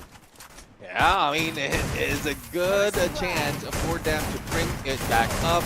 No more of those 6-0s happening. Oh, yeah. Now, let's see if WAG can bring all those weapons. They have the level 3 MP5. They have a few more M590s to their side. And let's see if this is something that can, counter Team Falcons, especially on how well they set up the previous round earlier. Now this comeback from WAG could really spur them on. Falcons. Yes, they do have the 3 rounds. On Fire, activating that air drop already. Tikui, grenade in hand. This could be a big one. Allen cooking it up as well. And it looks like the chefs just don't want to deliver just yet. On Fire tagged up from afar. Cyrus looking for the grenade. And WAG just taking way too long with this one then. Yeah, I mean, they're taking too long, and I guess it's a timing that On Fire has asked Potato to protect him in getting into the airdrop. That ice grenade helped him to rush in without any worries that Allen and Tikui will be going against him, and they're just putting the distance. On Fire on the flank. Allen might be able to meet him, but there's no backup overall, and On Fire already have a good chance that there's a good weapon on his side because of the airdrop. This car makes a lot of noise. Barely gets in the damage. It's a high damage gun, but for some reason, my aim on this car is just absolutely abysmal. Allen spotting one in the open, but On Fire with the quicker reflexes. Pulls the 180, drops Allen onto the ground, quickly makes him expire as well. And now a 4v3 disadvantage to WAG. And once again, the smoke's laid out to confuse them. And On Fire will be able to find him through the smoke. On Fire. Still on fire. You know how it is. When there is smoke, there is fire. And that is what we are seeing right now. Like, you won't be able to distract him. Even if you pull out smoke, there goes Kororo for the rush. Cyrus right now is trapped. And On Fire's waiting for the backstab. Coming from Esports. Good thing Potato was able to protect him. And it is now a 4-1. My goodness me. 2 more rounds for Falcons to book their spot in the grand finals. 2 more rounds for the two big monsters of this Clash Squad competition to come head to head, face to face, for the delight of all the fans all around the world. This is Free Fire at its best. Oh, definitely. The best at in Clash Squad is showing us that they still have it. Team Falcons, the preseason champion, is bringing themselves closer to that grand finals and also going against, I would say, their best rivals when it comes to the Southeast Asia region. But let's see, they have to deal with a few more, 2 more rounds against WAG, and it's a 2v3 situation, but Keroro and Limited are backing away. Yeah, I mean, Falcons just playing picnic out here, going for the airdrop instead of pulling in the fight up against WAG. They find another site, and I think they're looking for a melee here. On fire with the initial knockdown onto X-Ball. Limit up against Allen. CQC and the Mini Uzi dropping down the glue wall. Still full HP here. BSK in the hands of Limit. And Allen with the advantage still can't find the full finisher onto the squad just yet because that's a 2v1. Cyrus drops in the assistance. And the recovery from Falcons is going to be deadly here as they back away from this fight. And it's not so much that they can back away because the Blues closing in and Team Falcons is gatekeeping them. Allen right now on the high ground, but that Mini Uzi is not working so far. A lot of hits, but not so much of damage. And not even a headshot is making it work. And Allen the only one remaining. I think this is it. And there goes a match point for Team Falcons. Sir, series point for Team Falcons. Oh, yes. One more round. And grand finals, here we come. Team Falcons will say, not as quick as what Buriram did to Esports, but still as exciting. You have to, you have to count yourself blessed to be able to witness this matchup between Falcons and Buriram, because these two titans do not give an inch. In fact, they will take a mile from you if you sleep on them. It won't even let you sleep. That's true. I mean, like, you try to close one eye and they'll be shooting at you. Well, let's see though. Team Falcons already on the rush. That Flam Mirage has already opened up their chance for the airdrop, but Cyrus had an open against On Fire and just waited on T Kui. But the timing is not that prime, and the Rebel Rush managed to save him. But here comes Cyrus trying to go for the finisher as well as a pick up of the potato, unable to protect his teammates. Absolutely, man. And you almost popped me in 590s. And X4, the final one in here. Series point for Falcons, and they've only got one opponent to deal with. Keroro cutting down the distance, and the electrotherapy still working its magic here. Pumping up Keroro. And what a nade! Limit say, hold up, brother! I got this! And I don't think that's part of the plan. Because what's being done right now is to block out that area with glue walls until the blue closes in. But Limit says, no, this is mine. This is mine. You don't take this away. Damn, what a nade, what a game. I mean, this whole, you know what? Buriram better be... okay, first of all, I think Limit is just going to, or the whole Falcons is just going to be banning that Steffi round after round and not allowing Buriram to block all of those grenades. But I think Buriram will be having the exact same play here with those grenades as well. Without the Steffi, this is going to be a very interesting matchup at the grand finals, because Team Falcons just dropped a hot one on WAG, knocking them out of the semis and booking a ticket in the grand finals up against the two-time world champs. So you've got the two-time world champs going up against the EWC champions. My oh my, what a grand finals for our Clash Squad.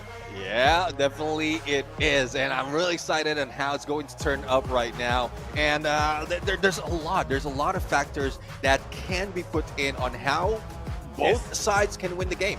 We've seen Team Falcons do different tactics overall. We've seen Buriram United do the same tactics over and over again. So it's a different side of the coin.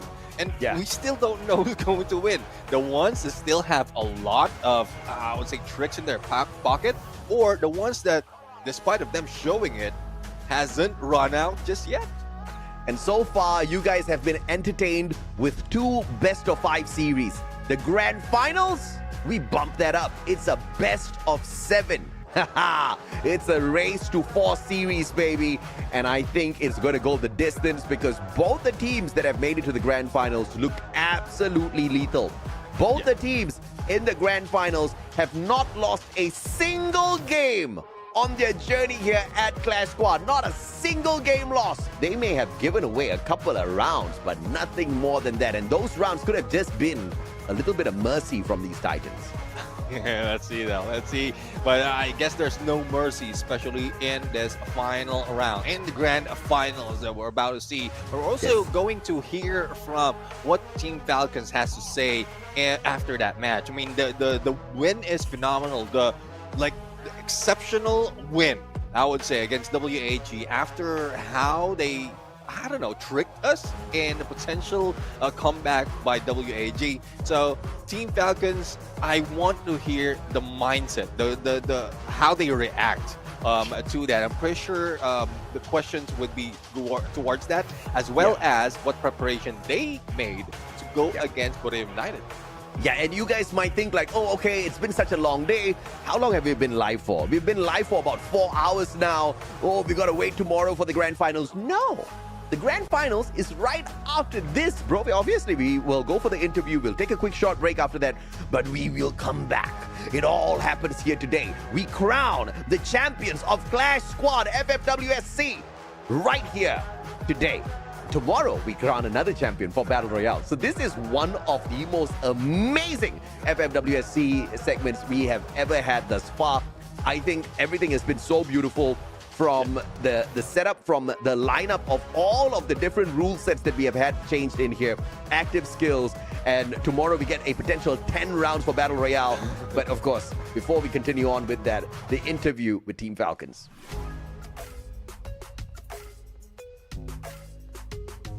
We just finished our second semi-finals of the Clash Squad tournament today, and of course, the victory belongs to Team Falcons, a very dominating winning to them. So, hello Carol.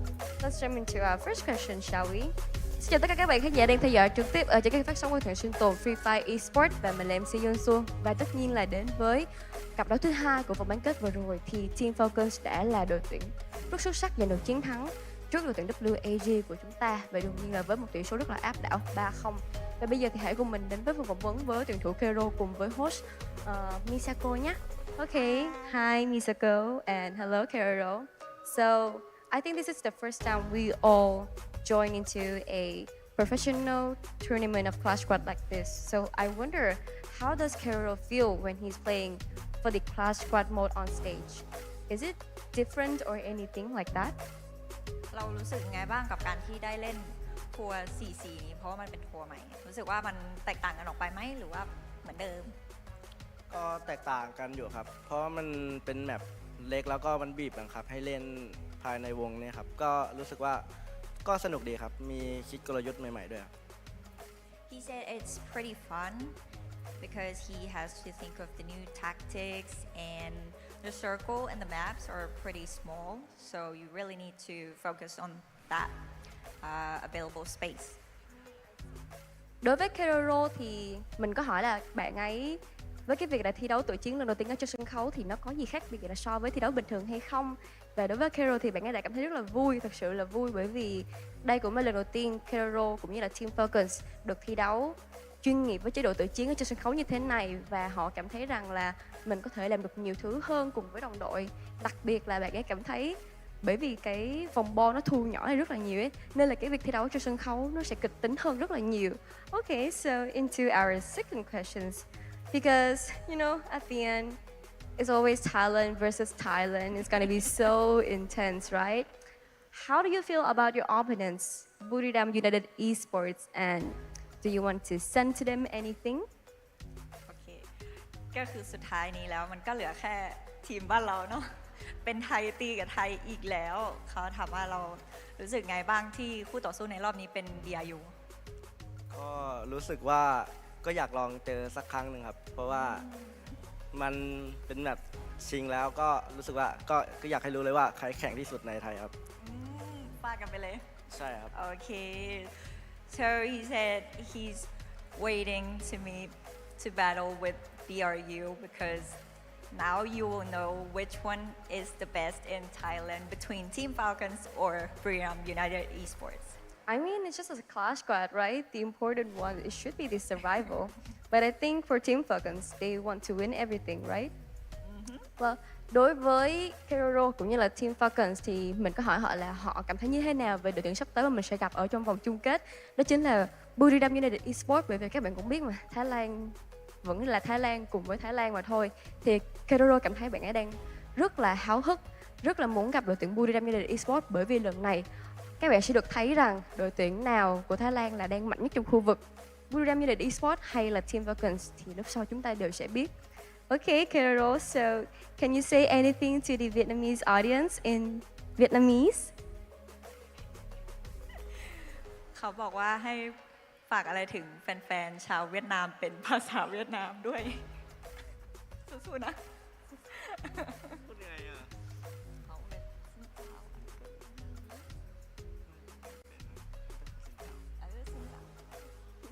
เอาที่เราได้ Is it too hard for him? Okay, can you That's follow all he me? knows. Okay. Can you tell him to follow me? Oh, okay. เดี๋ยวลองพูดตาม Okay. So สวัสดีครับ means ซิน Xin เจ้า chào. โอเคค่ะ Xin chào. โอเค น่ารักมาก Thank you, Keroro, so much, and congratulations to Team Falcons again. And I hope that you guys can achieve the thing that you want in our grand finals versus with Buriram United Esports. Cảm ơn các bạn rất là nhiều vì đã theo dõi màn phỏng vấn của mình và Team Falcons, và chúng mình đã vừa kết thúc một cuộc trò chuyện nho nhỏ cùng với màn xin chào rất là dễ thương đến từ tuyển thủ Keroro. Và bây giờ thì chúng ta hãy quay trở lại với bạn caster thôi nhé. Let's head back to our caster, everyone.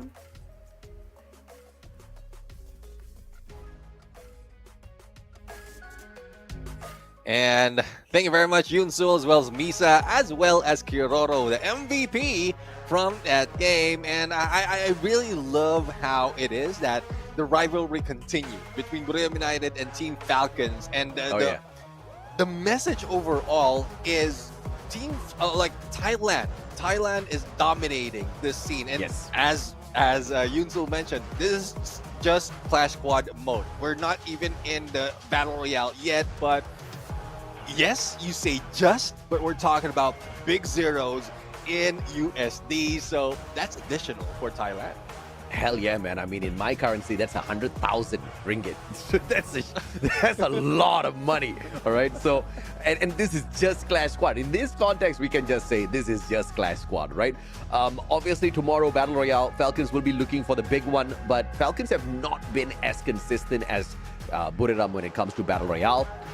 Here at Clash Squad, though, Falcons have shown exactly how lethal they can be, especially in the second game. Solara, not a single round they allowed WAG to walk away with. At Bermuda is WAG's map. They took away one round away from Falcons. Phenomenal stuff. 7 eliminations, 7 knockdowns, 2,917 on the damage. Limit broke all limits for his squad to book a ticket in the grand finals. And definitely, I mean, he has a clue of where the opponents are. He moved in silently at this point and has brought into their memory saying that they will be going down from the hands of Team Falcons. VSK, favorite weapon, and with that Beastin as well, I guess everyone from Team Falcons are set as a grenader from that match. A lot of elimination has been dealt with, but Keroro, yes, he might not have so much, but assist overall, he has topped it up, and he's also the initiator in most of the fights. Yeah, for sure, right? And obviously, we're looking for those points. We're looking for those numbers out of WAG, but they could not deliver this time around. It didn't look too great. And of course, the head-to-heads are not going to look very encouraging as well for the WAG or the Vietnamese fan base. On fire, though, this is going to hype them up. 92 on the eliminations. They win that out hands down on the damage. KD as well as the assist. On fire was on fire. In fact, on fire is fire. And he'll be cooking. he'll be cooking all throughout. And let's see though. I mean, we still have Bermuda United who are well rested, and we only have a few minutes for Team Falcons to prepare. But it doesn't bother them overall. I guess they have the momentum as well to go in for the fight for the grandest finals for today for Clash Squad mode, and it really brings in a lot of excitement, not only from us casters but also the viewers out there and also those on the venue in Hanoi. Yeah, absolutely, man. And of course, this day has been a little bit of a shocker for me for sure, because I expected it to be much more closer than what it was. I expected a lot from EVOS. I expected a lot from WAG, and it is not like those two teams did not deliver. It's just that our Titans here are just on a whole other level. But that sets up the best grand finals we could ever hope for. Now, two mega Titans take each other on. Once again, two-time world champs takes on the champions of EWC here at the grand finals. But it's not Battle Royale, baby. It's Clash Squad. Pure 4v4. We just get to see exactly who's smarter with the strategy, exactly who's better with the mechanical skills. We're going to be taking a quick short break here, Neptune. This time around, 10 minutes. But of course, you guys know we need a little bit of a break. We've been going on for quite a while now. Yeah, I mean, we do need, and also give time for Team Falcons out there to prepare for the battle we are out taking there. a break to the grand finals next, I would like to introduce to all of you our very special guest here. This is Beck Gau from Vietnam, and this is Letta from Indonesia, and with our translator, also the host of Indonesia, Cô Cinta. Hello. Hello. Xin chào tất cả mọi người ạ. Và trước khi chúng ta đến với trận thi đấu chung kết của tổ chiến với Team Falcon và Buriram, thì chúng ta đang trong một giây phút nghỉ ngơi.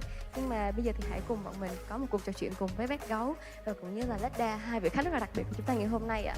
So for the first questions, we have finished our two semi-finals. So I would like to ask them about how do they feel about their team, which is EVOS and WAG. How do they feel about their performance of each team? So I will ask Beck Gấu first about WAG. Em xin chào anh Gấu ạ, và em có một câu hỏi là anh cảm thấy như thế nào về cái màn trình diễn của đội tuyển ngày hôm nay của mình WAG ạ? Vâng, xin chào tất cả các bạn đang xem livestream trên tất cả kênh sóng của Ghana Refi Việt Nam. Chào tất cả các anh chị đang ngồi ở bên dưới.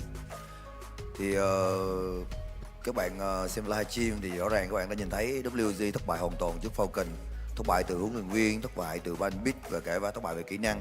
Trận đầu tiên chúng ta đã có một cái bàn ban bit khá là tuyệt vời. Mình nghĩ rằng kết quả sẽ tuyệt vời hơn nếu WG thắng trận đầu tiên. Rõ ràng qua trận 2 và trận 3 thì phần ban bit chúng ta đã thua rồi, chứ chưa nói đến kỹ năng các bạn. Tóm lại đó là một trận thua hoàn toàn của WG.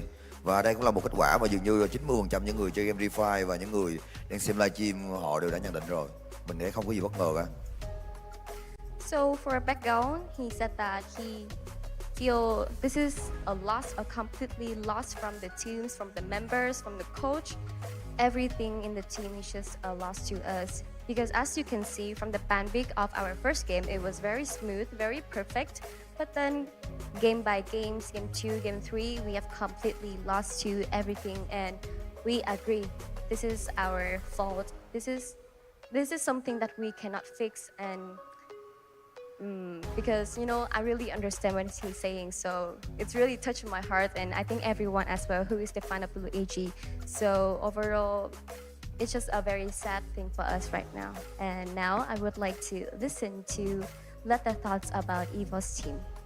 Oke, jadi pertanyaannya adalah setelah tadi berhasil melihat bagaimana dua semifinal dilangsungkan di chess mode, tentunya kita juga penasaran kalau dari Kakak Letda sendiri ngelihat performa EVOS Divine seperti apa, terlepas dari kegagalan yang memang tadi harus terjadi di semifinal pertama, dan bisa dikatakan ini salah satu kehilangan yang cukup besar juga buat Indonesia, gagal mengangkat trofi CS Mode untuk pertama kalinya. Gimana Kak Letda melihat hasil ini? Halo, ya kalau ngelihat hasilnya sih sedih ya. Pertama kita pasti sedih lah, karena harapan kita kan EVOS bisa juara di mode Clash Squad ini. Ya mungkin karena faktor kalau EVOS juga nggak terlalu sering main di map kecil, karena dia udah terbiasa di map besar, jadi ada sedikit perbedaan dari segi makro dan mikronya. Mungkin faktor itu juga berpengaruh. Ya di satu sisi juga yang dilawan juga lawan tim Buriram yang dimana Buriram ini udah memiliki prestasi yang sangat banyak, jadi bisa dibilang wajar lah. Okay, so his answer is that of course he feels really sad to see EVOS Divine not being successful at the semifinal, but then again maybe there are still some adjustment that the team still needed to do because they're not used to playing in a small map, they are used to playing in a bigger map, so those adjustment is what cost us the final in the end. But to see them going this far is still such an achievement, and of course we went against one of the biggest team when it comes to Free Fire Esports. We went against Buriram United, so yeah, all in all we're still very proud of EVOS Divine, and we still have a lot to see tomorrow at the survival mode. It's very positive thing that I love to hear on the stage. Đối với Ledda thì tất nhiên là anh ấy cũng cảm thấy rất là buồn, bởi vì đội tuyển EVOS Divine là một đội tuyển lớn của Indonesia đã không thể nào giành được chiến thắng trước một đội tuyển cũng rất là lớn thuộc khu vực Thái Lan, đó là PRU.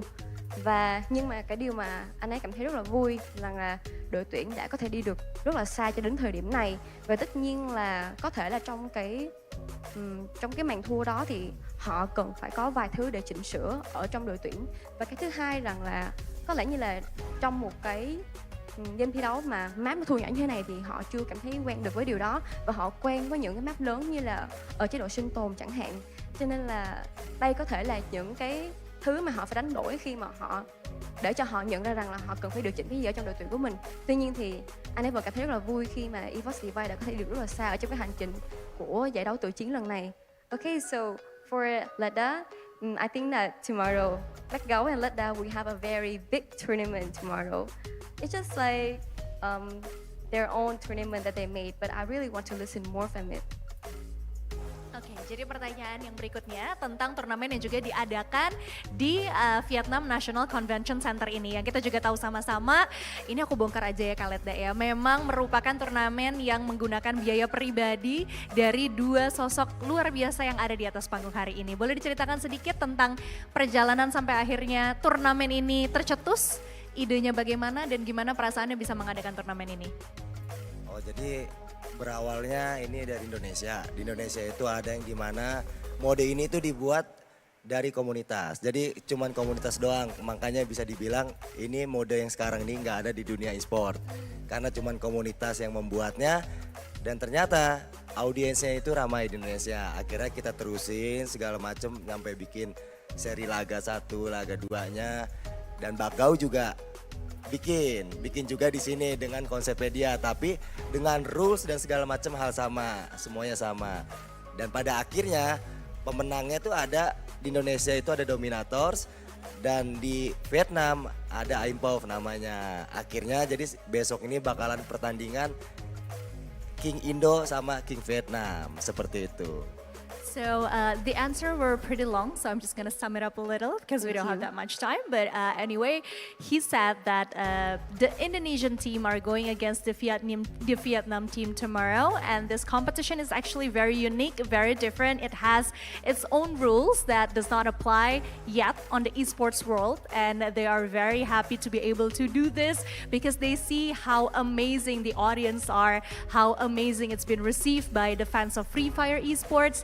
So yeah, it's just very amazing to see this tournament happening tomorrow at the National Convention Center in Vietnam.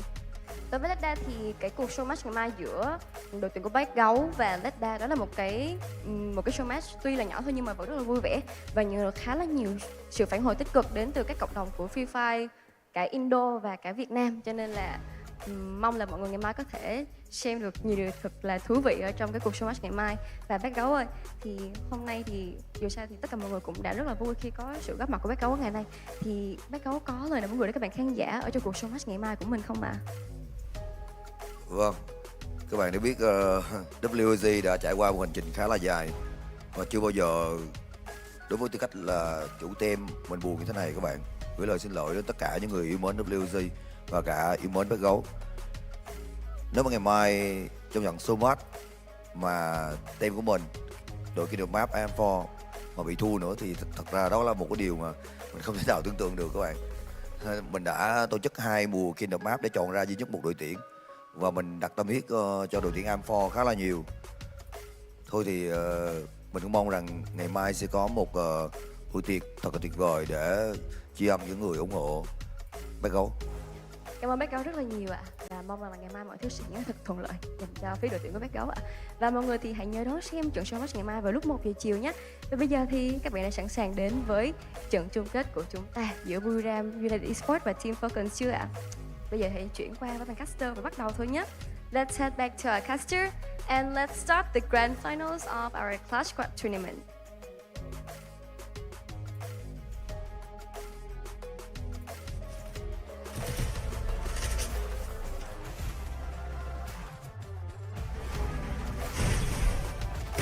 Power boost. Just what a hero needs.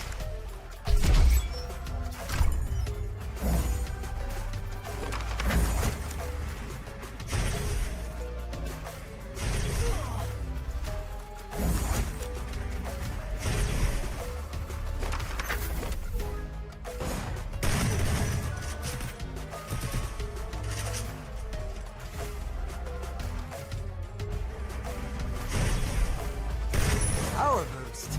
Just what a hero needs.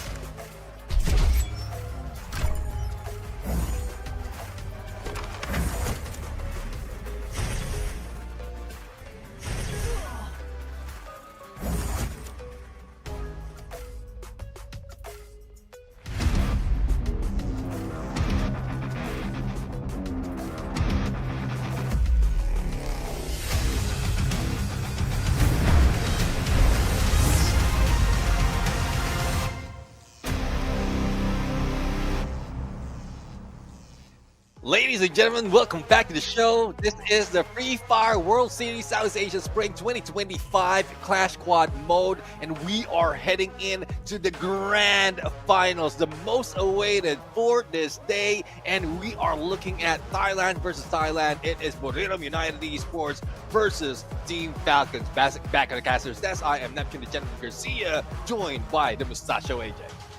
And we are always powered up by two things. Number one, we're in a free fire, baby. Number two, our amazing sponsors, Red Bull, the official energy drink partner for both the spring and the upcoming fall FFWS SEA 2025 seasons. Thank you so much, guys. I have personally been powered up all the way through. People keep asking, right, how are these casters going on for so many hours, Neptune, without dropping their energy? It's all thanks to Red Bull, bro. Exactly. But, also because we love the game.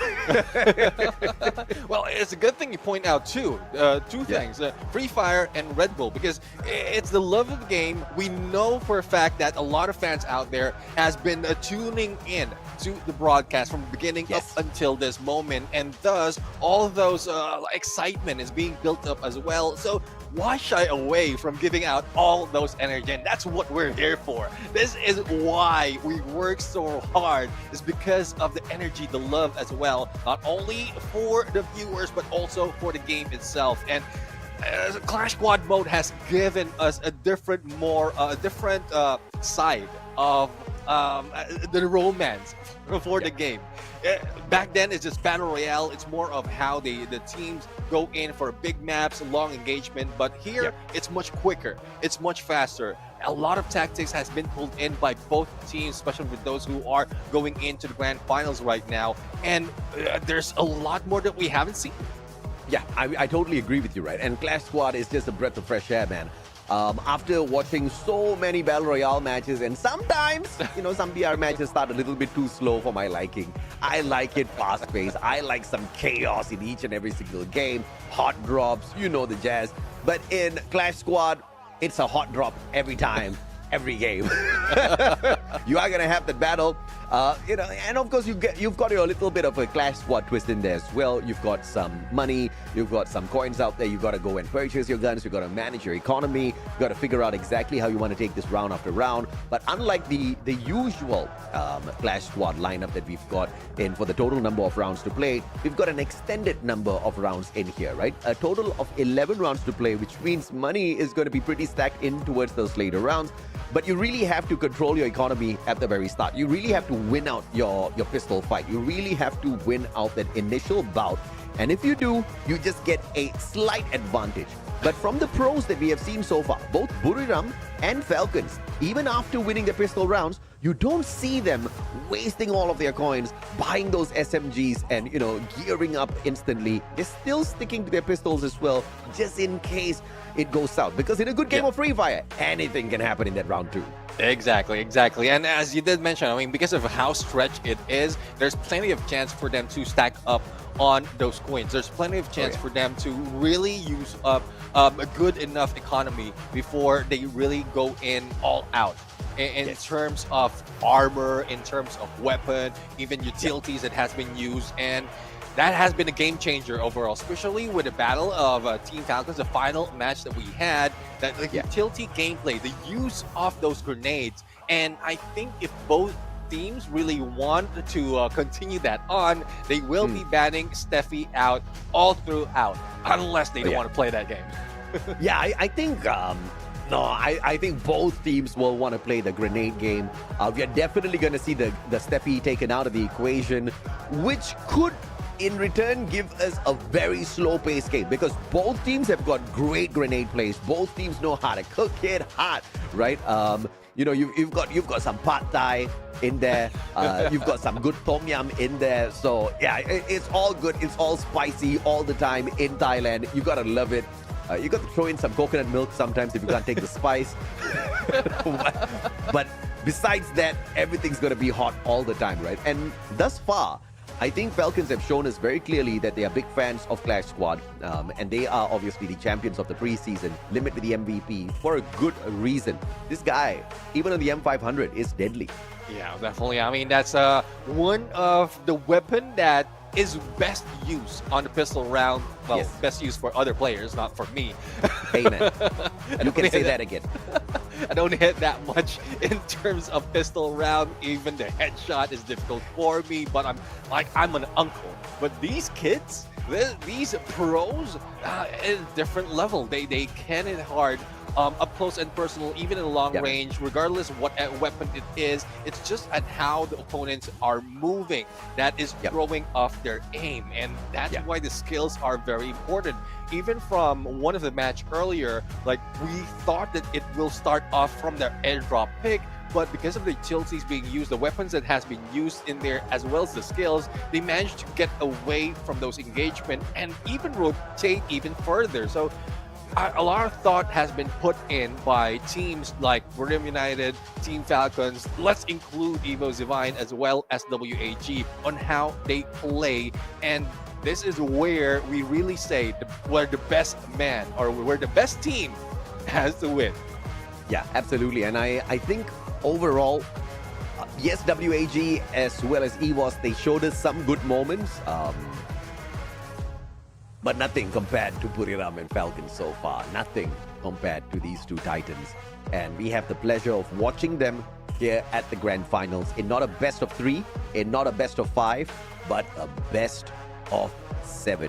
We need 4 game victories to bring the series to a close. And the question is, do we get a flat-out 4-0? Do we get a 4-2, 4-3? I don't know. I think 4-3 sounds a little good.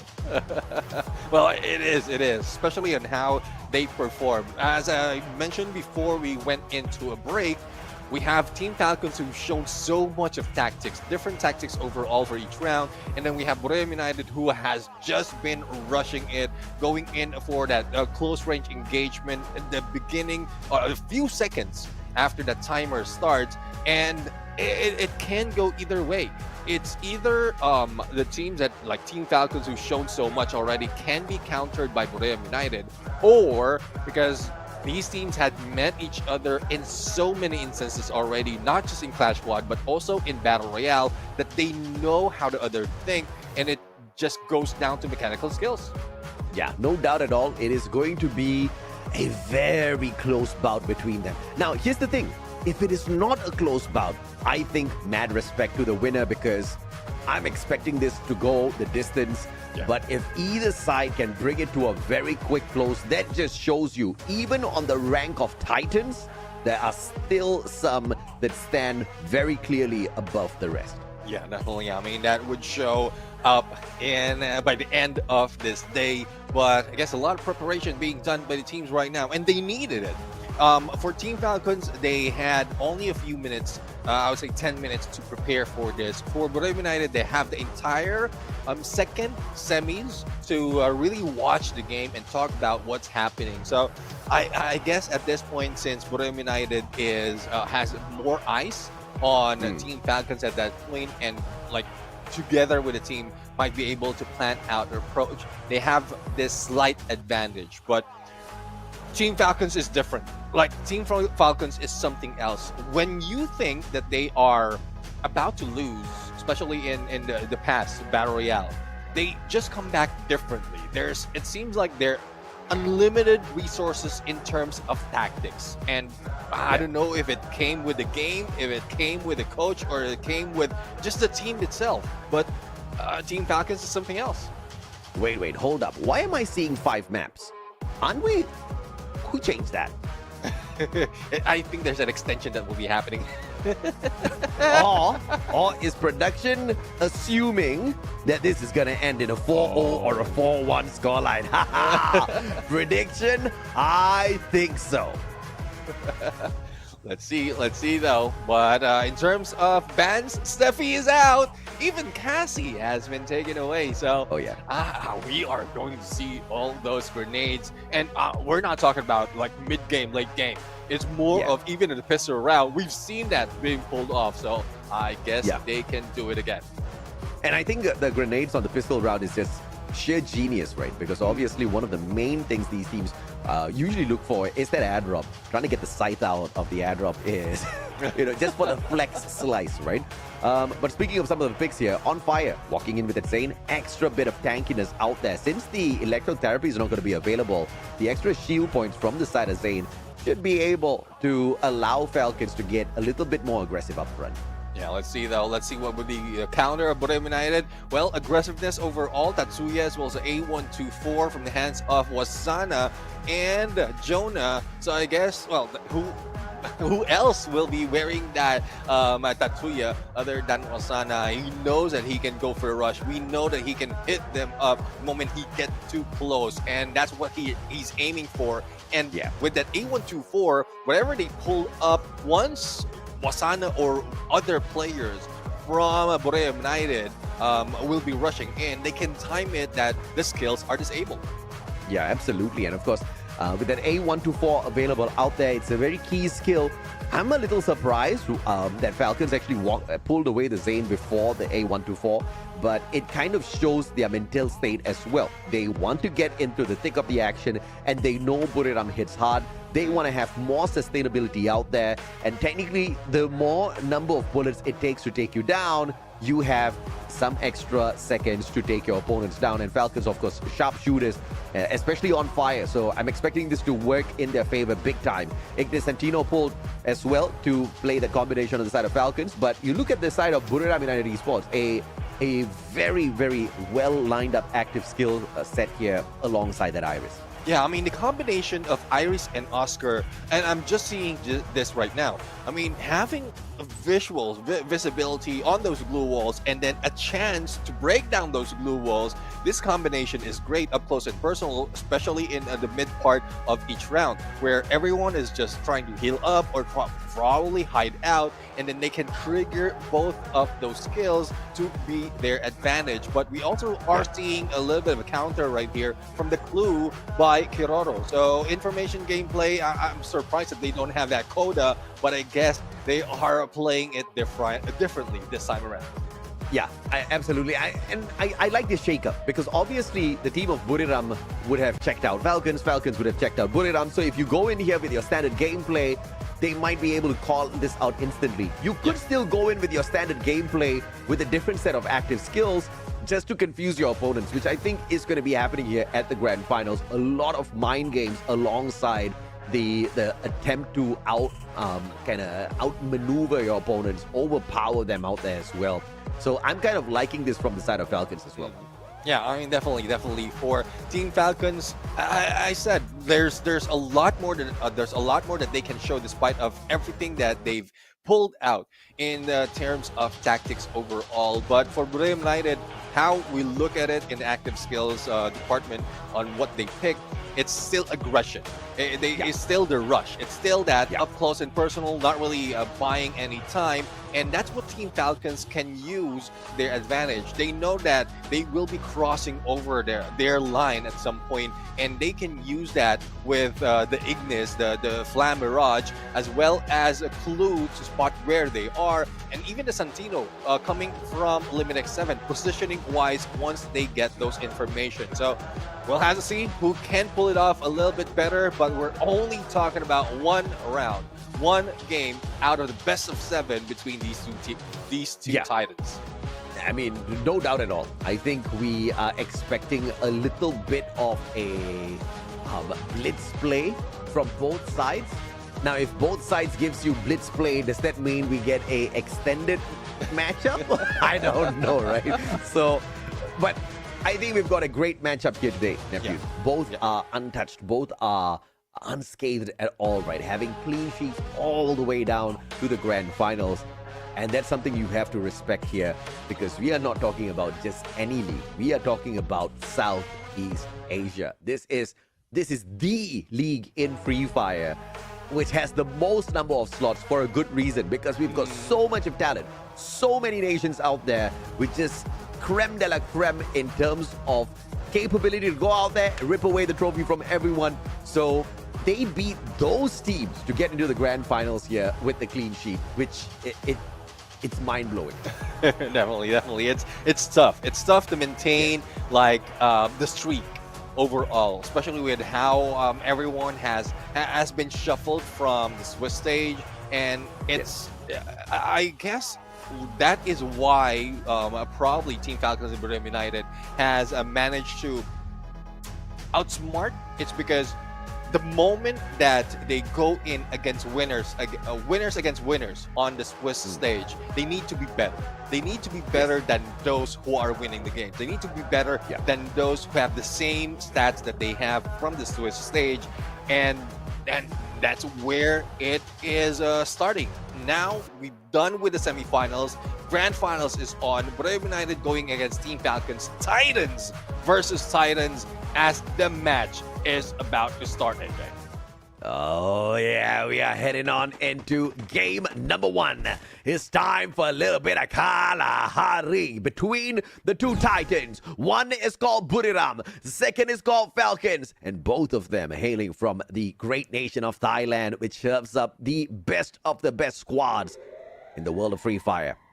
And that Flame Mirage, look at that sidestep, man. Buriram acting as if the Flame Mirage means nothing to them. But the double tag onto Wasana. Rebel rush straight away to get out of trouble.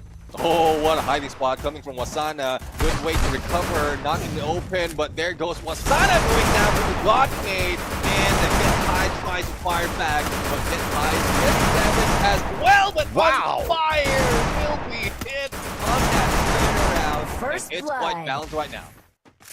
I mean, beautifully done. Wasana sprayed down to the ground.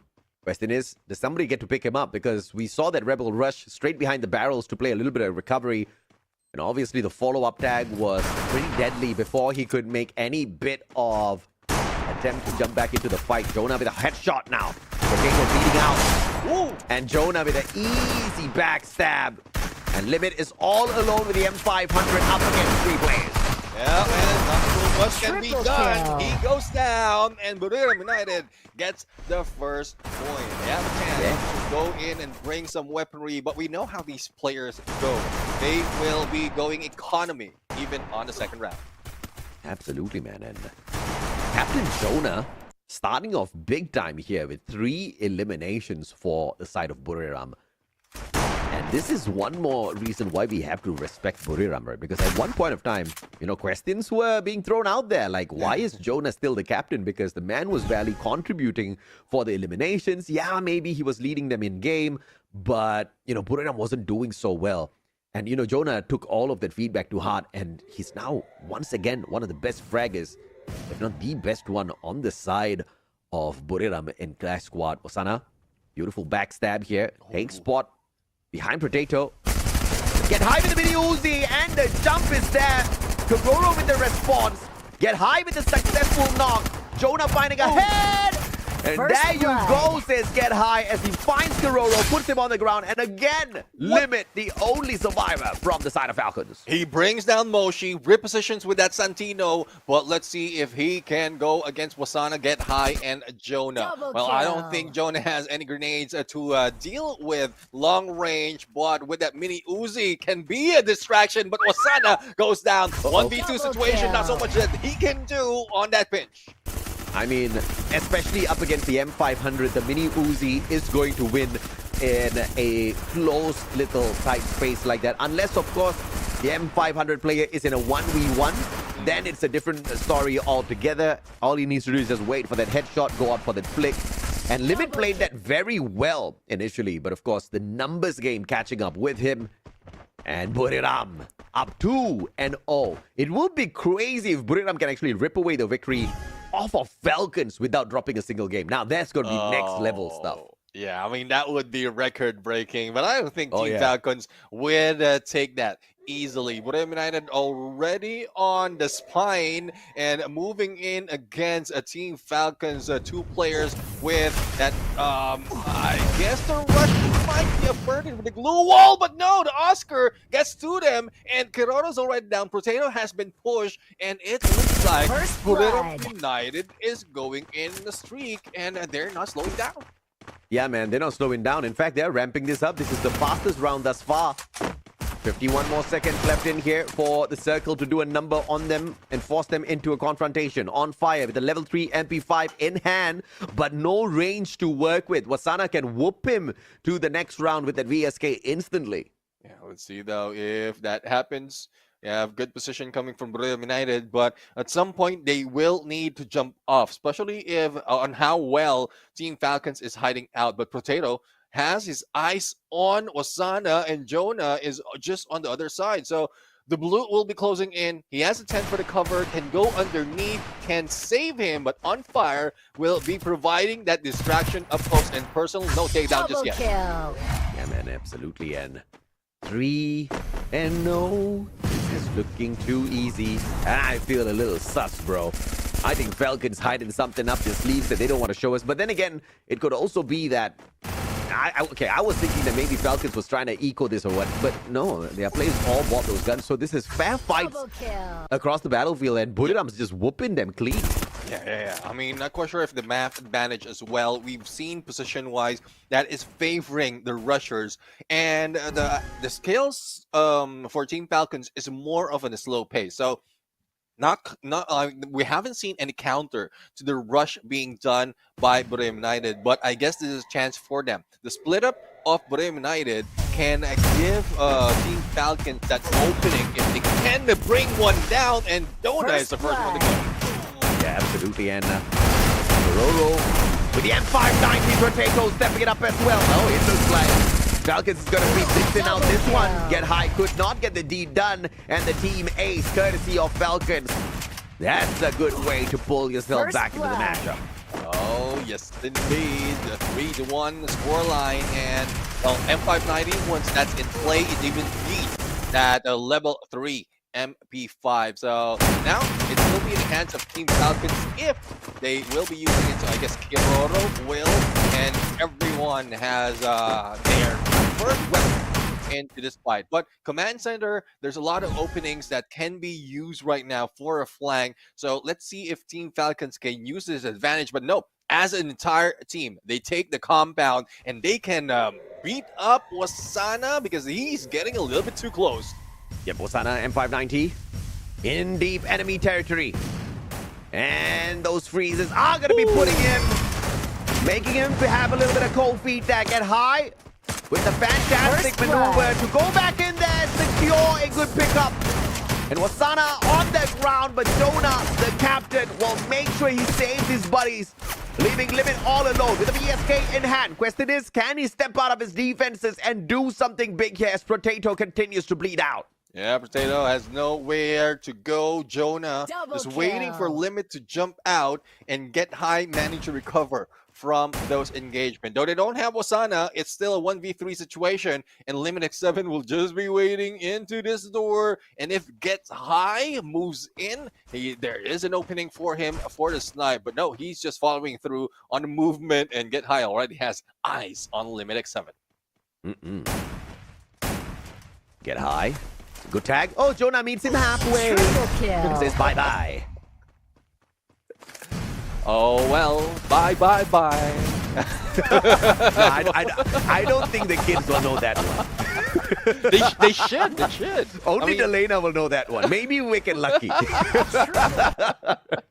They should, because it made a comeback because of one specific movie. Because of one specific movie.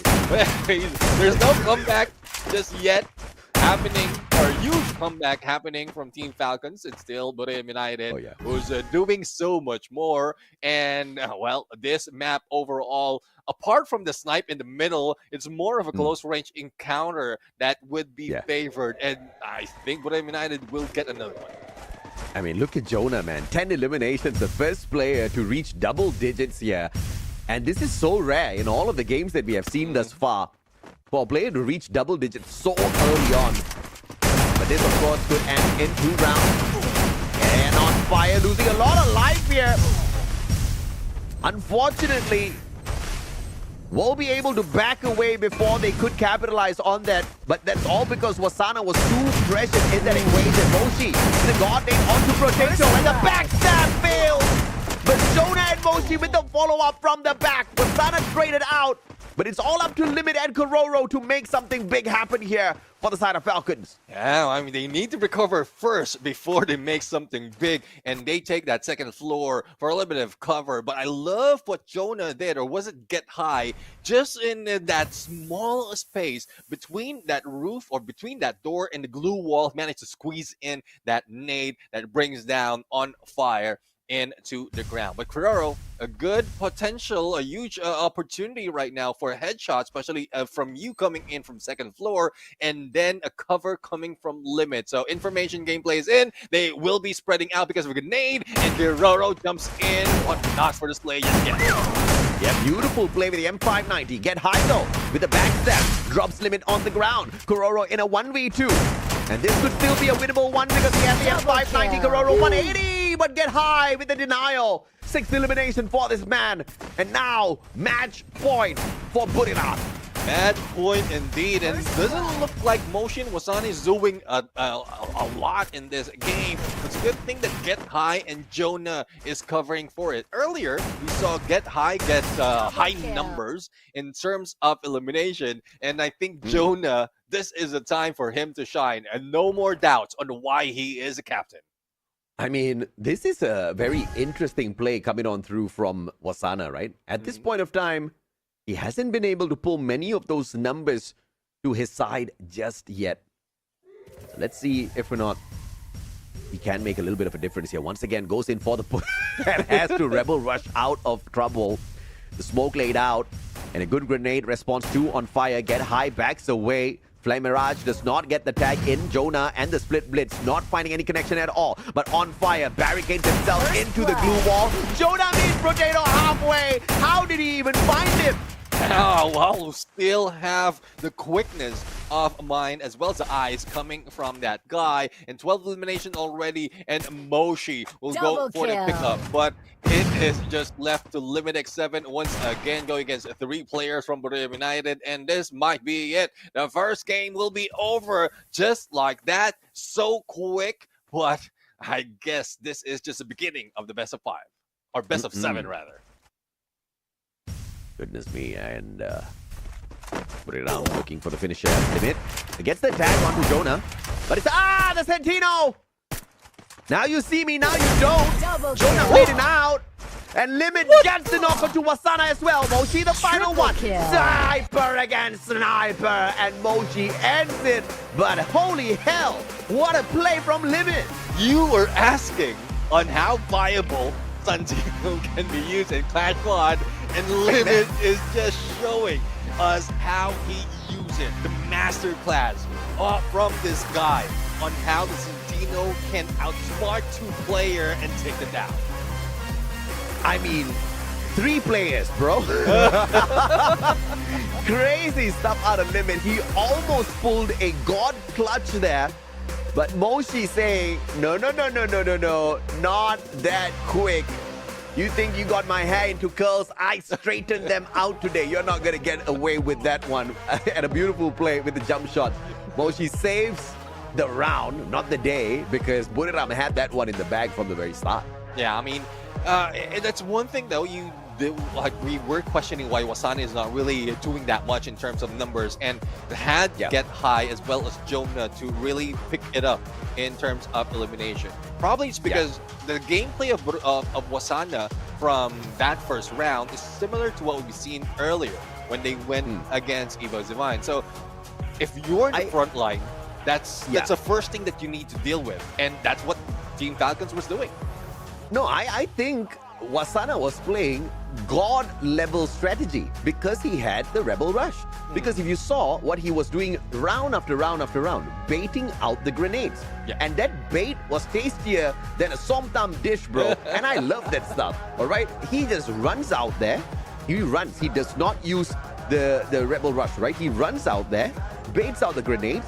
Grenade come popping out, does tag him. He quickly Rebel Rushes out, gets the medkit gameplay, and then joins the battle again. So now you've depleted the usual frag gameplay style out of Falcons. And after the depletion of those grenades, the rest of the team members just go out there rushing. I think that was God-level outplay in terms of strategy from the side of Buriram. That's why they are 2-time world champs, 2-time almost world champs. Well, if you put it that way, I couldn't agree more. Well, like Wasana, he is that aggressive player. He is that rusher overall. And if he can be the bait, especially if he's using the active skill that he's always, that he has been using for, I don't know for how long. But yeah, I mean, it does work. And it is working right now, especially how well they played it out against Team Falcons. So it brings us to the question, what tactics will be pulled out by Team Falcons right now? Because Buriram United hasn't changed just yet. I don't think they'll change for a long time. Unless we see the crews in.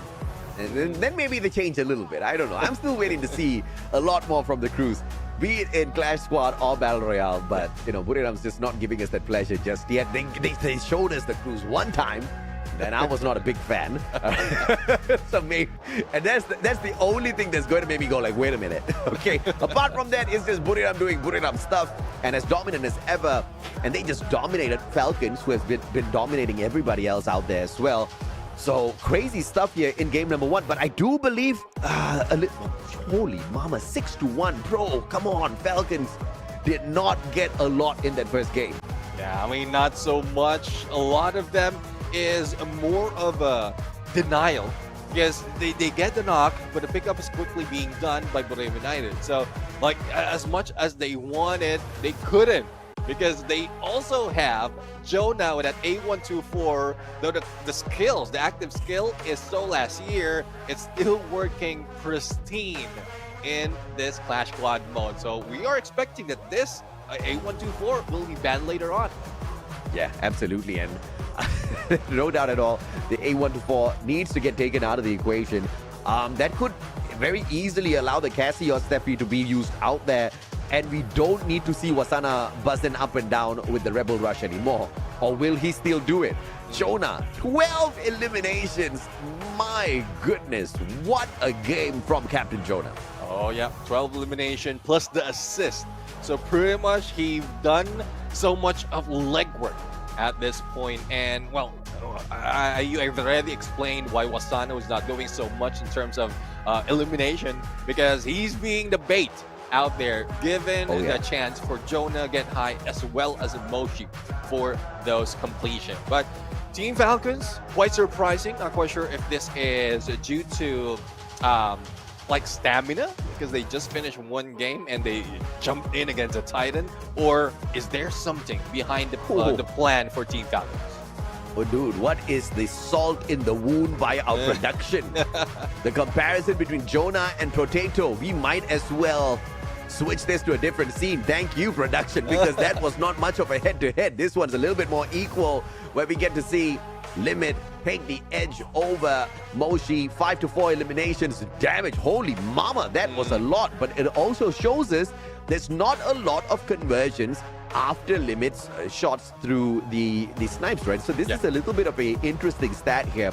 KD average, obviously, Limit got baked quite a number of times. The amount of cooking done out there by the Buriram players, unimaginable. And the AWM just did not show up this time around. It was mostly the VSK that was popping off from both sides. Yeah, I mean, they're playing it like Gordon Ramsay at this point. All those cooking, all those fire, all those heat, they are just bringing it on. But Brave United has got one already in their side. Team Falcons waiting for what they are going to pull this time around, because they have a lot. They have a lot of tactics, and it's just dependent on time and the timing as well. So they need to time Brave United that they take down Wasana, but also expect that Get High or Jonah will be onto them once that happens.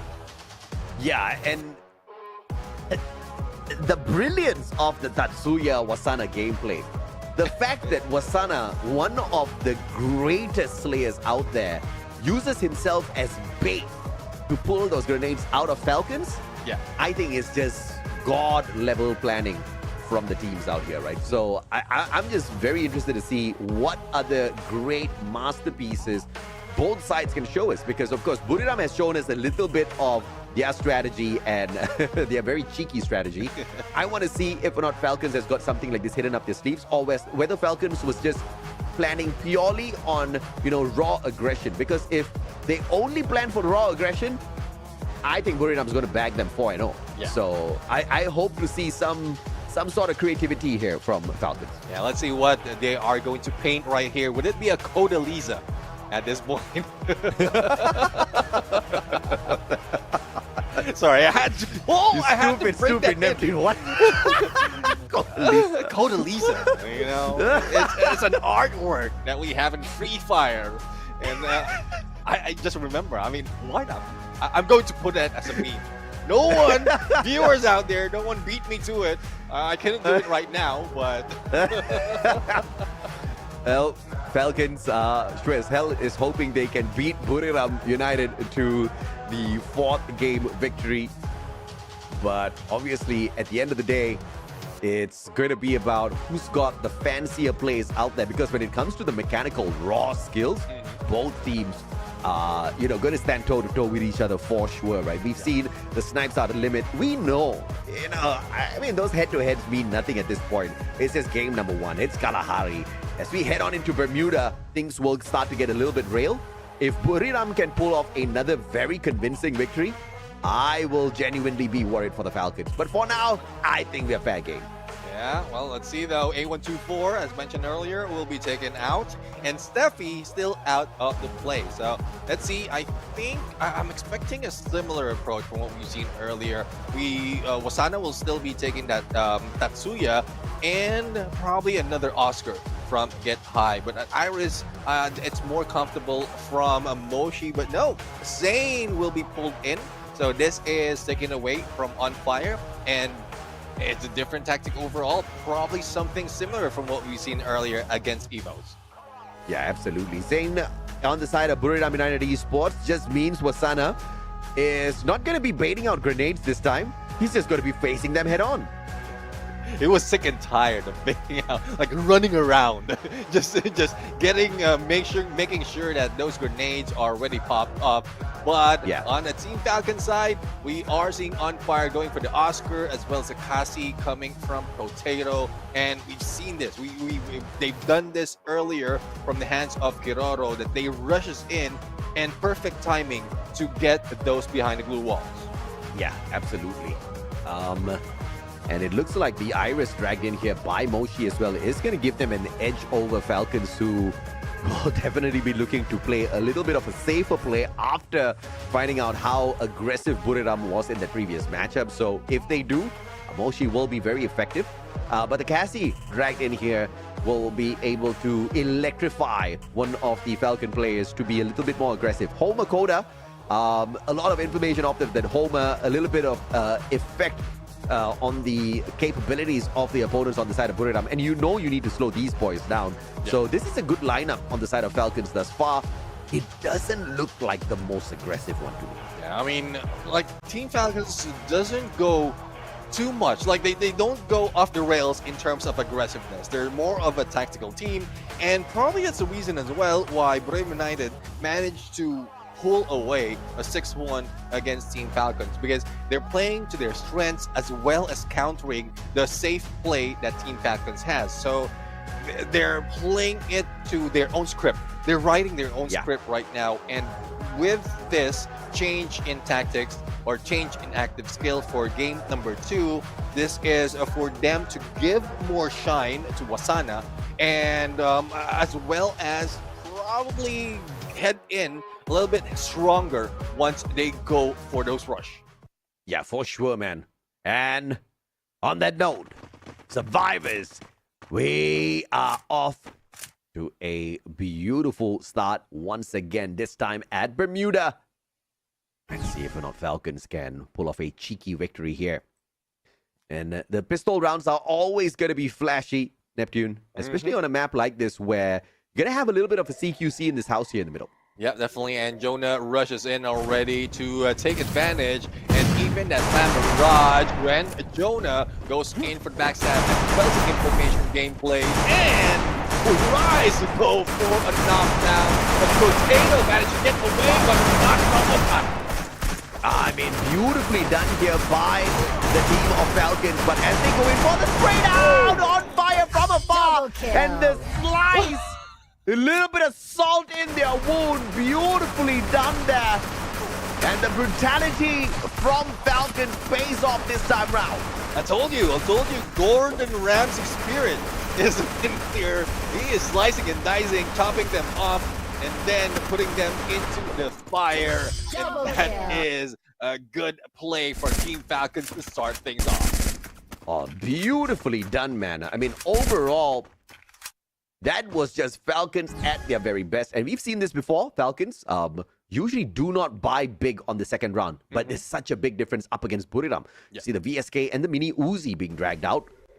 Mini Uzi on both Potato and on fire. Kororo hasn't shown his hands just yet. Okay, it's a triple. Yeah. Oh, wait. Yeah, it's a triple Mini Uzi. So this is, for the first time, Falcons actually going all out in round 2 itself. Yeah, I mean, they have the advantage. They are taking it right now. And Wasana and Jonah going down. Let's see if Unfire can bring it high as well. And now following it up. Oof. And definitely, Team Falcons on fire. They're mad. And they're crazy that they lost this one. I mean, this is just phenomenal, right? Mini Uzi force buying their way in here. They did have the resources. And instead of going in eco like they did earlier on in their matchup up against WAG, they knew that they were going up against monsters and they needed the firepower. Triple Mini Uzis. Of course, we had the Mini Uzis on the side of Buriram as well, but Buriram could only either go in for defense or offense, and going for that offense, they just could not sustain all of that bullet damage. But now, Kororo, alongside On Fire, the electrotherapy connected to On Fire already. And he is just going to be pumped right back up by Potato as he pushes on forth to look for the ad drop. Yeah, Eliminate 7, sacrificing the armor and the helmet as well in exchange for the VSK. But I guess this will be a slow run, and Team Falcons is prioritizing on the airdrop. Kororo right now will be backstabbed and will be rushed by Wasana with the help of that glue wall, but On Fire goes in for the rush as well. Back to back on the takedown, and it's now a 3v3, and Jonah almost at a loss. He goes down as well. Oh, Potato 2 for 1, baby! As he knocks both Jonah as well as Wasana down to the ground. Now Moshi all alone here. Already knocked down 2 players on the side of Falcons. Tag from Limit from afar. And this is now trouble zone time as Moshi needs to go up in a 1v3, potentially a 1v4 shortly. On 5 with a level 3 MP5 makes sure there's no room for that. And Potato cutting off his rotation from afar. Oh, we need Uzi domination, I would say. And in the hands of Potato, it's very deadly. Not so much of damage in long range, but up close and personal in perfect hands, that headshot really can bring them down. So, 3-0.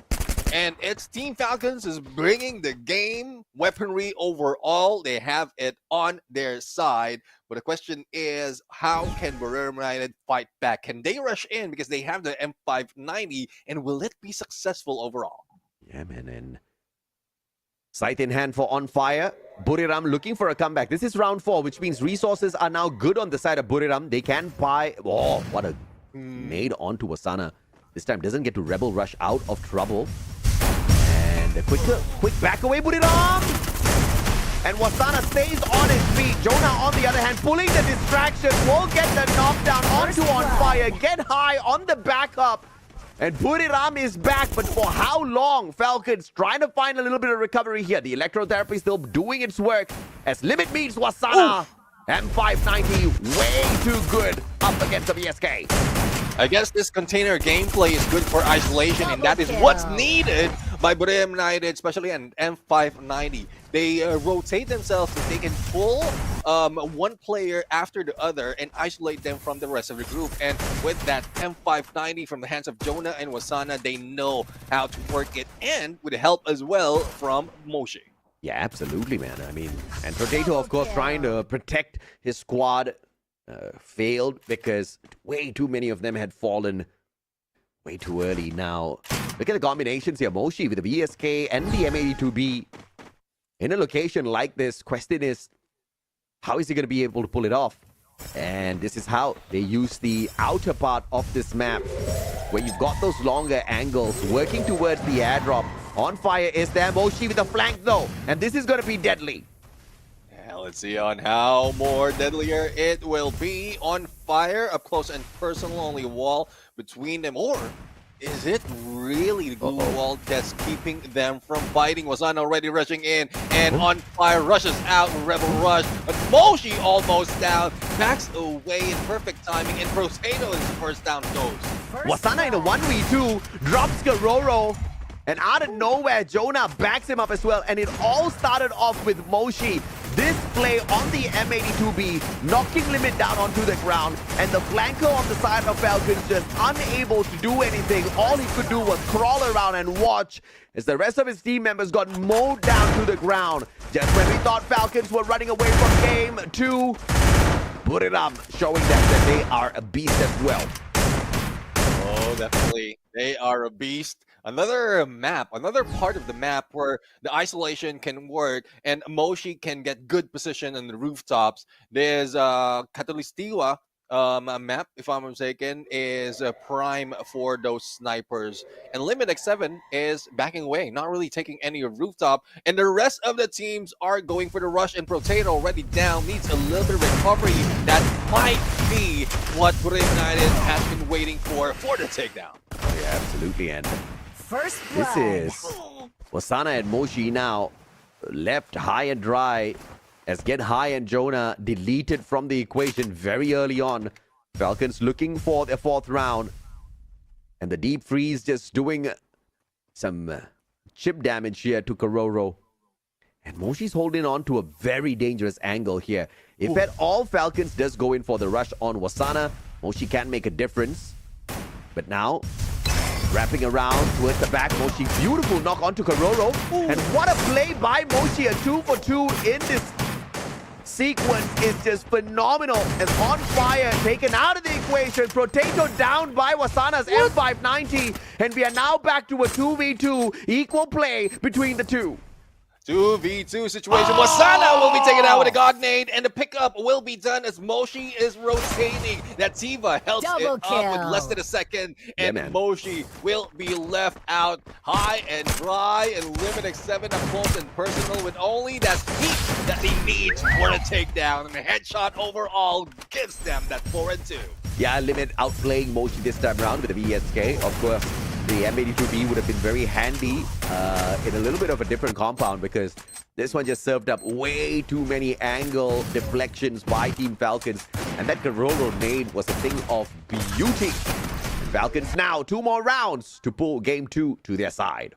Yeah, one thing though, I mean, if Moshi, I love how Moshi was taking an angle that can potentially give him an opening on the snipe, and not really exposing himself. So that's where Moshi really is showing up. But with the airdrop already available, I guess this is where we see those smokes pop once again, as well as those flash freeze to stop anyone rushing in against those taking the airdrop. And Jonah as well as Wasana is down. And this is an interesting play here as Peroro on fire, got nades, take down the players on the side of Buriram. Moshido, can he get this? No, he almost onto on fire. And Limit knows the angle he's playing with. Peroro's gonna expire. Moshi will make sure of that. Circling on around to look for a different angle, but on fire knew he was coming. And the save to Potato will be executed perfectly by Limit. And Moshi right now being jumped in by on fire. Finished right there by a rush. And there you have it. Another point being taken by Team Falcons. It seems like Bermuda United is, well, not showing up, or probably it's because of the counter that Team Falcons has done overall. But positioning wise, Team Falcons is not that passive overall compared to what we expect, and it's a good thing because they are throwing off the rush that's being done by Bermuda United. Yeah, I mean, you gotta thank those grenades from the side of Falcons for sure. Now Buriram needs to somehow squeeze their way back in here, but, you know, I don't care even if they don't, because this is exactly what we wanted, Neptune. Yeah. For this final game in this best of 7 to go the distance, because these two champions, these two titans out here surely deserve a little bit more extra screen time. Get high, up against Limit. Wait, there's a little bit of an opening and on fire. Downs the sniper of Buriram, but get high through the flag barrage. And he takes such a big risk, sacrificing a little bit of health. And he will get dropped down to the ground as well, leaving Wasana all alone.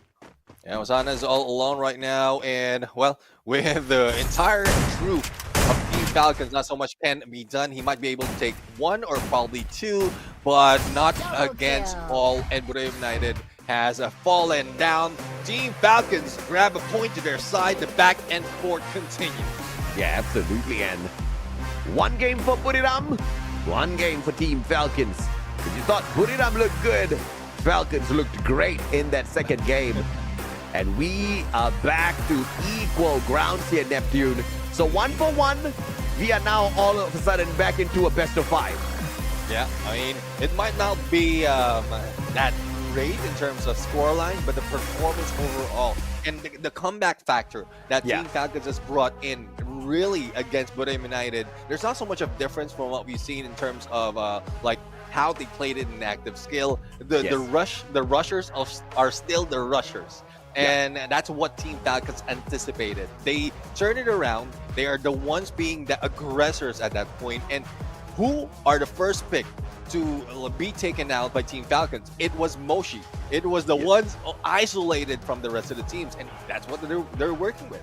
Yeah, absolutely. And I think this was a very smart play. You take the sniper out of the equation, then you get to go in there for the rush, right? And this was something that Russia could not deliver on the side of EWOS earlier on. He just wasn't as threatening enough out there. Of course, we could give credit to his opponents as well. Buriram, who were very, very sneaky in terms of hiding themselves away, not giving him a good line of sight.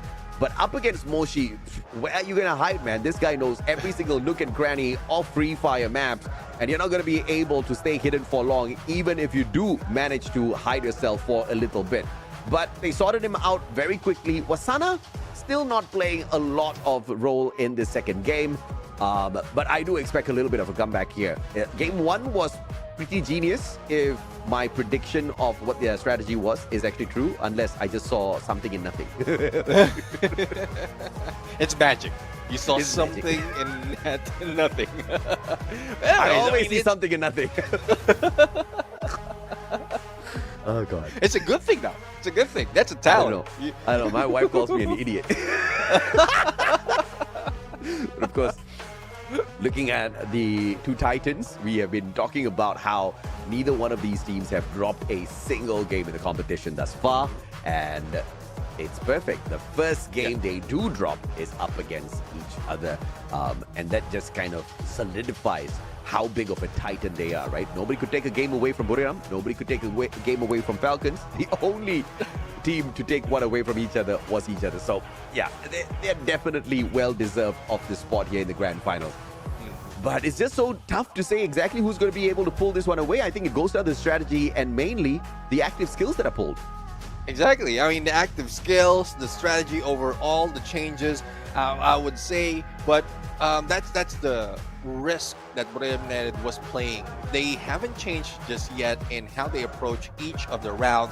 Thus, Team Falcons, they want to come back. They're slowly coming back. And not only is it for the entire team, but especially with the MVP Limited X7 Overwatch, plus the Homer and the VSK, the damage dealer for the initiation of each fight would be Limit X7. Oh, yeah. I mean, earlier, he was really puffing out, right? There was just no way he could scratch and claw his way back into the fight. But this game, man, did a lot. But of course, on fire again. 9 eliminations courtesy of this man. Not too heavy on the assists, though. That was all about Limit, Potato, as well as Kororo. Massive number of assists. This was truly their game, 100%. Yeah, definitely. I mean, a lot of effort has been put into strengthening their front line for a rush to avoid or to counter Wasana at that point, as well as also to take down Moshi to the best that they can. But head-to-head right now in that game, Rusher versus support. It's still the support is winning it. Keroro right now, 5 elimination, 2600 on the damage, as well as a 1.67 on the KD. And I guess Wasana is tired and probably sleeping at the moment. So we want to see him wake up. Yeah, absolutely. I mean, I don't know, man. I saw Wasana yawning there, so I agree with you. I think he needs to wake up as well. But in the head-to-head, this time between Limit and Moshi kind of bowing his head for the eliminations as well as the KD. But the damage is there. The conversion from the damage was definitely there, but Limit just the better sniper in this game too. Yeah, definitely a better sniper in that game. Now let's see though, it can be quickly turned around by Bermuda United. And this might be the first time that we're going to see them switch it up a little bit. Not so much of aggression probably, or a little bit more aggressive. It's only two ways. They can only go two ways. It's either they go slow or passive, or they go head on and not even peeling away from their front, from their position. They will be going all together in a rush, because even up close and personal, we know Moshi can hit those snipes, or probably an M590 can be used by this guy. Absolutely. We just crossed the 5-hour mark since the start of our broadcast, and I think like the day is just getting started between these two, right? Because a best of 7 now has been equalized on the scoreboard and turned into a best of 5. So if we ignore the first 2 games, it is now a rush to see who can find 3-game victories from here on forth. And it seems like it's anybody's call. It's all up to the skills that are probably banned or picked out there. And I want to see another cheeky strategy out of Buriram. You look at that. They've got their whole company behind them. Yeah, I mean, well, I guess it's a need. It's called for, because once you lose, definitely you will need a lot of backup, a lot of people looking into that gameplay, or a lot of like stuff to talk about. And once you are, well, if in case this is the case, they are internal battles. So Mediator will be best as well in those cases. But professionals just like this, I don't think that is the case. They just need to prepare well for the next round. Despite of this being long, despite of this being a best of 7, they want to end it quickly. And this time we're heading into Purgatory. Yeah, amen, brother. So once again, this is a best of 7. Please ignore the map order in terms of the number of maps we were showing you. It's just a wild prediction from production that it is going to end within 5 games. But in order for it to end within 5 games, one of these two teams needs to pull away 3 victories in a row. Once again, this is a best of 7 series for the grand finals. Yeah, I mean, we might see 2 more maps later on and that same spot. But speaking of same spot and the same bans will happen. Steffi, A124, they don't want to deal with it. The question is, who will be picked by Team Falcons? And we have On Fire on the first pick right now. And he goes for the Oscar. Well, interesting here. And obviously, Steffi being taken out of the equation. Both teams wanting to torture each other with the grenades. They don't want any of the defense. So either side gets the opportunity. They're going to ban that one out. I don't think there's a gentleman agreement, but you might as well call it that because the A124 and Steffi is not going to see the daylight here, although it is night. Falcons with the Oscar. Buriram with the double pull. I'm expecting to see the Zane here on the side of Buriram United Esports. Probably even the Tatsuya, because Wasana was so much better on the Tatsuya. I mean, I'm not talking about the eliminations, just to bait out those grenades. I think that was golden. And I think he just needs to go back to the strategy of that game 1. Yeah, let's see though. Let's see if they can pull it off. But you know how it is. Like it seems like that.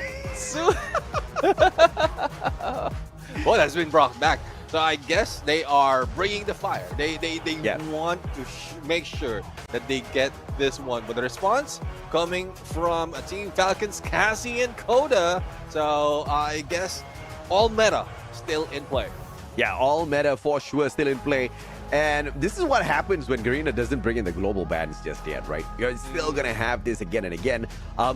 See, I'm not talking about global picks. I'm just purely talking about global bans. Because if we are not allowed to ban the same character game after game, you're going to build up that list of bans. And soon you're going to find a lot of these meta characters dropped out. I think it's just going to throw a whole new flavor into this Clash Squad. But of course, this is still experimental out here. First time Clash Squad on the big stage, and we are loving it, man. Look at the full lineup. Tatsuya Zane, Iris Clue on the side of Bermuda United Esports. Falcons has got the Oscar, Cassie, Coda, Sentino. Once again, that Sentino beauty out of Falcons. I'm looking forward to seeing this gameplay. Oh yeah, I mean, out of Limit X7, that is pristine, the best Sentino gameplay that we've seen so far, and he can do it once again. But well, let's see though. We are looking forward to how they're going to play this set of active skill to their performance. Once again, as a recap, because the visual is not there anymore, Buriram United has Wasana with that Tatsuya, Jonah with that Sane, Moshi with that Iris, and Get High with Clue. Or Team Falcons, we have On Fire and Oscar, Potato with a Cassie, Hiroro with a Coda, and Limit X7 with the Sentino. And as I mentioned, this is pretty much like the meta in terms of Clash Squad mode, and I guess they're going to bring on the fire in this game. Amen. The fire on the way. Purgatory is going to torture both these teams and their souls. Let's see exactly how things break down here on Mode House. Yeah, well, this is something that we rarely see, but it does look like Clock Tower for most cases. So Jonah and Wasana already in the rush, and Mosi will be going in flank, but that Coda can throw off their approach. But up close and personal, I think Wasana will be able to put in a few damage, but quickly as that backs away. Oh, dirty play. Very early with the grenades, and that basically means you don't have a lot of good guns on the side of Falcons. They use their money to buy a double nade. Limit with the M500, of course. And this is going to be a little bit of a pressure play here as he tries to flank around, but the situation like is on fire. First Getting blood. the slice with the sight on to Get High. First blood for Falcons.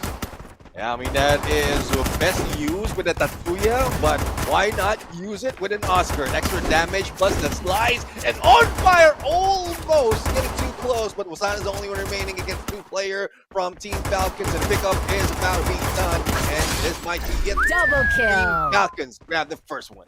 My goodness me.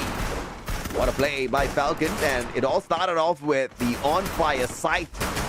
They took Get High out of the equation. Moshi down shortly after that. And unfortunately, Jonah just could not be reached by Wasana. And things came crashing to an end here with Falcons winning out the pistol bout. Yeah, well, let's see though if they will be spending a little bit more or knowing that Borneo United doesn't have that much, they will be going eco with Mini Uzi. And we're seeing Moshi already on a Kingfisher and Limit X7 with that Eagle. So I guess it's Team Falcons right now since they won that pistol round. They're the ones going saving up a few more. Oh, but Mochi with the Kingfisher looking to fish some birds out of the sky. But Karolo with a Mini Uzi to the head. Wasana expired very quickly on. Is Wasana not awake yet in this competition? We have to see that Sentino is not going to be able to swap any spots just yet. Get high with a Mini Uzi. Does great work up against Limit. Sprays him down to the ground. And now a 3v3 on the reset here for Buriram after that knockdown. Oh, even I will be lost in that smoke. And that is what advantage Team Falcons has been made onto them coming from Get High. And it is a cleanup operation by Borneo United. Dirty, dirty, dirty play by Get High. I mean, we've seen the early nades. This man, he capped it in his pocket for the final few seconds, just as he saw. And that was a bait out there. All right, he left his team member to bait out the fights from Falcon. And as they gathered around, he popped them with the grenade, cooked it perfectly. My goodness me, that was spicier than some pad thai right there.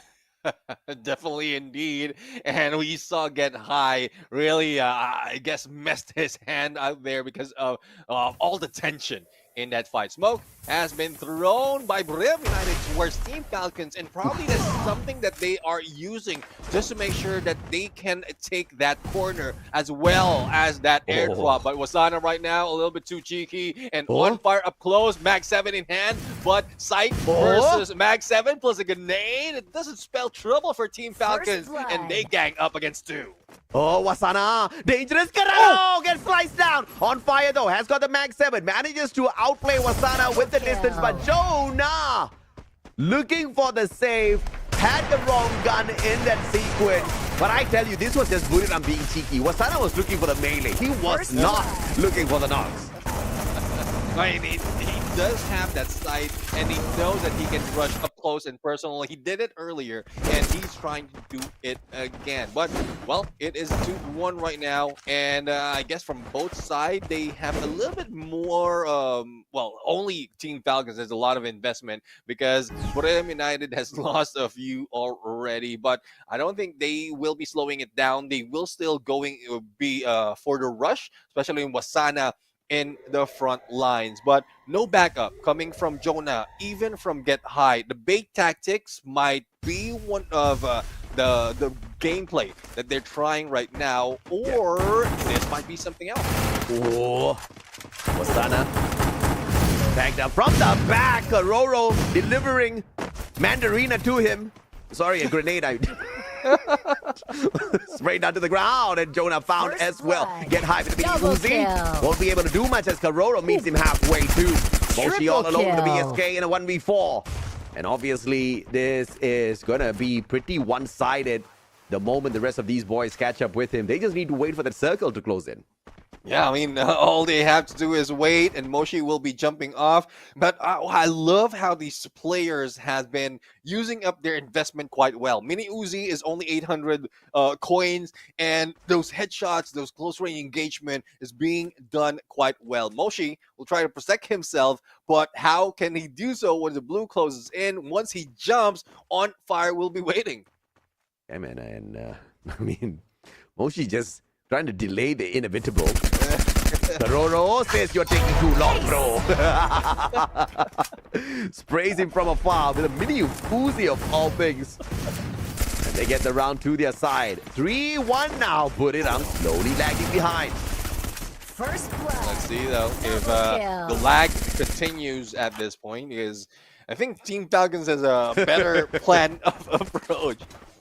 And, well, I guess all laps will be brought in after that game, but not so much for Borneo United. They are lost, not so much of economy on them, not so much of weapon, and that makes them try to go for that airdrop even more. Thus, the bait tactic is working for Team Falcons. Yeah, and top of that, Kororo nailing the Quadra as well. So, man's happy. You saw those laughs on the player cams. Jonah, though, Potato. MP5 in hand. Jonah with the 590. Misses the one shot. And the grill's just keeping Potato very, very safe as Wasana and Get High get straight down to the ground. Kororo with the God Made to just make things so much more difficult. Moshi, a sliver of health. And the sight will put him down onto the ground, and the execution comes forth as well. Captain Jonah now, 1v3. What can that M590 do? Yeah, let's see though. They need to go for the pinch. They need to go for the same time. Otherwise, one goes down quickly. But it's a good thing a follow-up will be happening from On Fire. Max 7 domination right there. Oh, yeah, absolutely. This is a game played at the highest level. No, Free Fire played at the highest level here in Southeast Asia. Clash Squad. And Falcons at this point of time is making it look way too easy. Just like what we saw in that game number 1. 4-1 now. 2 more rounds. And Falcons will pull 2 games ahead. And Buriram United Esports, if they want to make a comeback, now is a really good time. Yeah, definitely this is the time. This is the moment. And Kororo starts it off with a nade. Doesn't hit that much, but here comes On Fire to follow up. Jumping in through, going and breaking those walls. But fortune for him, doesn't find anyone because he was expected. Yep, that Steffi popped. Jonah looking for the M590. On Fire, good sidestep. And will be able to turn things around with the help of Kororo from afar. And Limit with the backstab. And my God, Falcons once again with the God flank have been able to outplay Buriram. Wasana cannot run anywhere. And neither can Moshi, as Falcons now sit on match point for this game 3. Yeah, I mean, Team Falcons took the platform, that catwalk, to their advantage, throwing all those nades and damaging Buriram United. And once Buriram United, Moshi as well as Wasana has been cut off from rotation, that's where they took them down one at a time. Match point right now for Team Falcons. And, well, this is not looking like Buriram United has a good chance of a comeback. Oof. I mean, Chad is being very, very ruthless to Wasana right now just because he's bringing in 0 eliminations. And they seem to forget that Moshi is playing in here too. I thought it was a motivation. You thought it was going to be motivation? No, I'm with the Chad. Wasana fighting On Fire very early on. Ooh. But out of nowhere, Limit with the super freeze on him. Probably clumps him on his head to drop him. And now Buriram fighting this fire out of nowhere. Leaving Limit as the final player. And they sought that out quick. But the question is this a little bit too late? Yeah, I mean, is it too late? It's only 1 point that Team Falcons need to end this match. And still, Buriram United has a long way to go. But they have the weapon, they have all the resources taken away from Team Falcons as well. So I guess it will be more spicier at this point. And, well, despite of not getting any elimination, you know how Wasana is working from the previous round. He might still be doing the same thing of baiting them to use those nades, but doesn't have the skill to get away that quickly. I mean, Wasana just wants all sorts of titles, right? From the Super Rusher now to the Super Beta. So let's just see if or not he kind of gives us a few other names to play around with. Wasana Moshi now looking up that nade. Looking for the title of Chef as well! Ooh. And Wasana will get the title of Chef! And now with the M590 on for the Rebel Run, meeting a player halfway through. Can he find a Kororo on the open? On Fire down, bleeding out as Moshi delivers yet again. Limit X7 with a knock on to Moshi with a VSK. Kororo with a sliver of health.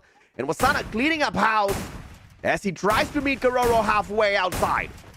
Yeah, Wasana just mowing down all those glue walls and tries to go against Kororo, but he goes down from the hands of Get High. And still, we have a deal with a few more games. Limit 7 will be at his limits. It's similar scenario from what we've seen on Moshi's side earlier, so I guess there's not so much that can be done. He fell off that bridge and lost his life.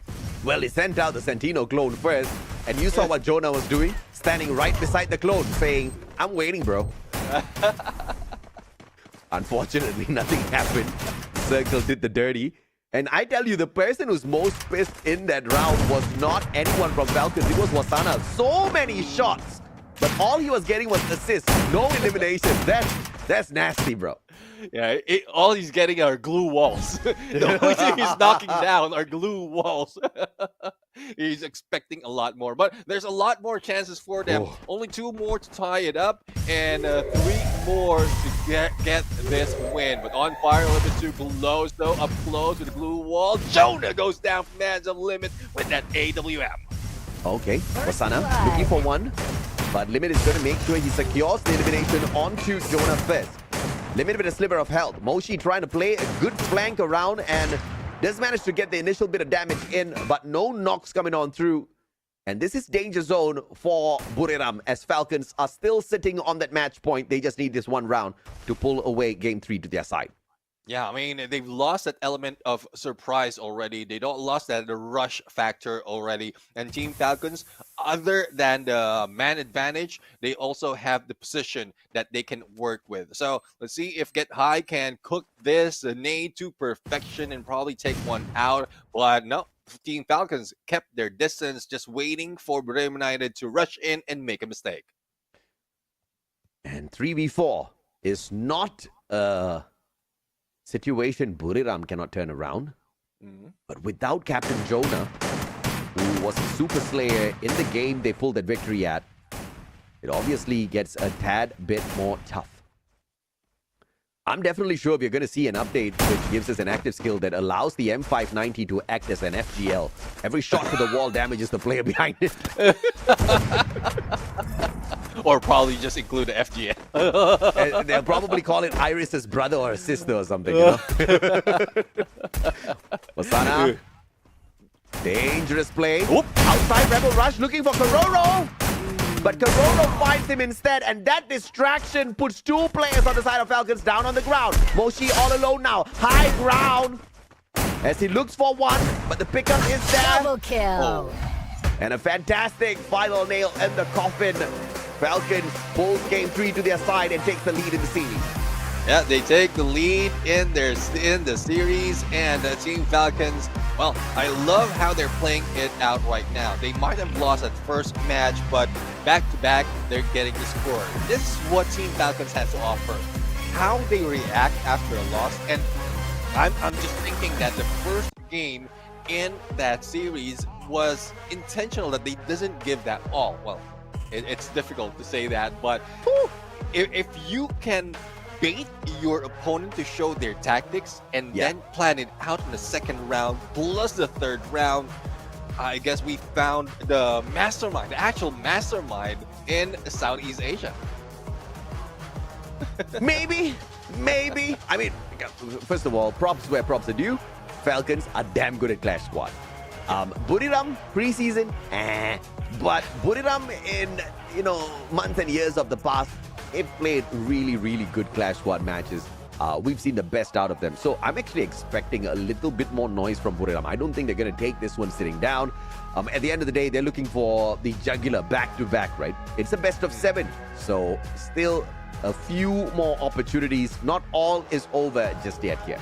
Yeah, definitely. I mean, it's a long run between these two teams. It's just 2-1 in scoreline. So there's a huge potential that Buriram United can bring it back, and not just with 1 point, but they can also bring it back with multiple and a chase for that championship. But and similar to what you said about Buriram United, Team Falcons will not let them walk against them that easily. So I guess it's just up to how the teams adapt, how the teams will change. And well, so far Team Falcons look like they're the ones adapting well, because not only are they're taking advantage of the skills that they have, but they're also taking advantage of what was the term, the initiation that's being done by Buriram United that they couldn't help let go. Yeah, I think that's one of the key factors here that led Falcons to the victory back-to-back in those games. Bermuda, Purgatory, both conquered by Falcons. Kalahari sneaked away beautifully by Buriram. But now as we head on into Nexterra and later on Solara, this is where we have to go to Solara. We definitely have to play Solara since Kalahari was taken away already. So I have a feeling that this is just going to go a little bit back and forth. But if Nexterra is secured by Falcons, oof, I don't know how possible it is going to be for Buriram to sneak the trophy away from them. And it's going back to the story of what they did against WAG. They build them up and then bring them down. They build them up, buttercup baby. Amen. And of course, the biggest question is going to be, what kind of trick up the sleeves of Buriram are we going to have the delight of watching in Nexterra after this? Because I think baiting out those grenades was a very big play initially. And then you saw in game 2 and 3, Falcons were not very, focused on those grenade plays anymore. Of course, those grenades were still chucked out, but it was just not as aggressive from the side of Team Falcons. But now that 2 games in a row, Buriram has not gone in for the bait of those grenades. Maybe Falcons thinks that, okay, it's time to invest again, and then Wasana strikes yet again. Let's see though. I mean, they've fallen for that already, but I don't think they will do that twice. But I know impulses that will help Buriram United grab a win. Why not? But for MVP, it's once again the one and only Kiroro. This time he wears that coda that really shows up in most engagement. Even with a mini Uzi, he knows where to target all those headshots because he have the perfect skill on him. Oh yeah, I mean, and this is exactly what we need, right? 6-3 on the scoreboard, 11 eliminations from On Fire, Kororo limit Potato, everybody chipping in. If it is not the eliminations, it's the assists. And look at those assists, massive stuff when teamwork is in question for the side of Falcons. Yeah, head-to-head right now between On Fire and Jonah. Yes, Jonah might have pulled a 12 elimination earlier, but this time it is 11 against 4, led by On Fire. Damage is not that far from each other, and well, in terms of elimination, it would translate to this kind of KD, but assist would be quite balanced between the two. And let's see who will be going in on to the next head-to-head later on, because we are just in the 3rd game out of the best of 7 between the two teams. Best of 7 means it is not a sprint, it is a marathon. You gotta take steps carefully. If you try to run all the way to the end from the start, then maybe you will run out of breath before you get to the finish line. And that could just be what Buriram is looking at here. Perhaps they are playing the tactic of Falcons. Perhaps they are raising Falcons up before they drop them like a sack of potatoes. Or like a sack of potatoes, Either way. But looking at this wait, hold up, man. Is it a best of 5? I believe it's a best of 7 though. I believe it is a best of 7, but we are being shown a best of 5. So I don't know. I'm quite confused as well on the situation. But well, if this is the case, Team Falcons is very close. Nani? Nani? I am legitimately mind blown at this point of time. Like, wait, is this going to end right here, right now? Is this going to end in this next game? Neptune.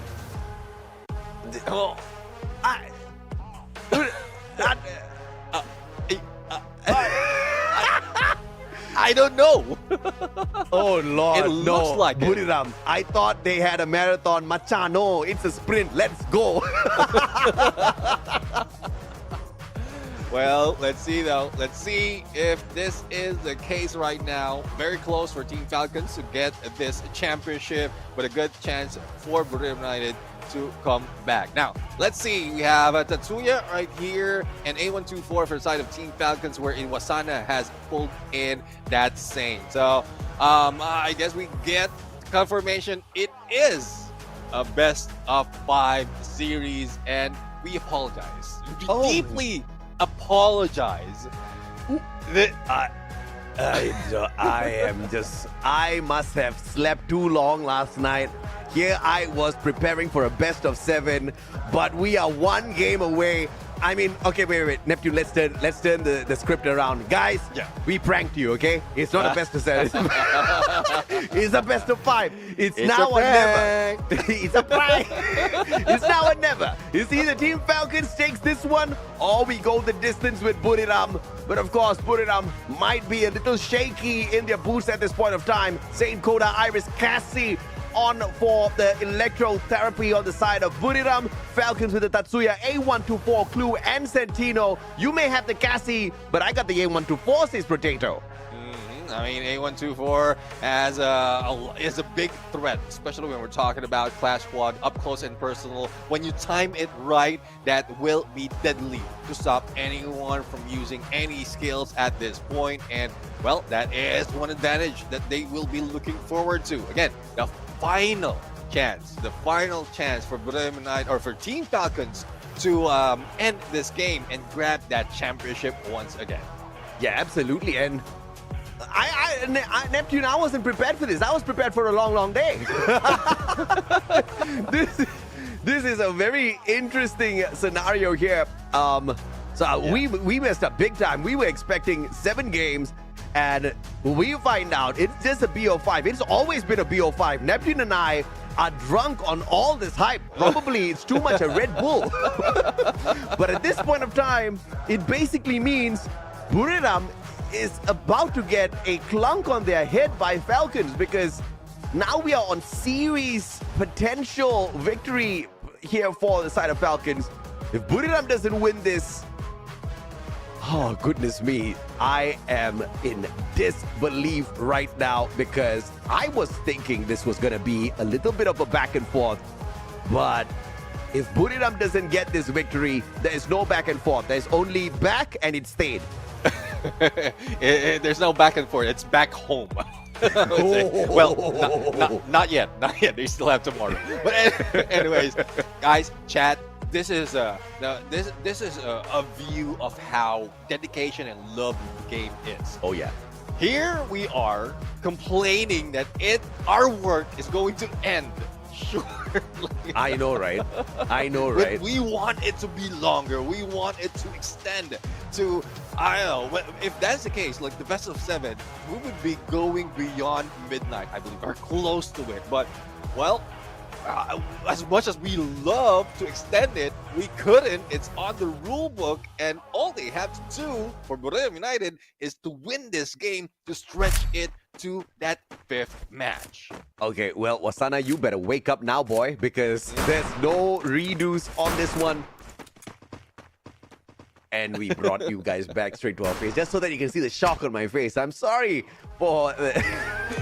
we pranked you guys all night long. Well, I would have it no other way.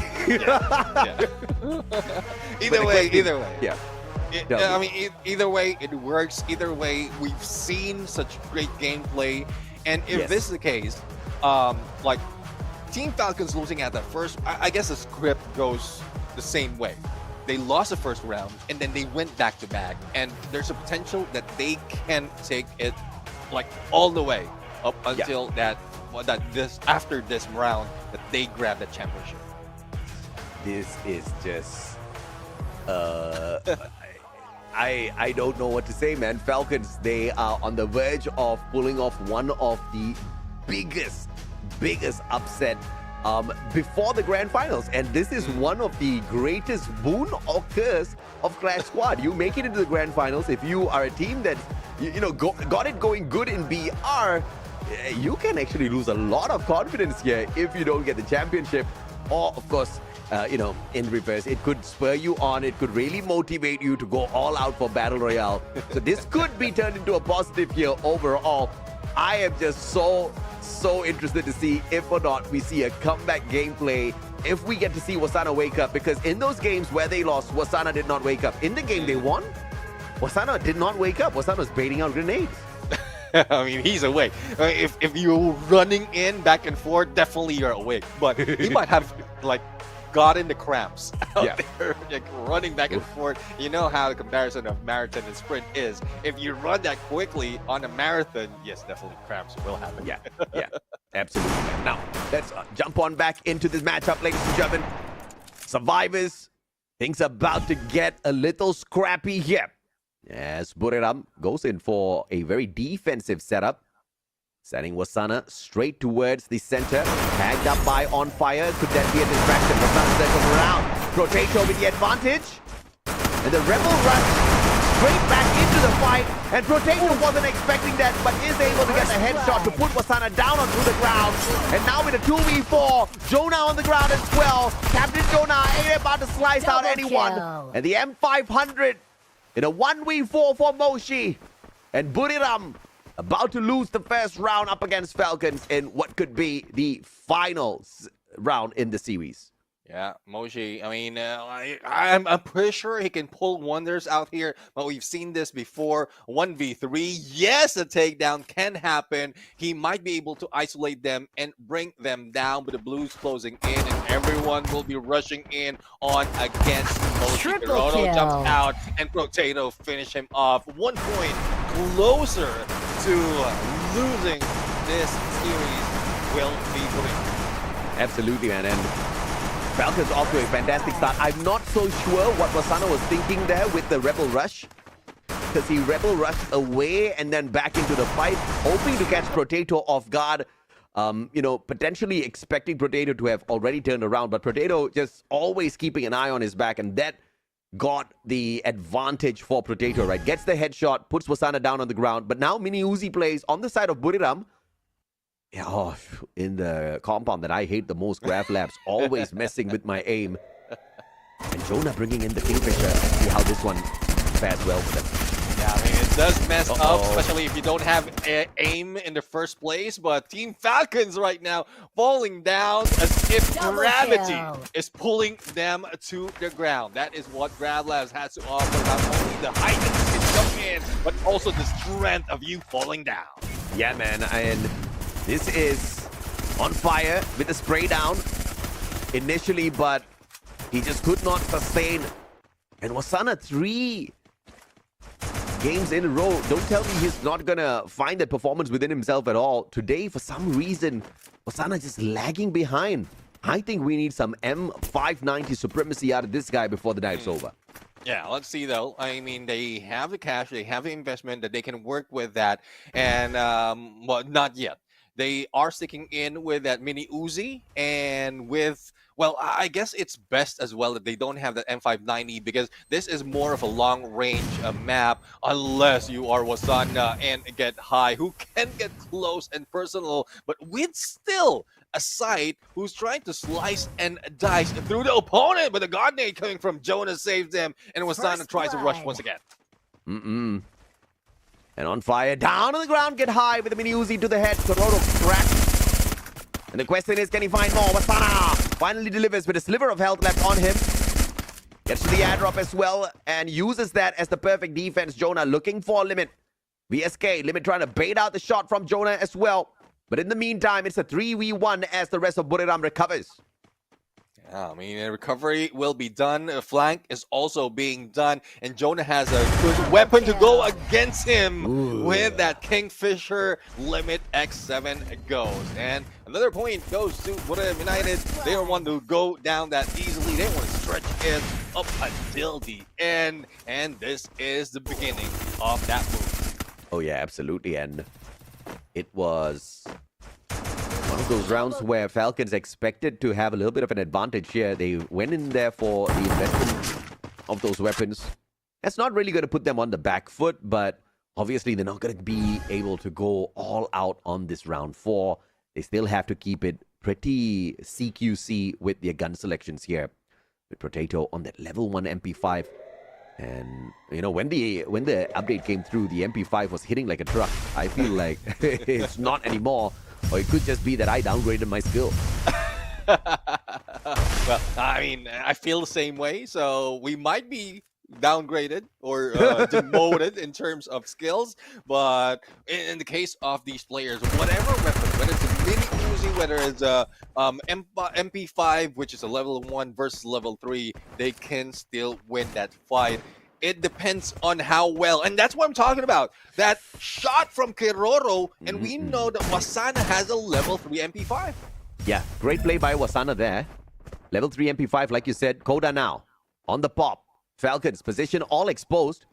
And on fire, looking for get high. That could have been deadly. Now Wasana with that level 3 MP5 that we talked about. Gets the beautiful spray down. But Potato on fire. Turning things around here. Wasana taken out of the equation. By on fire. And Get High desperately trying to keep his team still in the fight, but Moshi would have got nade out of nowhere. Limit should be able to go in here for the pickup. Potato circling around, trying to stop Limit. Sentino sent out. Moshi with the knock on to Limit as well. And Kororo desperately trying to go in there for the finisher, and they find it. Falcons will pull round back. Yeah, the equalizer from Team Falcons to get in very, very close. And I'm not quite sure though, like Wasana is still wearing that SMG or probably the mini Uzi from earlier, and it's not really pulling out that M590 into play. So probably it's because he failed miserably in one of the games earlier, not really getting a lot of elimination, thus trying to do something different. But when the championship is at the risk, I'm not quite sure if that is a smart move. And I just look at the there. Wasana with the mini Uzi on fire at the cyber drop, and Wasana's just blocked off here. And the tag's coming on through. Electrotherapy gets the link in. Get high. Can he get the tag in as On Fire and Potato going for the push? Mini Uzi combined with the MP5. Wasana down on the ground. Pick up instant from Get High, but Jonah sprayed by Kororo from afar. And just like that, Falcons now take the lead. Yeah, Falcons has taken 2 back-to-back in this game. And let's see, though, if it is something that they can bring home towards the end. And as we keep talking about, it seems like Wasana is not waking up at this point. Only 1 elimination after 5 rounds already, and that will make Team Falcons a little bit more happier in terms of their trajectory to grab that championship. Yeah, and let's see if or not Limit can do this magic once again. VSK sends the Sentino out across the battlefield. Nobody shooting the clone down just yet. Look at that sneaky little reposition by Limit. And he gets to the airdrop first. Brilliantly played. Yeah, but he is at the risk, though, being below 4 players of Bermuda United, but he used that once again to try to get away. And, well, Bermuda United is just waiting, not really risking opening up, especially when you have snipers like Kiroro onto the other side with that VSK onto you. So that's something that they need to work with right now, probably play it to their advantage. Not so much of medkits that will be helping them even if the blue closes in. So this is not BR, this is Clash Squad, and all you have to do is go into a clash in the PQC. Oh, round and round we go in the merry-go-round, and Potato dropping Jonah. Captain Jonah out of the equation, which means a big firepower from the side of Bermuda United Esports just got extinguished. And Get High down as well. No support for you, my sirs. Wasana, the non-performer, alongside one of the best snipers out there, Moshi. The only ones left in here. Limit one a reposition, but Moshi with the Punisher as he sees that Sentino glow from afar. But a sliver of health left here. Wasana with a 1v2. Gets the first knock on to On Fire. Potato down by Moshi as well. What a teamwork between Wasana and Moshi.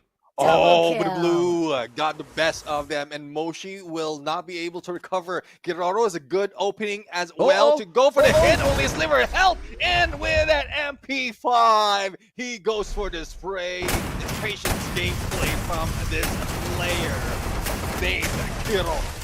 I mean, Kiroro, very smart play from this guy.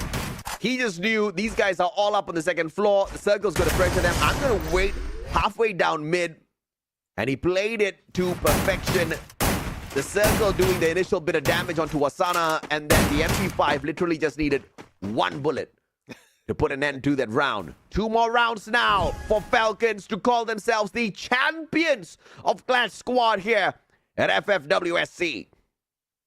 Let's see though, and how well can they prep up to this. Potato already in front to get that cyber airdrop and probably take a few more of weapons to go against them. Perfect timing for Potato to make that nade bounce off, and this is a chance for them to reposition and probably outsmart Brave United even more. But Brave United is not letting go of their flank. 3-man stack plus one on the other side named Jonah, who's just distracting the other players.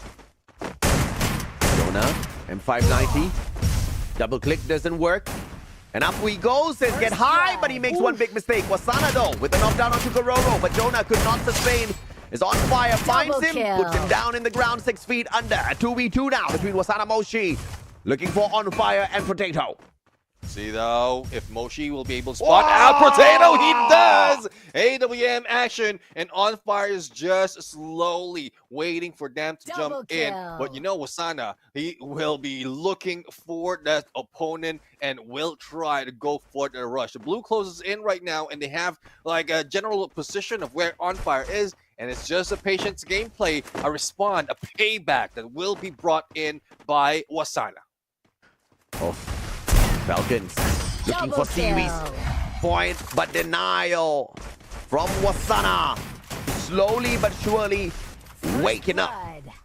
I mean, definitely he is awake. The real elimination already, and even more in that game. But that's what I'm talking about. Headshot to the foot. Headshot to the foot. No, he hit the Achilles heel. Yeah, instant takedown.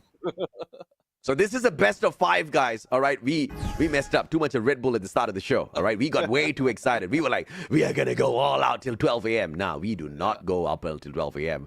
This one's gonna end pretty soon here. By the way, Falcons are playing it, but Buriram fighting for their lives, hoping to push this into a game number 5 for the first time in the day.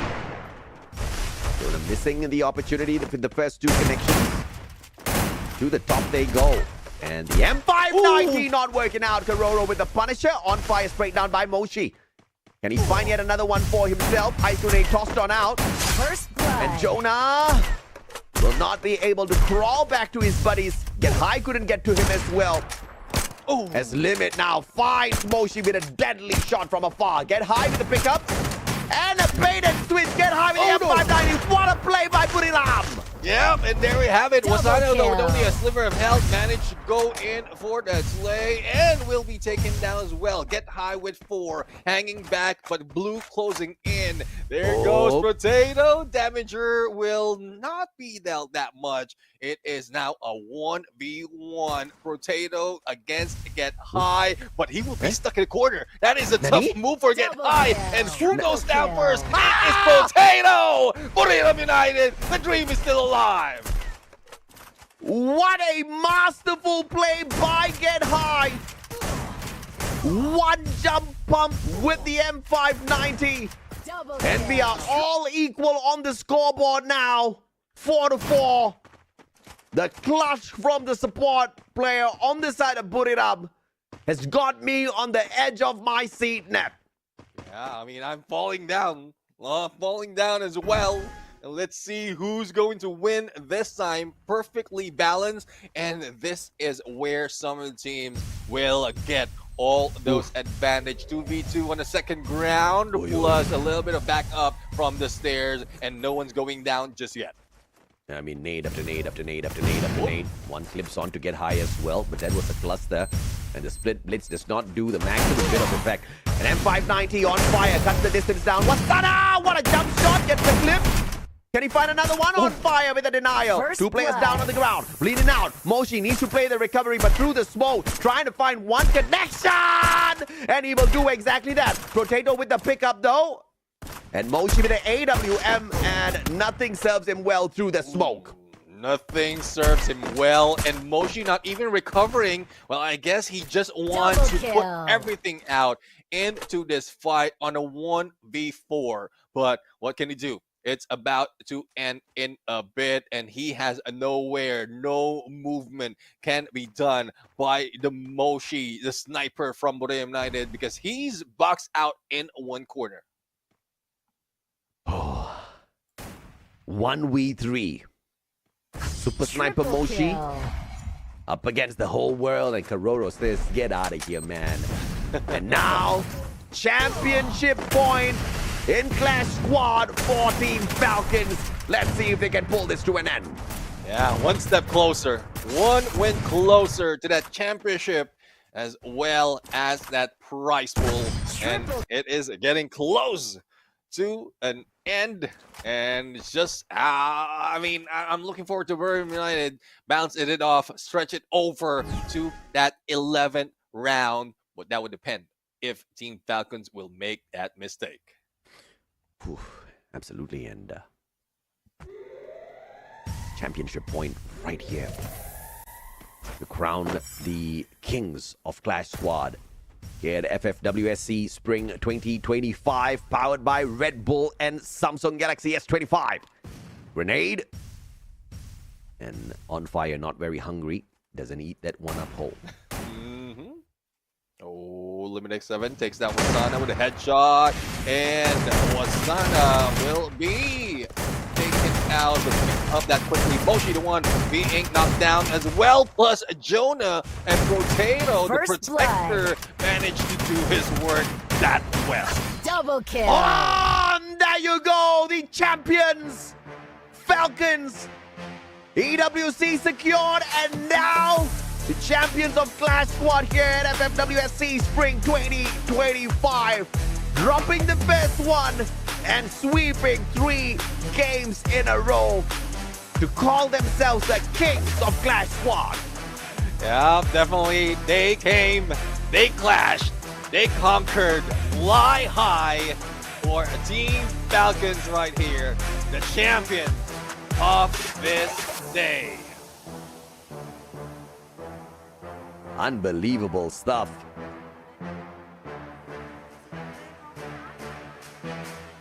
Xin được chúc mừng Falcons đã trở thành nhà vô địch của chúng ta. Hãy nâng cao chiếc cúp vô địch của mình. Congratulations to Team Falcons! It's your time to raise the trophy! Nhà vô địch tử chiến vòng chung kết Free Fire World Series SEA 2025 Spring đã gọi tên đội tuyển Falcons. Xin chúc mừng các bạn. And of course, the champion of our grand finals Clash Card mode in Free Fire World Series SEA 2025 Spring officially called to Team Falcons. Và ngay sau đây, xin được mời các bạn nhận giải thưởng đến từ ban tổ chức trị giá là 30.000 USD. Xin chúc mừng các bạn.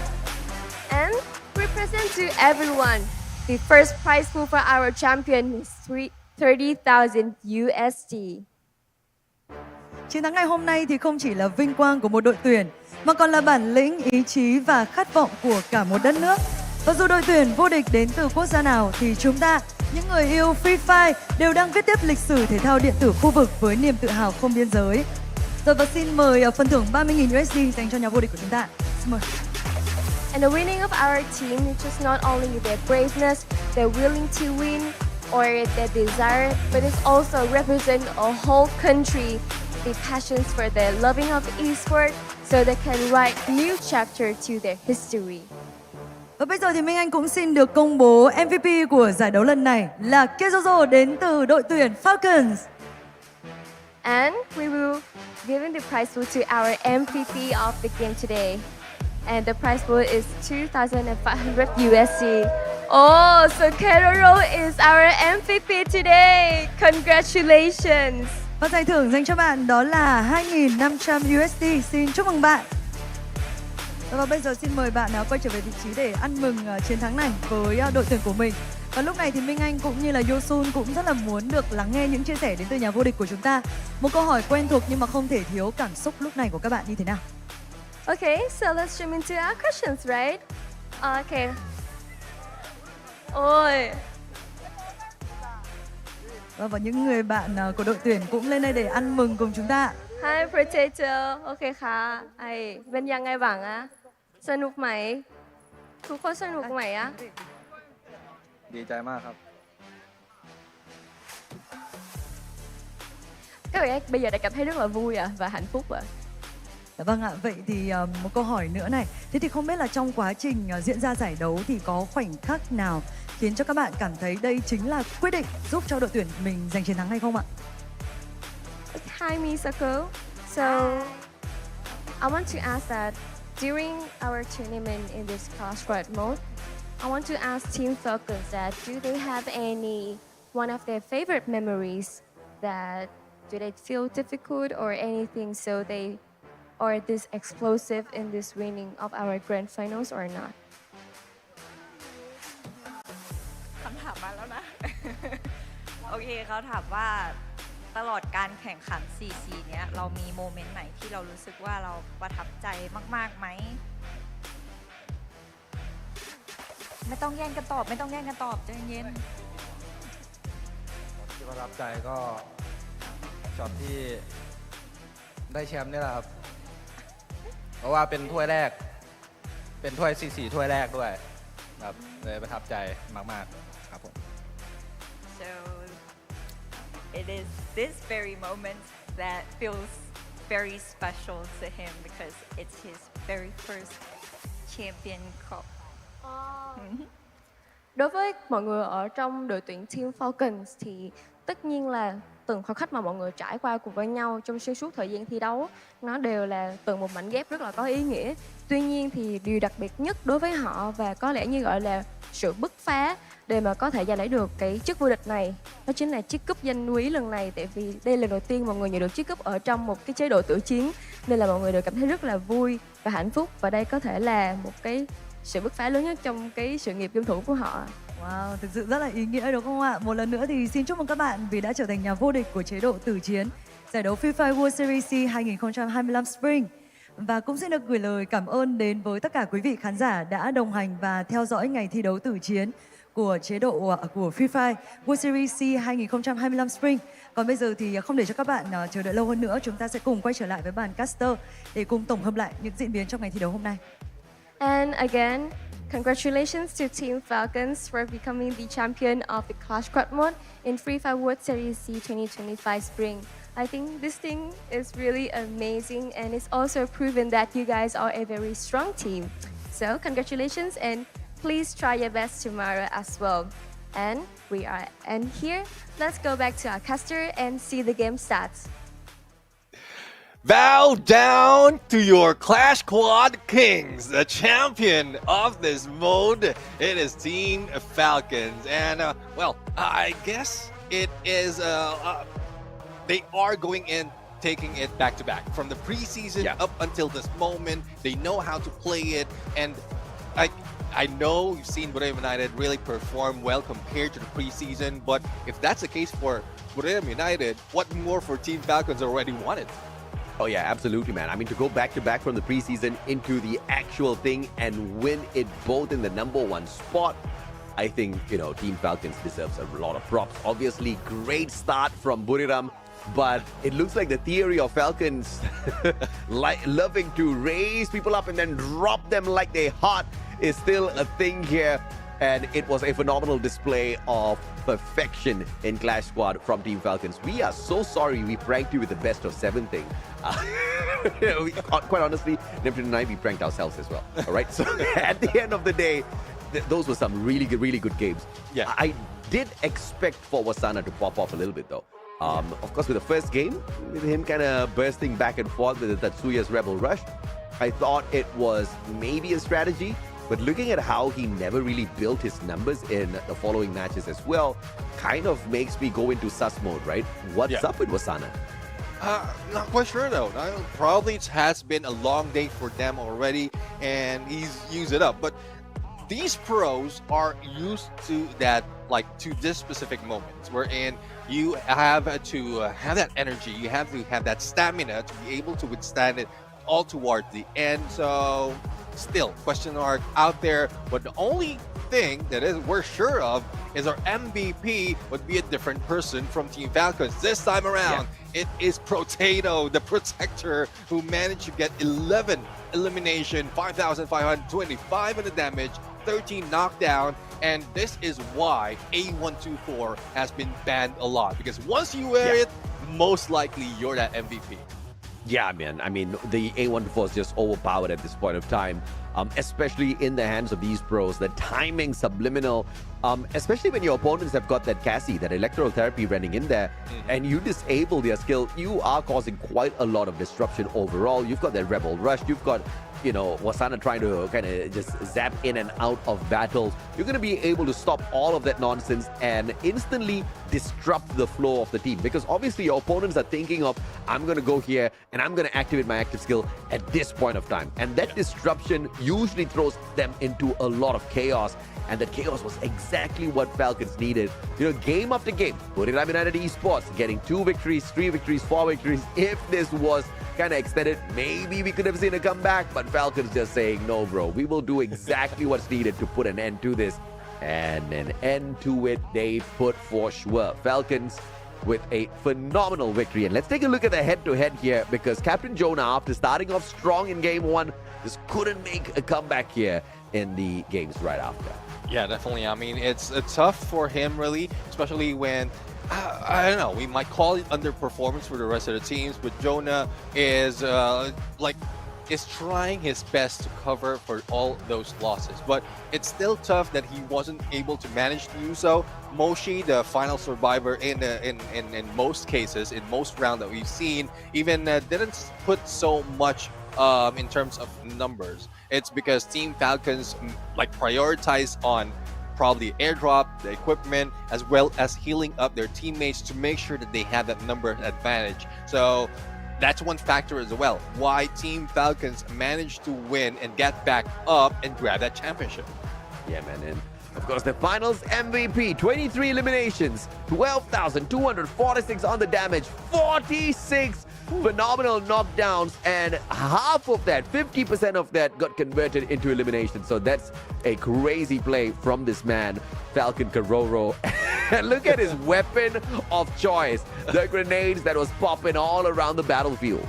Yeah, I mean, a lot of elimination has been done because of the nade, and it's not just Kiroro, but he's done it quite well. And well, it goes a long way. Even in the pistol round, you can use that nade. You can just use up your USP from the start, because they still have that accuracy to deal with. But final MVP, we have it here. We have our champion. We have the Team Falcons. Not quite sure what else we want to ask for, but I guess this is it. Everything good has to go for it. And I guess this is the end for Clash Squad mode for the season. It's the end for Clash Squad mode, but not the end for the FFWS SEA Spring 2025. We've got one more day to go. That is tomorrow. Same place, same time. We are going to rock it. A potential 10 games for our Battle Royale Grand Finals. You do not want to miss that. And although there's potential of 10 games, it could end as early as 4 or 5 matches now. Yeah, definitely. Well, this is it for Clash Squad mode. We're going to see you again tomorrow for Battle Royale. So, goodbye and good night.